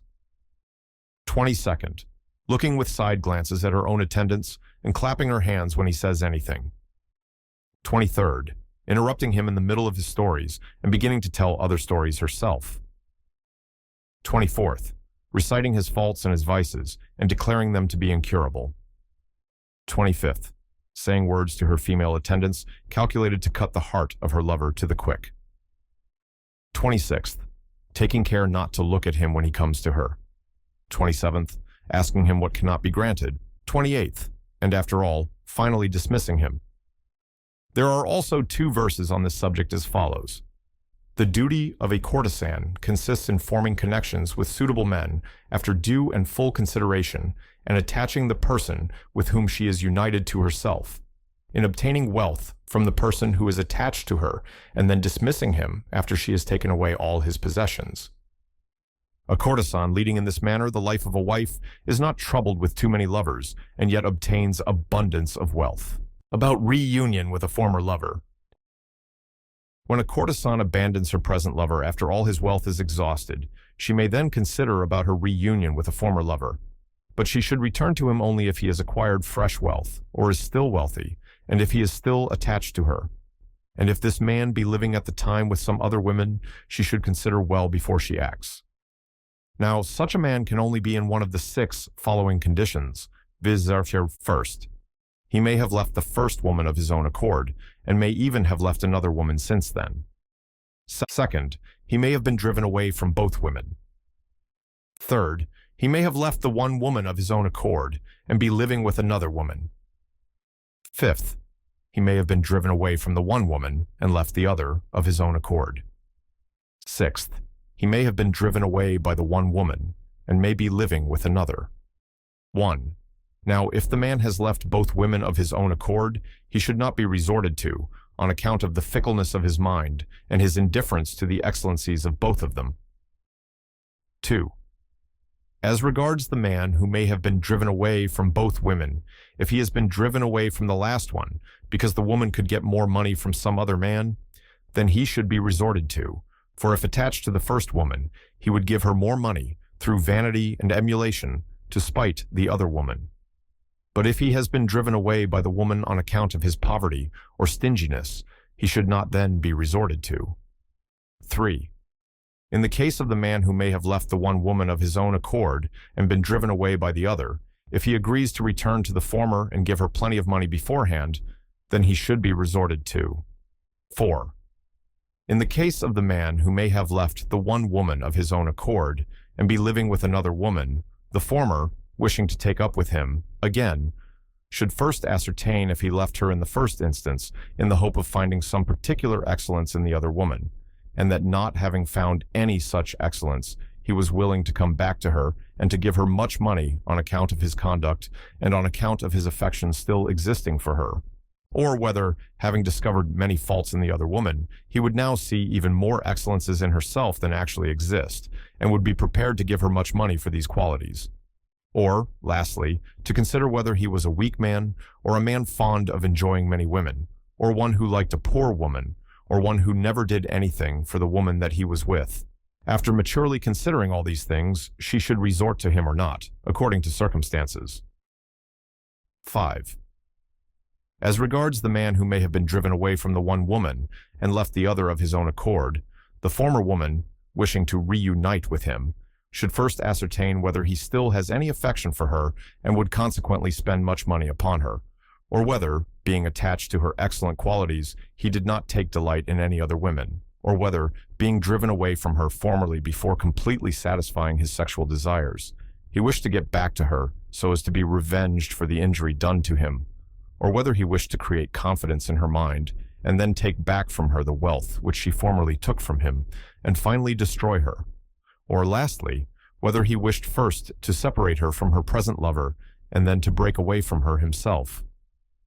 If, after considering all these things, she is of opinion that his intentions are really pure and honest, she can reunite herself with him. But if his mind be at all tainted with evil intentions, he should be avoided. 6.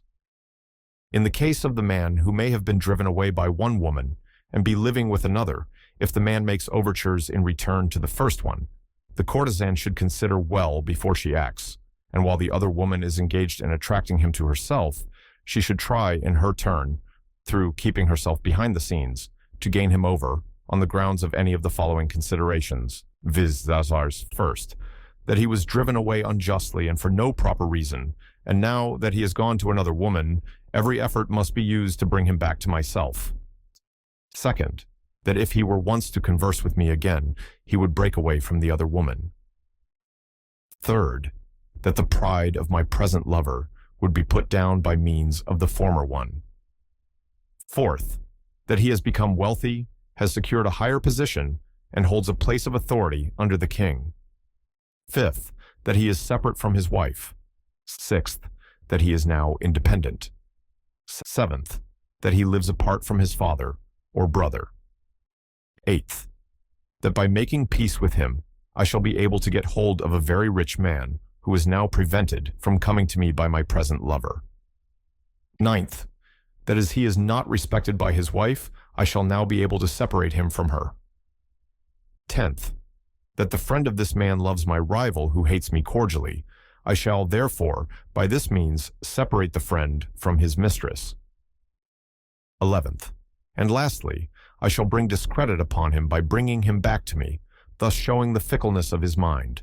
When a courtesan is resolved to take up again with a former lover, her pithamurta and other servants should tell him that his former expulsion from the woman's house was caused by the wickedness of her mother, that the woman loved him just as much as ever at that time, but could not help the occurrence on account of her deference to her mother's will, that she hated the union of her present lover and disliked him excessively. In addition to this, they should create confidence in his mind by speaking to him of her former love for him, and should allude to the mark of that love that she has ever remembered. This mark of her love should be connected with some kind of pleasure that may have been practiced by him, such as his way of kissing her or manner of having connection with her. Thus end the ways of bringing about a reunion with a former lover. When a woman has to choose between two lovers, one of whom was formerly united with her, while the other is a stranger, the acharyas, sages, are of opinion that the first one is preferable, because his disposition and character being already known by previous careful observation, he can be easily pleased and satisfied. But Vatsyayana thinks that a former lover, having already spent a great deal of his wealth, is not able or willing to give much money again, and is not, therefore, to be relied upon so much as a stranger. Particular cases may, however, arise differing from this general rule on account of the different natures of men. There are also verses on the subject as follows. Reunion with a former lover may be desirable so as to separate some particular woman from some particular man, or some particular man from some particular woman, or to have a certain effect upon the present lover. When a man is excessively attached to a woman, he is afraid of her coming into contact with other men. He does not then regard or notice her faults, and he gives her much wealth through fear of her leaving him. A courtesan should be agreeable to the man who is attached to her, and despise the man who does not care for her. If while she is living with one man, a messenger comes to her from some other man, she may either refuse to listen to any negotiations on his part, or appoint a fixed time for him to visit her, but she should not leave the man who may be living with her and who may be attached to her. A wise woman should only renew her connection with a former lover if she is satisfied that good fortune, gain, love, and friendship are likely to be the result of such a reunion, of different kinds of gain. When a courtesan is able to realize much money every day by reason of many customers, she should not confine herself to a single lover. Under such circumstances, she should fix her rate for one night after considering the place, the season, and the condition of the people, and having regard to her own good qualities and good looks, and after comparing her rates with those of other courtesans. She can inform her lovers and friends and acquaintances about these charges. If, however, she can obtain a great gain from a single lover, she may resort to him alone and live with him like a wife. Now, the sages are of opinion that when a courtesan has the chance of an equal gain from two lovers at the same time, a preference should be given to the one who would give her the kind of thing which she wants. But Vatsyayana says that the preference should be given to the one who gives her gold, because it cannot be taken back like some other things. It can be easily received, and is also the means of procuring anything that may be wished for. of such things as gold, silver, copper, bell metal, iron, pots, furniture, beds, upper garments, undervestments, fragrant substances, vessels made of gourds, ghee, oil, corn, cattle, and other things of a like nature. The first, viz., gold, is superior to all the others. When the same labor is required to gain any two lovers, or when the same kind of thing is to be got from each of them, the choice should be made by the advice of a friend, or it may be made from their personal qualities or from the signs of good or bad fortune that may be connected with them. When there are two lovers, one of whom is attached to the courtesan and the other is simply very generous, the sages say that the preference should be given to the generous lover, but Vatsyayana is of opinion that the one who is really attached to the courtesan should be preferred, because he can be made to be generous, even as a miser gives money if he becomes fond of a woman, but a man who is simply generous cannot be made to love with real attachment. But among those who are attached to her, if there is one who is poor and one who is rich, the preference is, of course, to be given to the latter.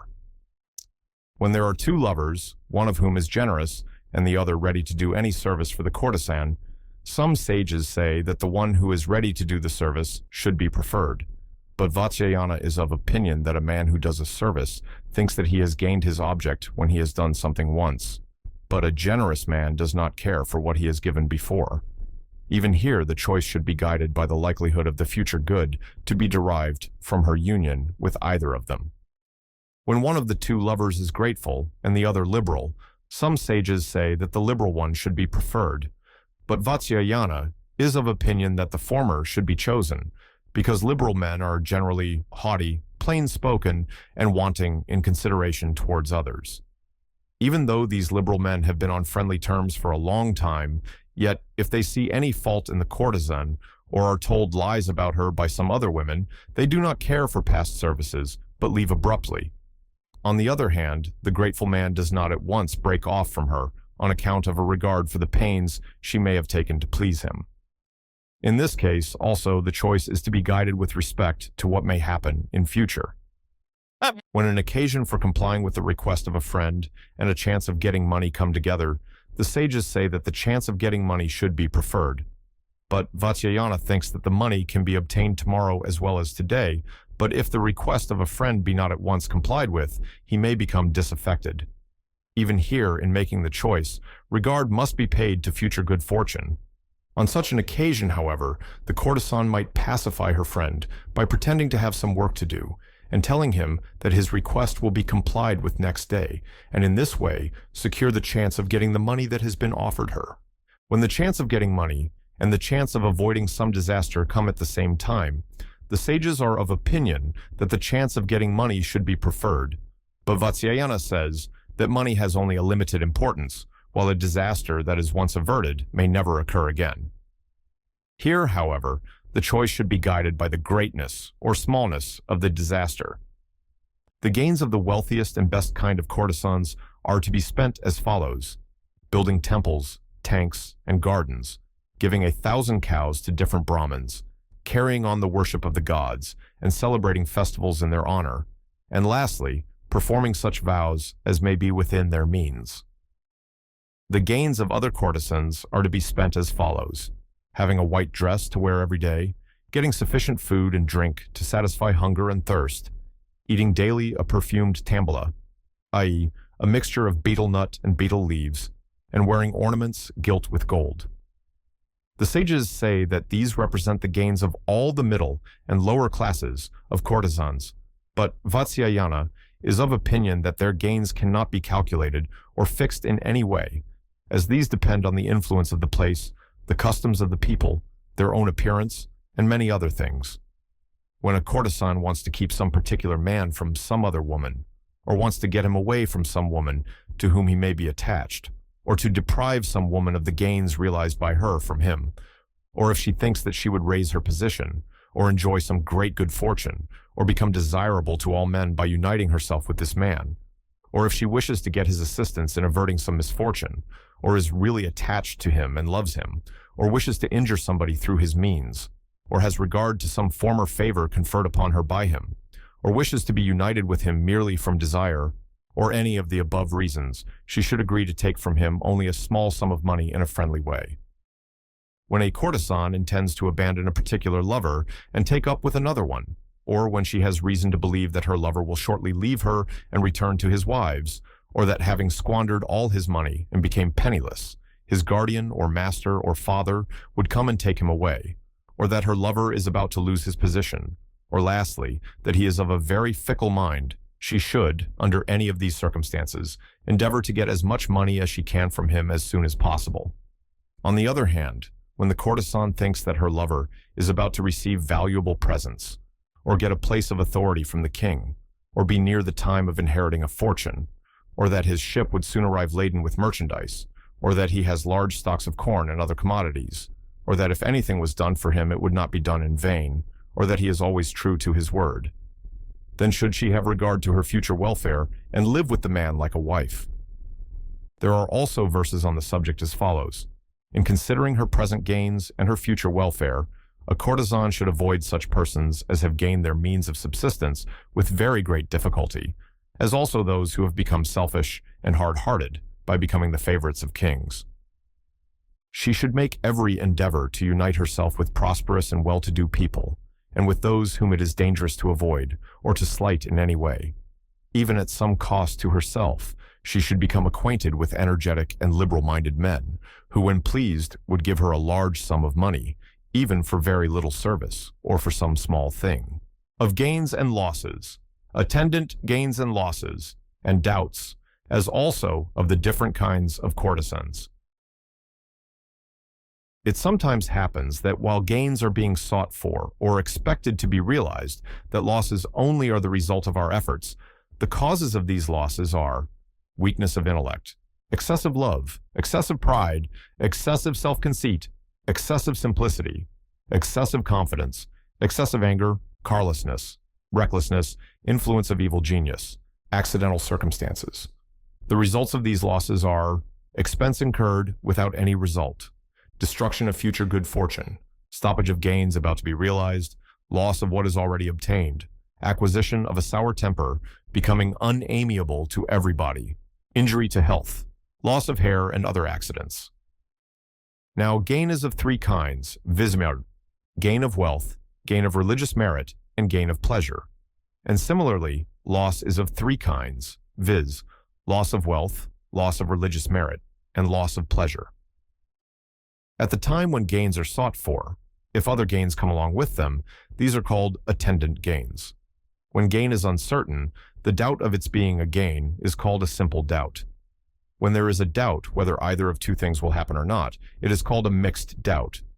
If, while one thing is being done, two results take place, it is called a combination of two results, and if several results follow from the same action, it is called a combination of results on every side. We shall now give examples of the above. As already stated, gain is of three kinds, and loss, which is opposed to gain, is also of three kinds. A. When by living with a great man, a courtesan acquires present wealth, and in addition to this, becomes acquainted with other people, and thus obtains a chance of future fortune and an accession of wealth, and becomes desirable to all. This is called a gain of wealth attended by other gain. B. When by living with a man a courtesan simply gets money, this is called a gain of wealth not attended by any other gain. C. When a courtesan receives money from other people besides her lover, the results are the chance of the loss of future good from her present lover, the chance of disaffection of a man securely attached to her, the hatred of all, and the chance of a union with some low person, tending to destroy her future good. This gain is called a gain of wealth, attended by losses. D. When a courtesan, at her own expense, and without any results in the shape of gain, has connected with a great man, or an avaricious minister, for the sake of diverting some misfortune, or removing some cause that may be threatening the destruction of a great gain. This loss is said to be a loss of wealth, attended by gains of the future good, which it may bring about. E. When a courtesan is kind, even at her own expense, to a man who is very stingy, or to a man proud of his looks, or to an ungrateful man skilled in gaining the heart of others, without any good resulting from these connections to her in the end, this loss is called a loss of wealth, not attended by any gain. F. when a courtesan is kind to any such man as described above, but who in addition are favorites of the king, and moreover cruel and powerful, without any good result in the end, and with a chance of her being turned away at any moment, this loss is called a loss of wealth attended by other losses. In this way, gains and losses, and attendant gains and losses in religious merit and pleasures may become known to the reader, and combinations of all of them may also be made. Thus end the remarks on gains and losses, and attendant gains and losses. In the next place, we come to doubts, which are again of three kinds, viz. Doubts about wealth, doubts about religious merit, and doubts about pleasures. The following are examples. A. When a courtesan is not certain how much a man may give her or spend upon her, this is called a doubt about wealth. B. When a courtesan feels doubtful whether she is right in entirely abandoning a lover from whom she is unable to get money, she having taken all his wealth from him in the first instance, this doubt is called a doubt about religious merit. C. When a courtesan is unable to get hold of a lover to her liking, and is uncertain whether she will derive any pleasure from a person surrounded by his family, or from a low person, this is called a doubt about pleasure.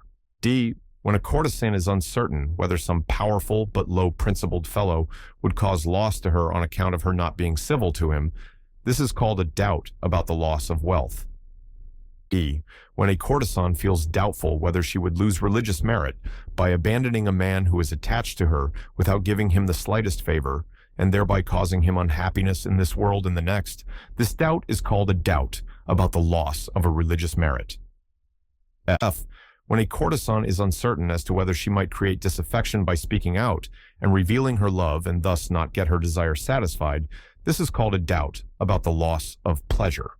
Thus end the remarks on doubts. Mixed doubts. A. The intercourse or connection with a stranger whose disposition is unknown, and who may have been introduced by a lover, or by one who possessed authority, may be productive either of gain or loss, and therefore this is called a mixed doubt about the gain and loss of wealth. B. When a courtesan is requested by a friend, or is impelled by pity to have intercourse with a learned Brahmin, a religious student, a sacrificer, a devotee, or an ascetic, who may have all fallen in love with her, and who may be consequently at the point of death. By doing this, she might either gain or lose religious merit, and therefore, this is called a mixed doubt about the gain and loss of religious merit. C. If a courtesan relies solely upon the report of other people, i.e., hearsay, about a man, and goes to him without ascertaining herself whether he possesses good qualities or not, she may either gain or lose pleasure in proportion as he may be good or bad, and therefore, this is called a mixed doubt about the gain and loss of pleasure. Uddalaka has described the gains and losses on both sides as follows. A. If, when living with a lover, a courtesan gets both wealth and pleasure from him, it is called a gain on both sides. B. When a courtesan lives with a lover at her own expense without getting any profit out of it, and the lover even takes back from her what he may have formerly given her, it is called a loss on both sides. C. When a courtesan is uncertain whether a new acquaintance would become attached to her, and moreover, if he became attached to her, whether he would give her anything, it is then called a doubt on both sides about gains.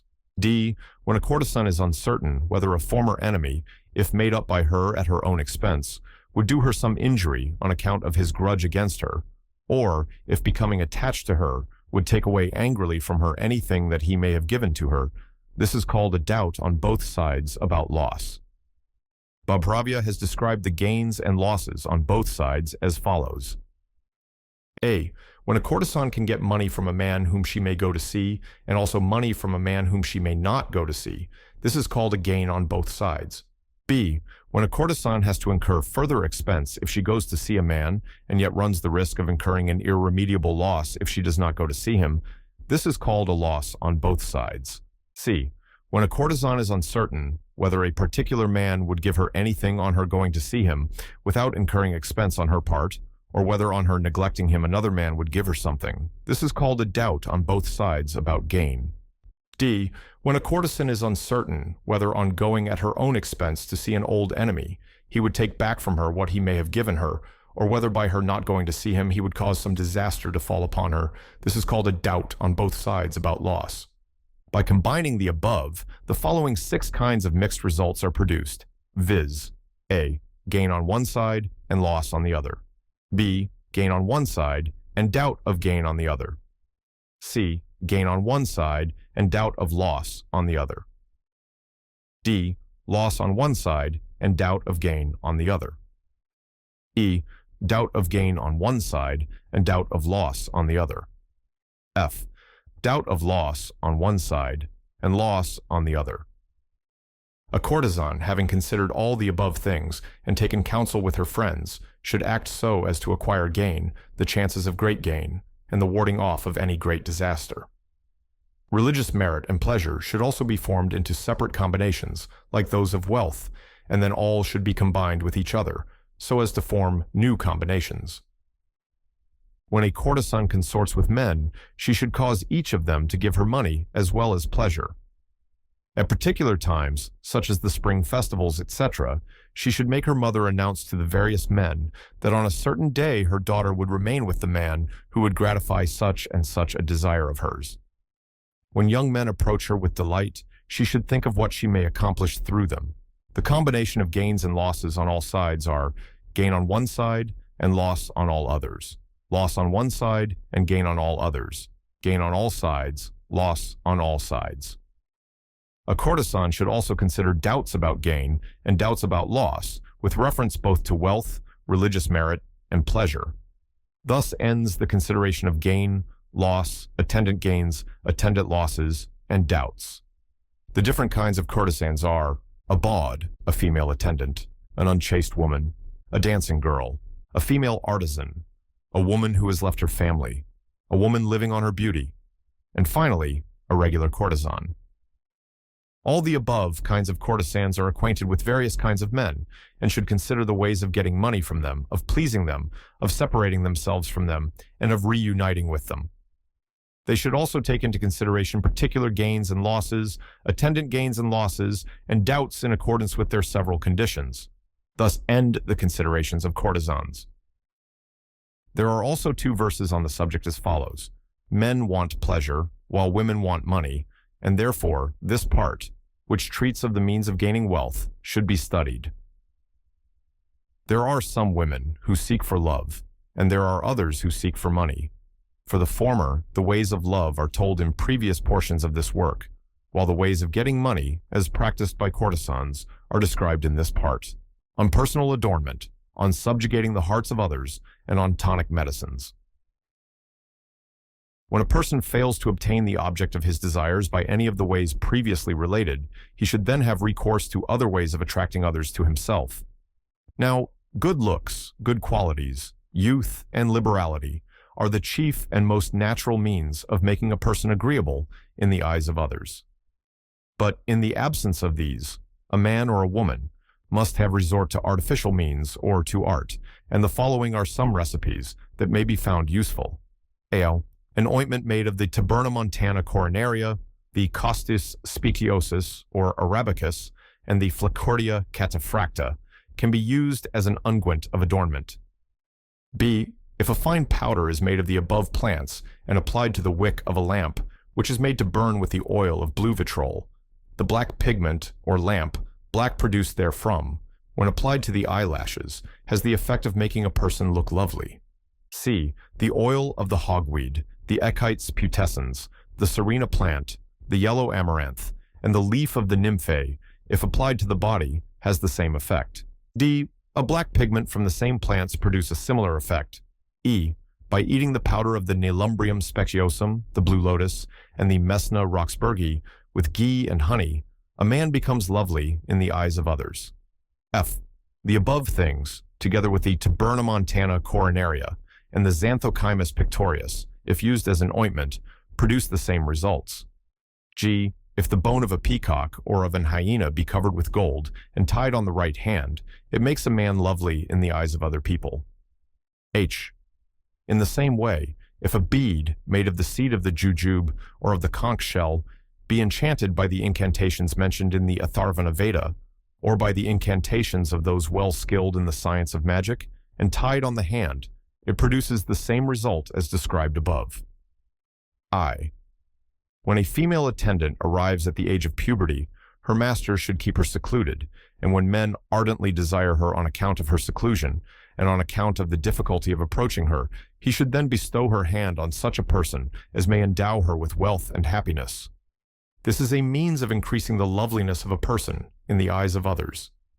In the same way, when the daughter of a courtesan arrives at the age of puberty, the mother should get together a lot of young men of the same age, disposition, and knowledge as her daughter, and tell them that she would give her in marriage to the person who would give her presents of a particular kind. After this, the daughter should be kept in seclusion as far as possible, and the mother should give her in marriage to the man who may be ready to give her the presents agreed upon. If the mother is unable to get so much out of the man, she should show some of her own things as having been given to the daughter by the bridegroom. Or the mother may allow her daughter to be married to the man privately, as if she was ignorant of the whole affair, and then pretending that it has come to her knowledge, she may give her consent to the union. The daughter, too, should make herself attractive to the sons of wealthy citizens, unknown to her mother, and make them attached to her, and for this purpose should meet them at the time of learning to sing, and in places where music is played, and at the houses of other people, and then request her mother, through a female friend or servant, to be allowed to unite herself to the man who is most agreeable to her. When the daughter of a courtesan is thus given to a man, the ties of marriage should be observed for 1 year, and after that, she may do what she likes. But even after the end of the year, when otherwise engaged, if she should be now and then invited by her first husband to come and see him, she should put aside her present gain and go to him for the night. Such is the mode of temporary marriage among courtesans and of increasing their loveliness and their value in the eyes of others. What has been said about them should also be understood to apply to the daughters of dancing women, whose mothers should give them only to such persons as are likely to become useful to them in various ways. Thus end the ways of making oneself lovely in the eyes of others. A. If a man, after anointing his lingam with a mixture of the powders of the white thorn apple, the long pepper, and the black pepper, and honey, engages in sexual union with a woman, he makes her subject to his will. B. The application of a mixture of the leaf of the plant Vatsyayana, of the flowers thrown on a human corpse when carried out to be burnt, and the powder of the bones of the peacock and of the jiva bird produces the same effect. C. The remains of a kite who has died a natural death, ground into powder and mixed with cowatch and honey, has also the same effect. D. Anointing oneself with an ointment made of the plant Emblica mirabolans has the power of subjecting women to one's will. E. If a man cuts into small pieces the sprouts of the Vajnasunhi plant and dips them into a mixture of red arsenic and sulfur, and then dries them 7 times, and applies this powder mixed with honey to his lingam, he can subjugate a woman to his will directly, that he has had sexual union with her. Or if, by burning these very sprouts at night and looking at the smoke, he sees a golden moon behind, he will then be successful with any woman.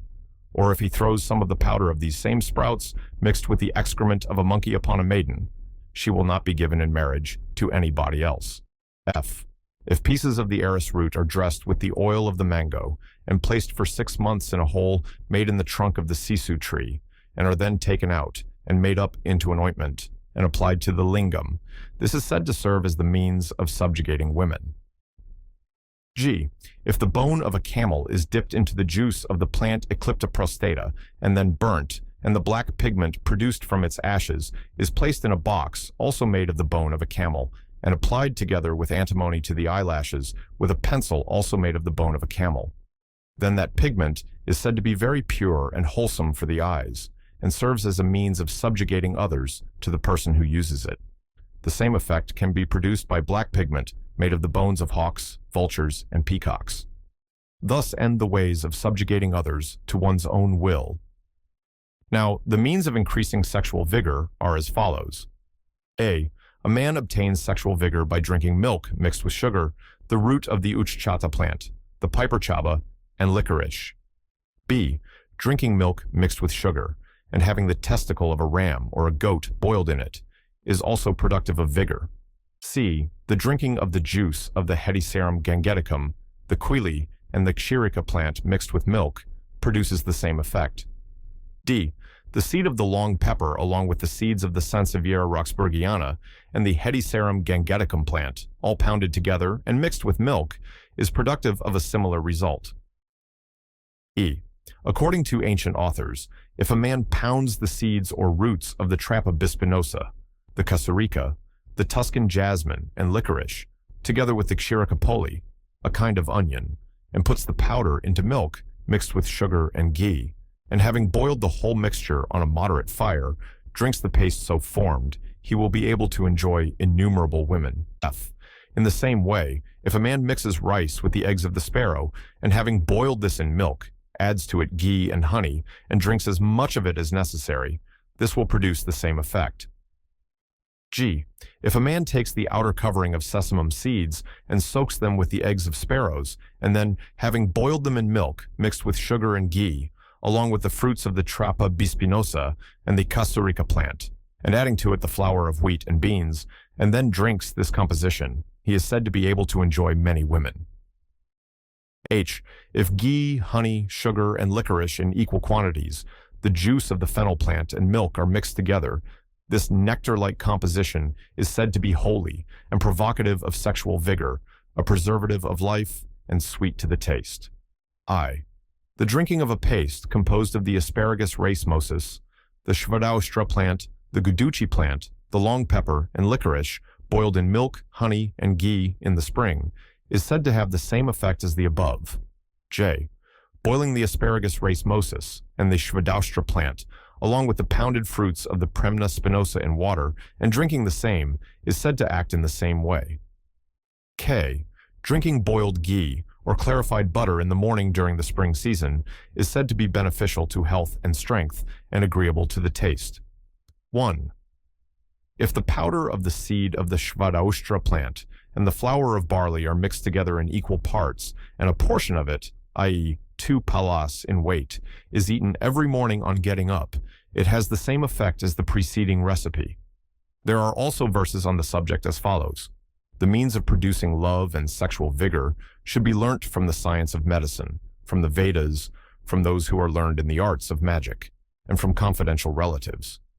No means should be tried which are doubtful in their effects, which are likely to cause injury to the body, which involve the death of animals, and which bring us in contact with impure things.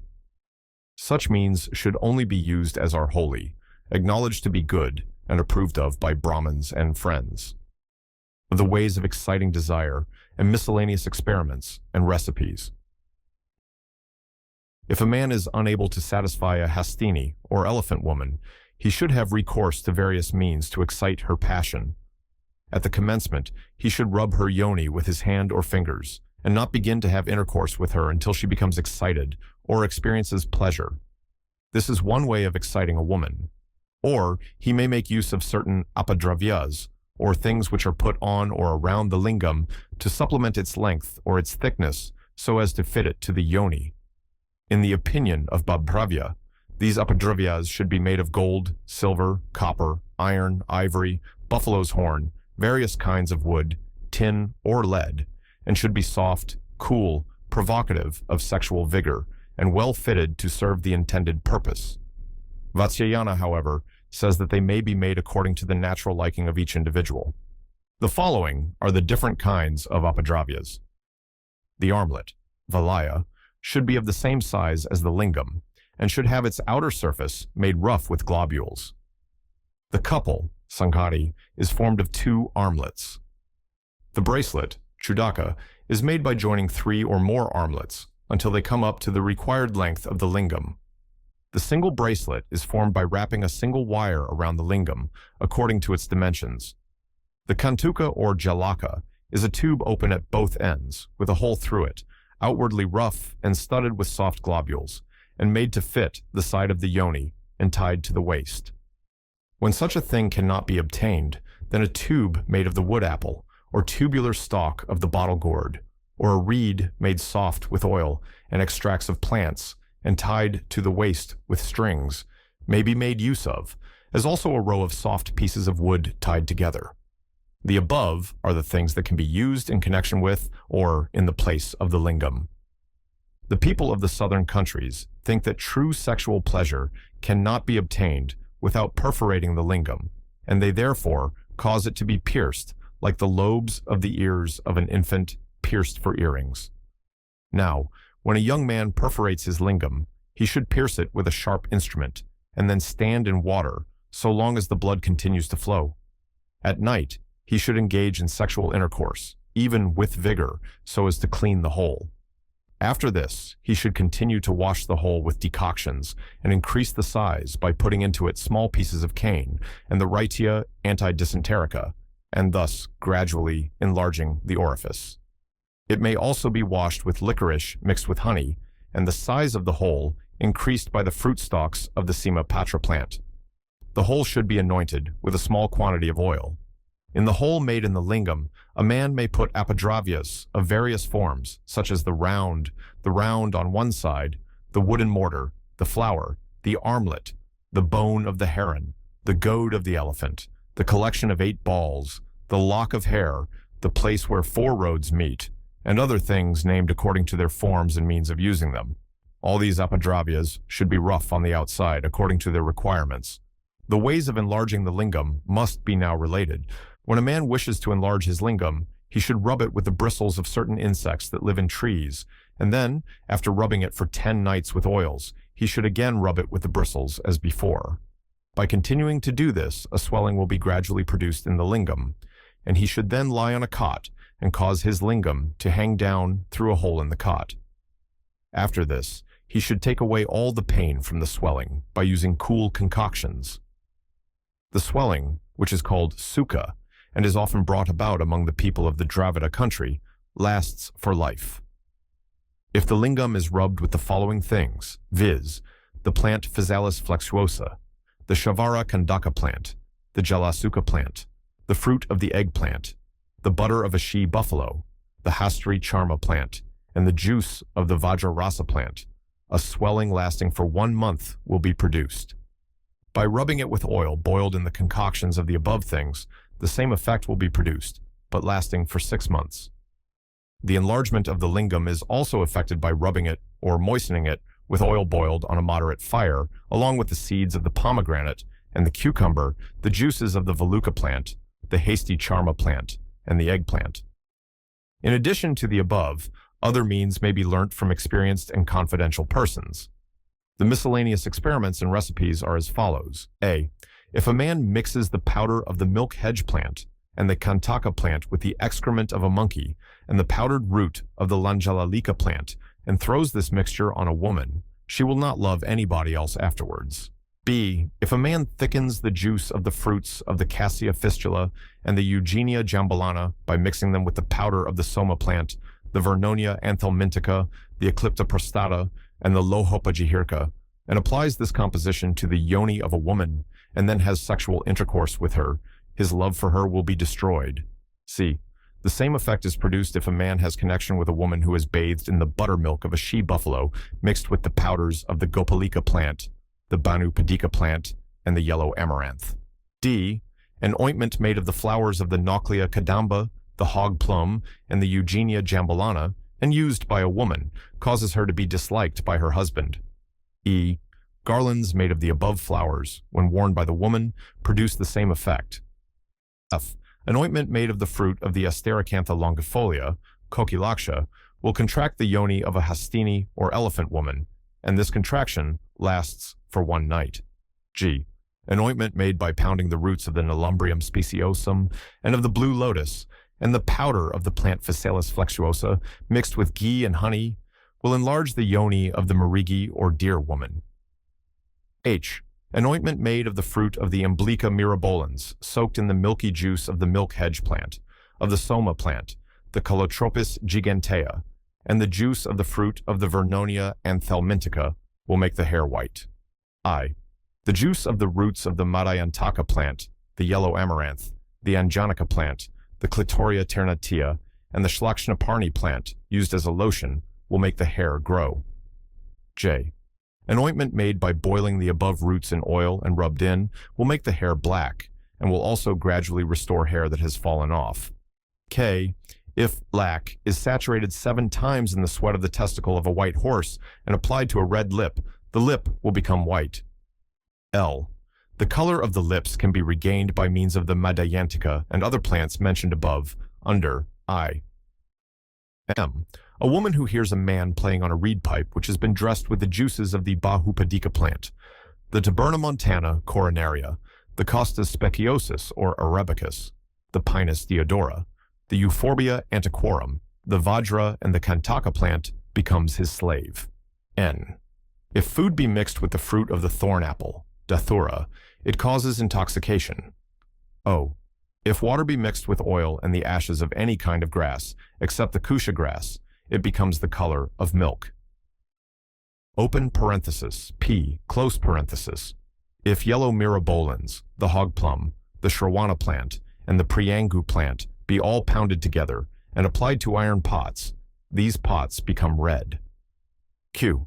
If a lamp, trimmed with oil extracted from the Shrawana and Priyangan plants, its wick being made of cloth and the slough of the skins of snakes, is lighted, and long pieces of wood placed near it, those pieces of wood will resemble so many snakes.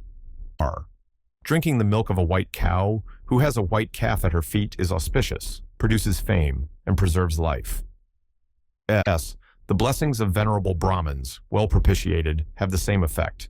There are also some verses in conclusion. Thus have I written, in a few words, the science of love, after reading the texts of ancient authors and following the ways of enjoyment mentioned in them. He who is acquainted with the true principles of this science pays regard to dharma, artha, kama, and to his own experiences, as well as to the teachings of others, and does not act simply on the dictates of his own desire. As for the errors in the science of love, which I have mentioned in this work, on my own authority as an author, I have, immediately after mentioning them, carefully censured and prohibited them. An act is never looked upon with indulgence, for the simple reason that it is authorized by the science, because it ought to be remembered that it is the intention of the science that the rules which it contains should only be acted upon in particular cases. After reading and considering the works of Bhabravya and other ancient authors, and thinking over the meaning of the rules given by them, the Kama Sutra was composed, according to the precepts of Holy Writ, for the benefit of the world, by Vatsyayana, while leading the life of a religious student and wholly engaged in the contemplation of the deity. This work is not intended to be used merely as an instrument for satisfying our desires. A person, acquainted with the true principles of this science, and who preserves his dharma, artha, and kama, and has regard for the practices of the people, is sure to obtain the mastery over his senses. In short, an intelligent and prudent person, attending to dharma and artha, and attending to kama also, without becoming the slave of his passions, obtains success in everything that he may undertake.